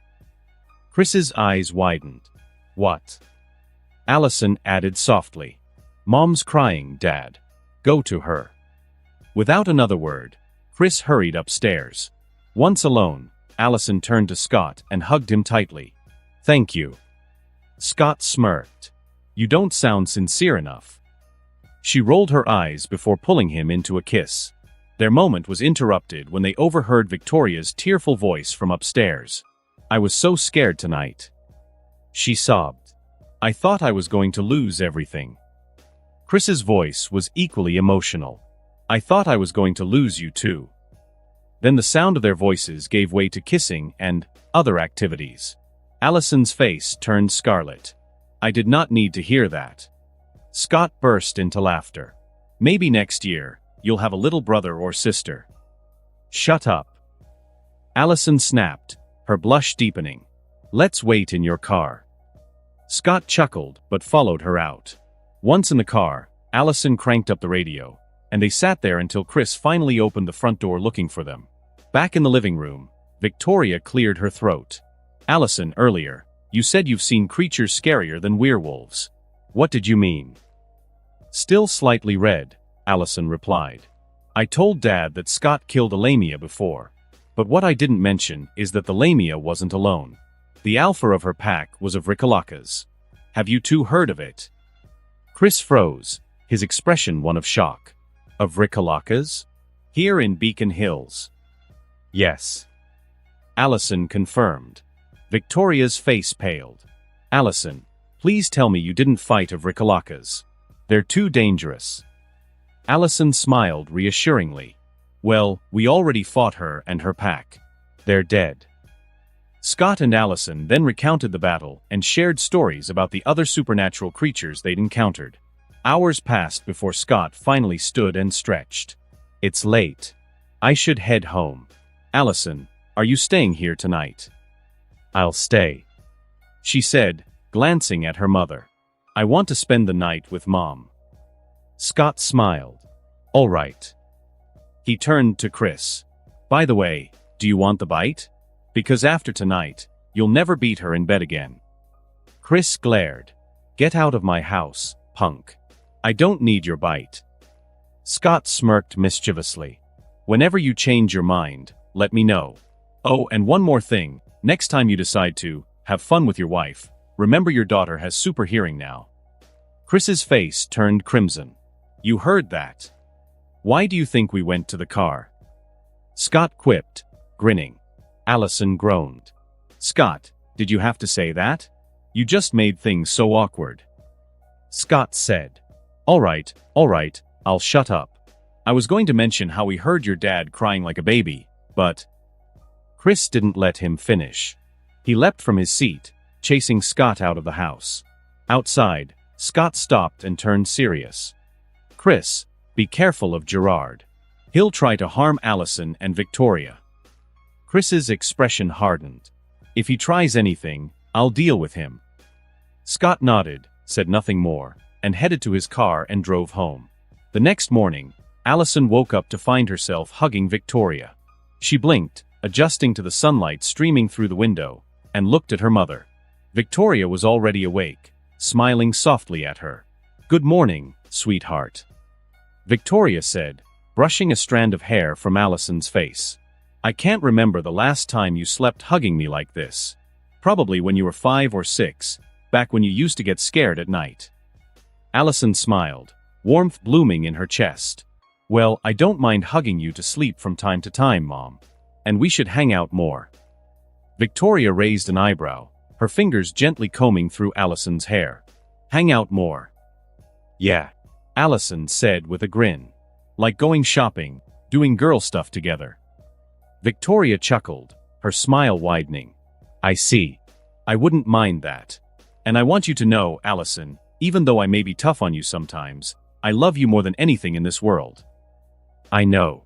Allison replied, her voice soft yet teasing. That's why I dared to hand you a gun yesterday and dared you to shoot me. Victoria narrowed her eyes playfully, pinching Allison's cheek. That was bold of you, young lady. I think you need some punishment for that. Before Allison could react, Victoria started tickling her. Allison burst into laughter, squirming and begging her mother to stop. After a few moments of playful chaos, they finally settled down, both smiling and catching their breath. All right, sweetheart.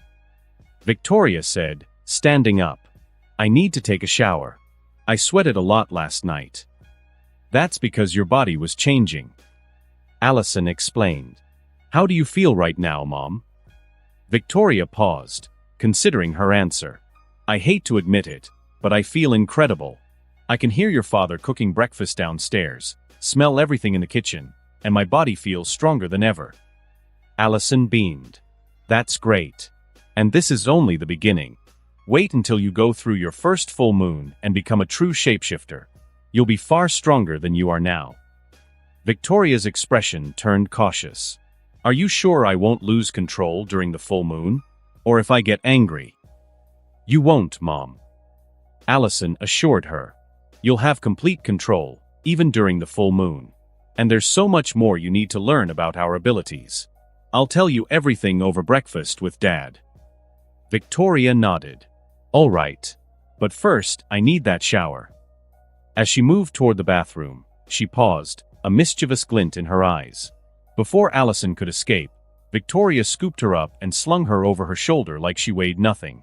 Mom, put me down. Allison protested, laughing and squirming. I'm not going into the bathroom with you. You and Dad did that in there yesterday. Victoria rolled her eyes. I cleaned it, don't worry. Now, let's see how much my little girl has grown. Despite her protests, Allison couldn't stop laughing as Victoria carried her to the bathroom. After their shower, the two women came downstairs to find Chris already at the table, breakfast spread out and ready. Chris looked up, a smile breaking across his face. You two had a lot of fun this morning, huh? I missed this. I missed hearing laughter in the house. I missed you, sweetheart. Allison walked over and hugged her dad tightly. I missed you too, Dad. Chris then turned to Victoria, pulling her into a warm embrace and kissing her gently. You have no idea how glad I am that I didn't lose you yesterday. Me too, Chris. Victoria said softly. Me too. The three sat down to eat, the aroma of pancakes, eggs, and bacon filling the air. As they dug in, Chris glanced at Allison and said, I can't believe I'm saying this, but I think I like that punk Scott. Just a little, though. Allison smirked. I don't know why you ever hated him, Dad. I couldn't ask for a better partner. He's perfect. Chris groaned. Forget I said anything. I still hate him. Do you know how awkward it was when I called his dad, only to find out they haven't spoken in years? Allison burst out laughing. Who told you to ask for Melissa's number? Scott's super protective of his mom. Victoria tilted her head curiously. Melissa? Is that her name? I think we need to meet her. Maybe have dinner together. You're going to love her, Mom. Allison said, still grinning. She's so much fun.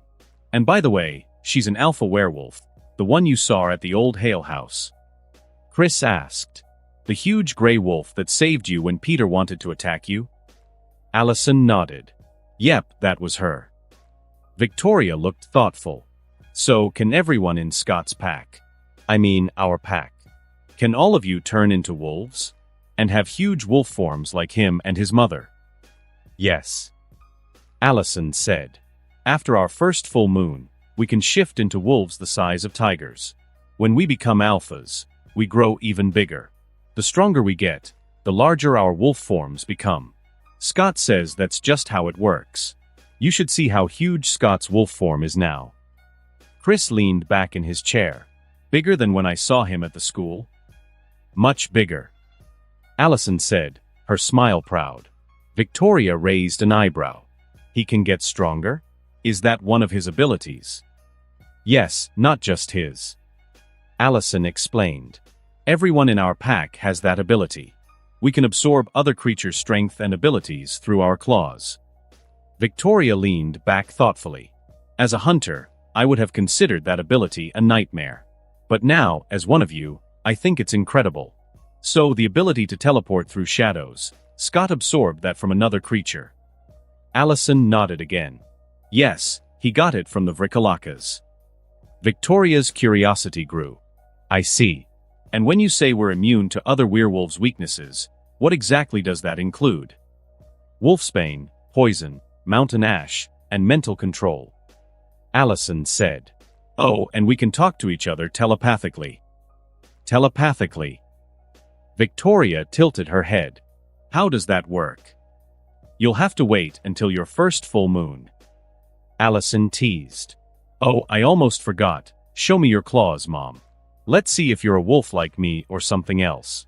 Just focus, and they'll come out. Victoria concentrated, and her claws extended. They were yellowish and almost translucent. Allison gently took her mother's hand, examining the claws closely and comparing them to her own. Mom, these aren't wolf claws. And they're not like Lydia's, either. Chris leaned in. What's Lydia? She's a banshee. Allison explained. But she's not a normal banshee. She has black wings, black talons, and we think she'll eventually be able to turn into a crow when she becomes an alpha. Chris studied Victoria's claws. You know what kind of claws these are, don't you, Victoria? Victoria nodded slowly. They're cat claws, but what kind of cat, I'm not sure. Cool. Allison grinned. So you'll be like a were-lioness or a were-tiger or something. Victoria chuckled nervously. I just hope it's nothing too weird. Suddenly, the front door opened, and Gerard entered the house.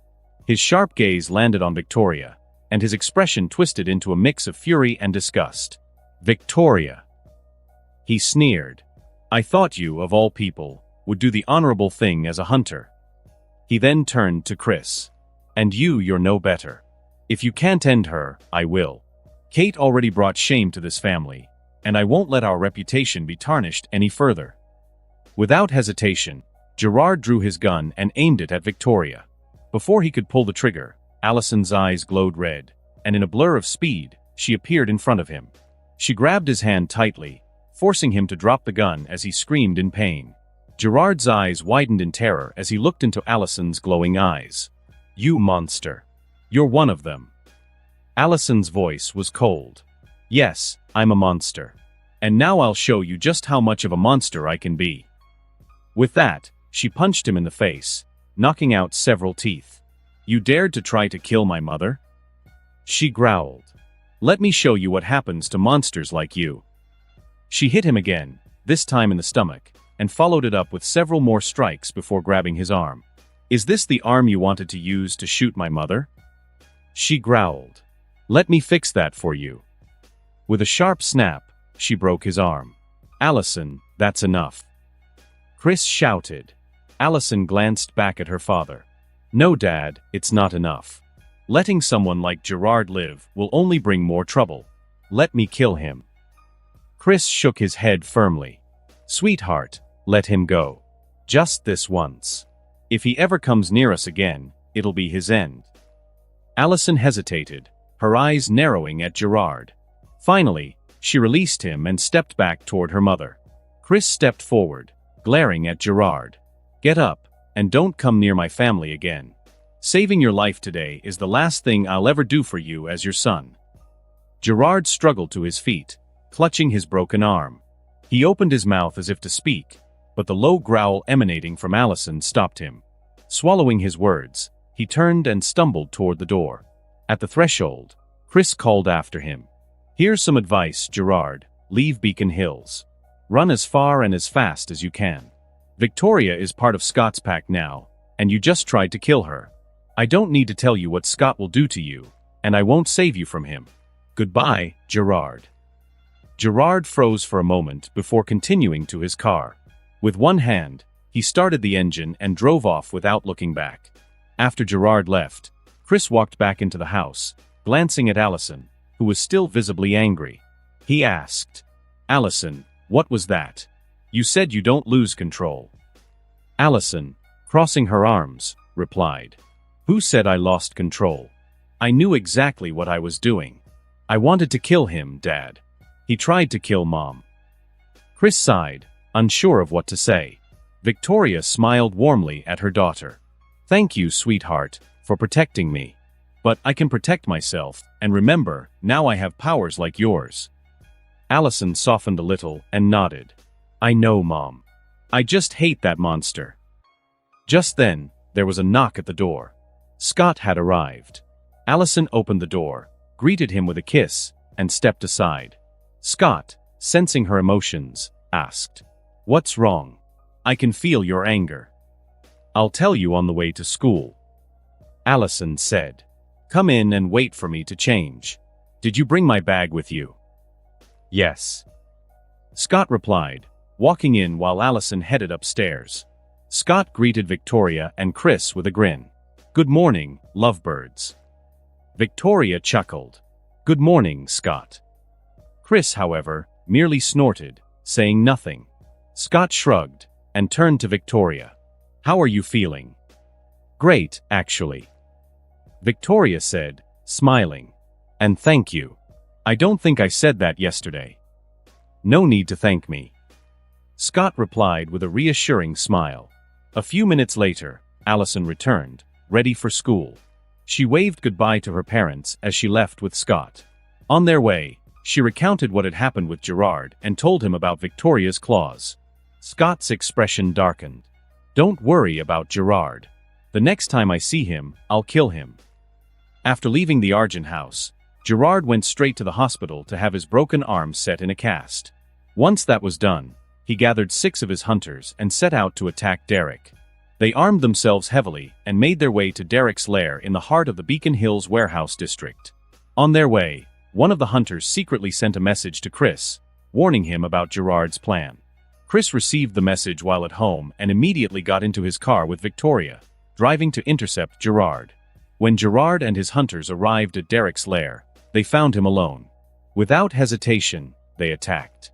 Gerard stayed back, letting the hunters face Derek first. Derek fought valiantly, taking down all 6 hunters, but he was wounded in the process, shot several times and nearly exhausted. Just as he was catching his breath, Gerard struck, shooting him with a wolfsbane-laced bullet. Finally, Gerard sneered, approaching Derek with a twisted grin. "I've got you." Then, he shocked Derek with a taser wand, causing him to collapse further. Gerard pulled out a syringe filled with a pale, ominous liquid. "This," he said, holding the syringe up for Derek to see, "is Kanima venom. I collected it from the dead hunters yesterday. It'll paralyze you completely." Without hesitation, Gerard stabbed the syringe into Derek's arm, injecting the venom. Moments later, the venom took effect. Derek's body stiffened as he became fully paralyzed, unable to move but still locked in his werewolf form. Gerard pried Derek's mouth open with his one good hand. Smirking, he shoved his leg into Derek's mouth and jabbed the taser wand into the side of his jaw. The electric jolt forced Derek's jaw muscles to contract, causing him to clamp down on Gerard's calf. Gerard yanked his leg free, ignoring the pain, and burst into maniacal laughter. "Now," Gerard hissed, his voice dripping with malice, "I'll keep you locked up until I can take your alpha spark. Once I have it, I'll kill that wench Victoria and her precious daughter. Then, I'll hunt down Scott and his pack. I'll kill them all. Ha ha ha." As Gerard's laughter echoed through the warehouse, a gunshot rang out. He screamed in pain as a bullet struck his shoulder. Spinning around, he spotted Chris and Victoria standing at the entrance, Chris holding a smoking gun. "Chris!"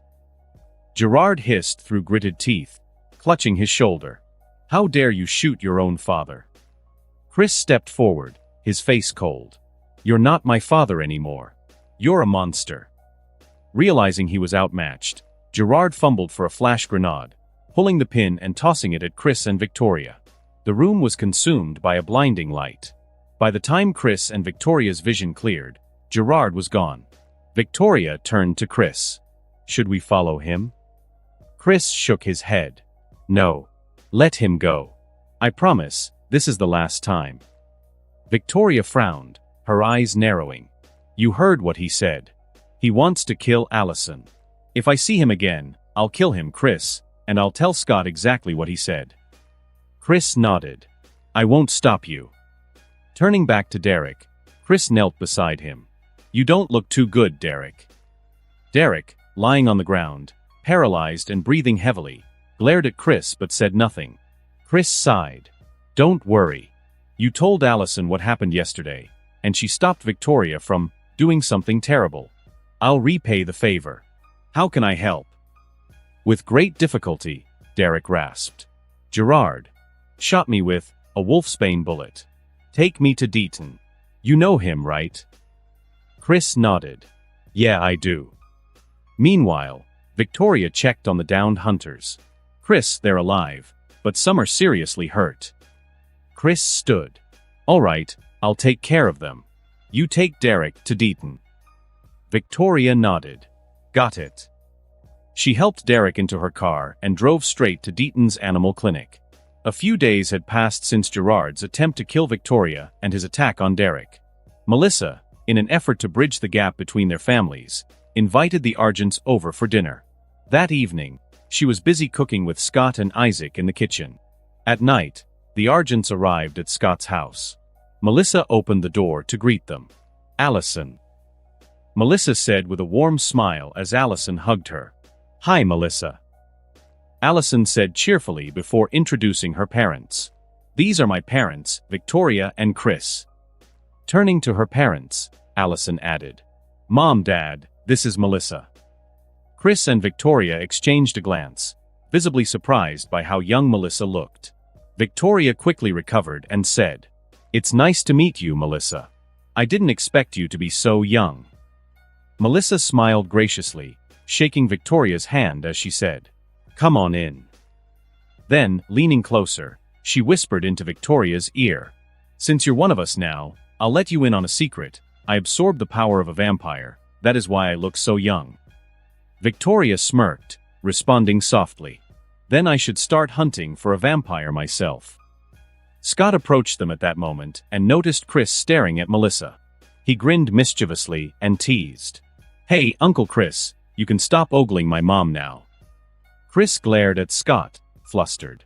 He quickly turned to Victoria and defended himself. "Don't listen to him. I was just surprised at how young she is."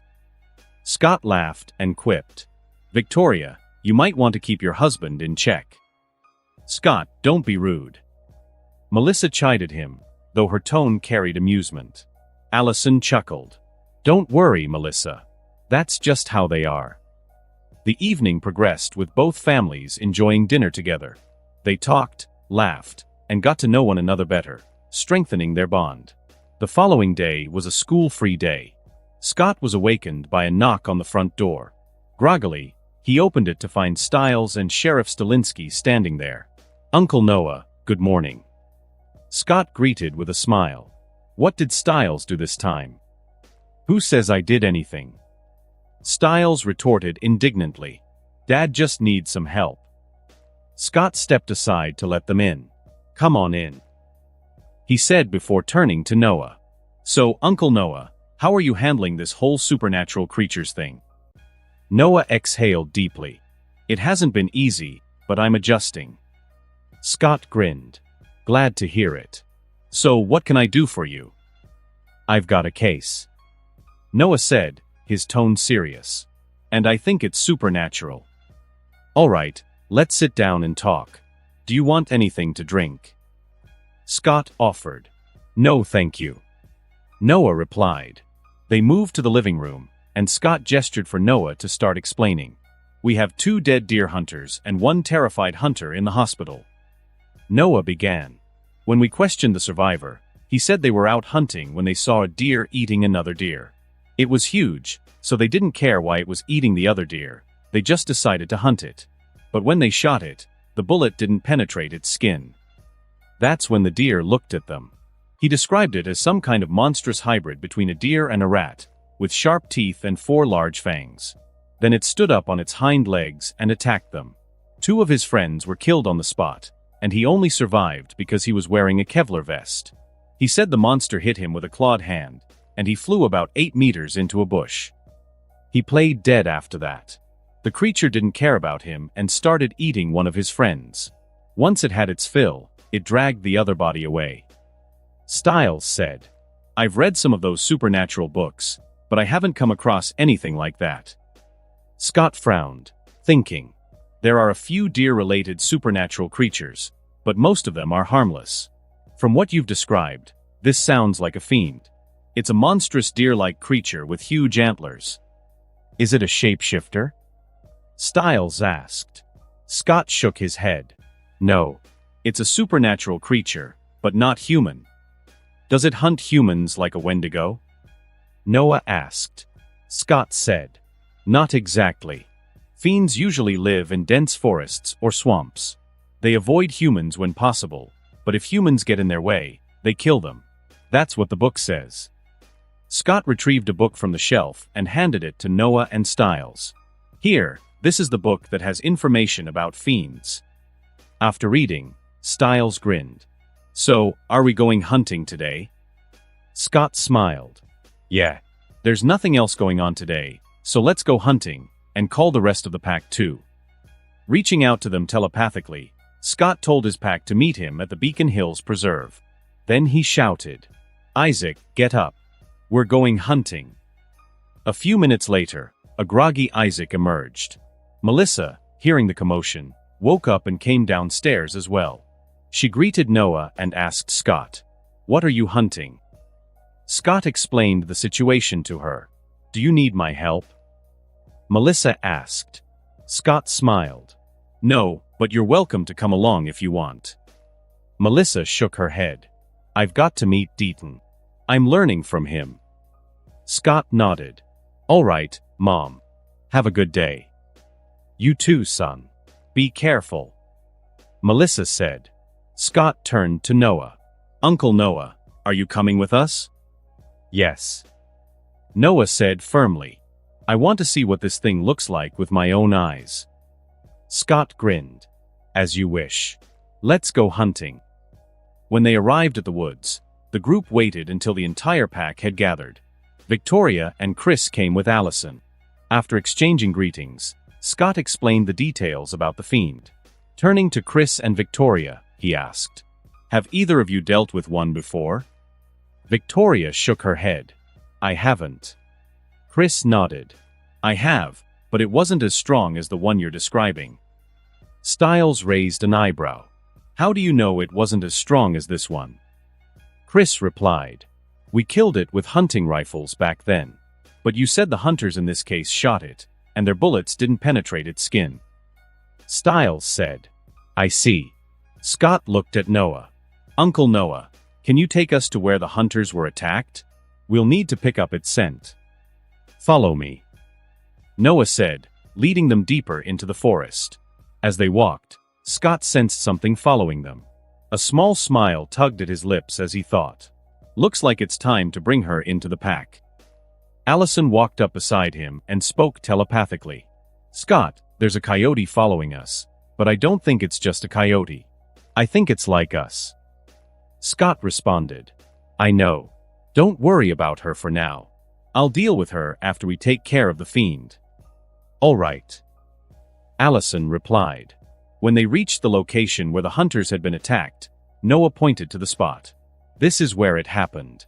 We found the remains of one of them here. Can you guys pick up the scent? Styles wrinkled his nose. Yeah, and it stinks. The group followed the scent trail, which led them deeper into the woods and eventually to a muddy swamp. Scott scanned the area before turning to Chris. Uncle Chris, shoot into the center of the swamp. It's hiding there. Chris raised his rifle and fired several shots into the swamp. Moments later, the fiend emerged, a towering beast with massive antlers, a face that was a grotesque blend of deer and rat, and long matted fur trailing from the back of its head.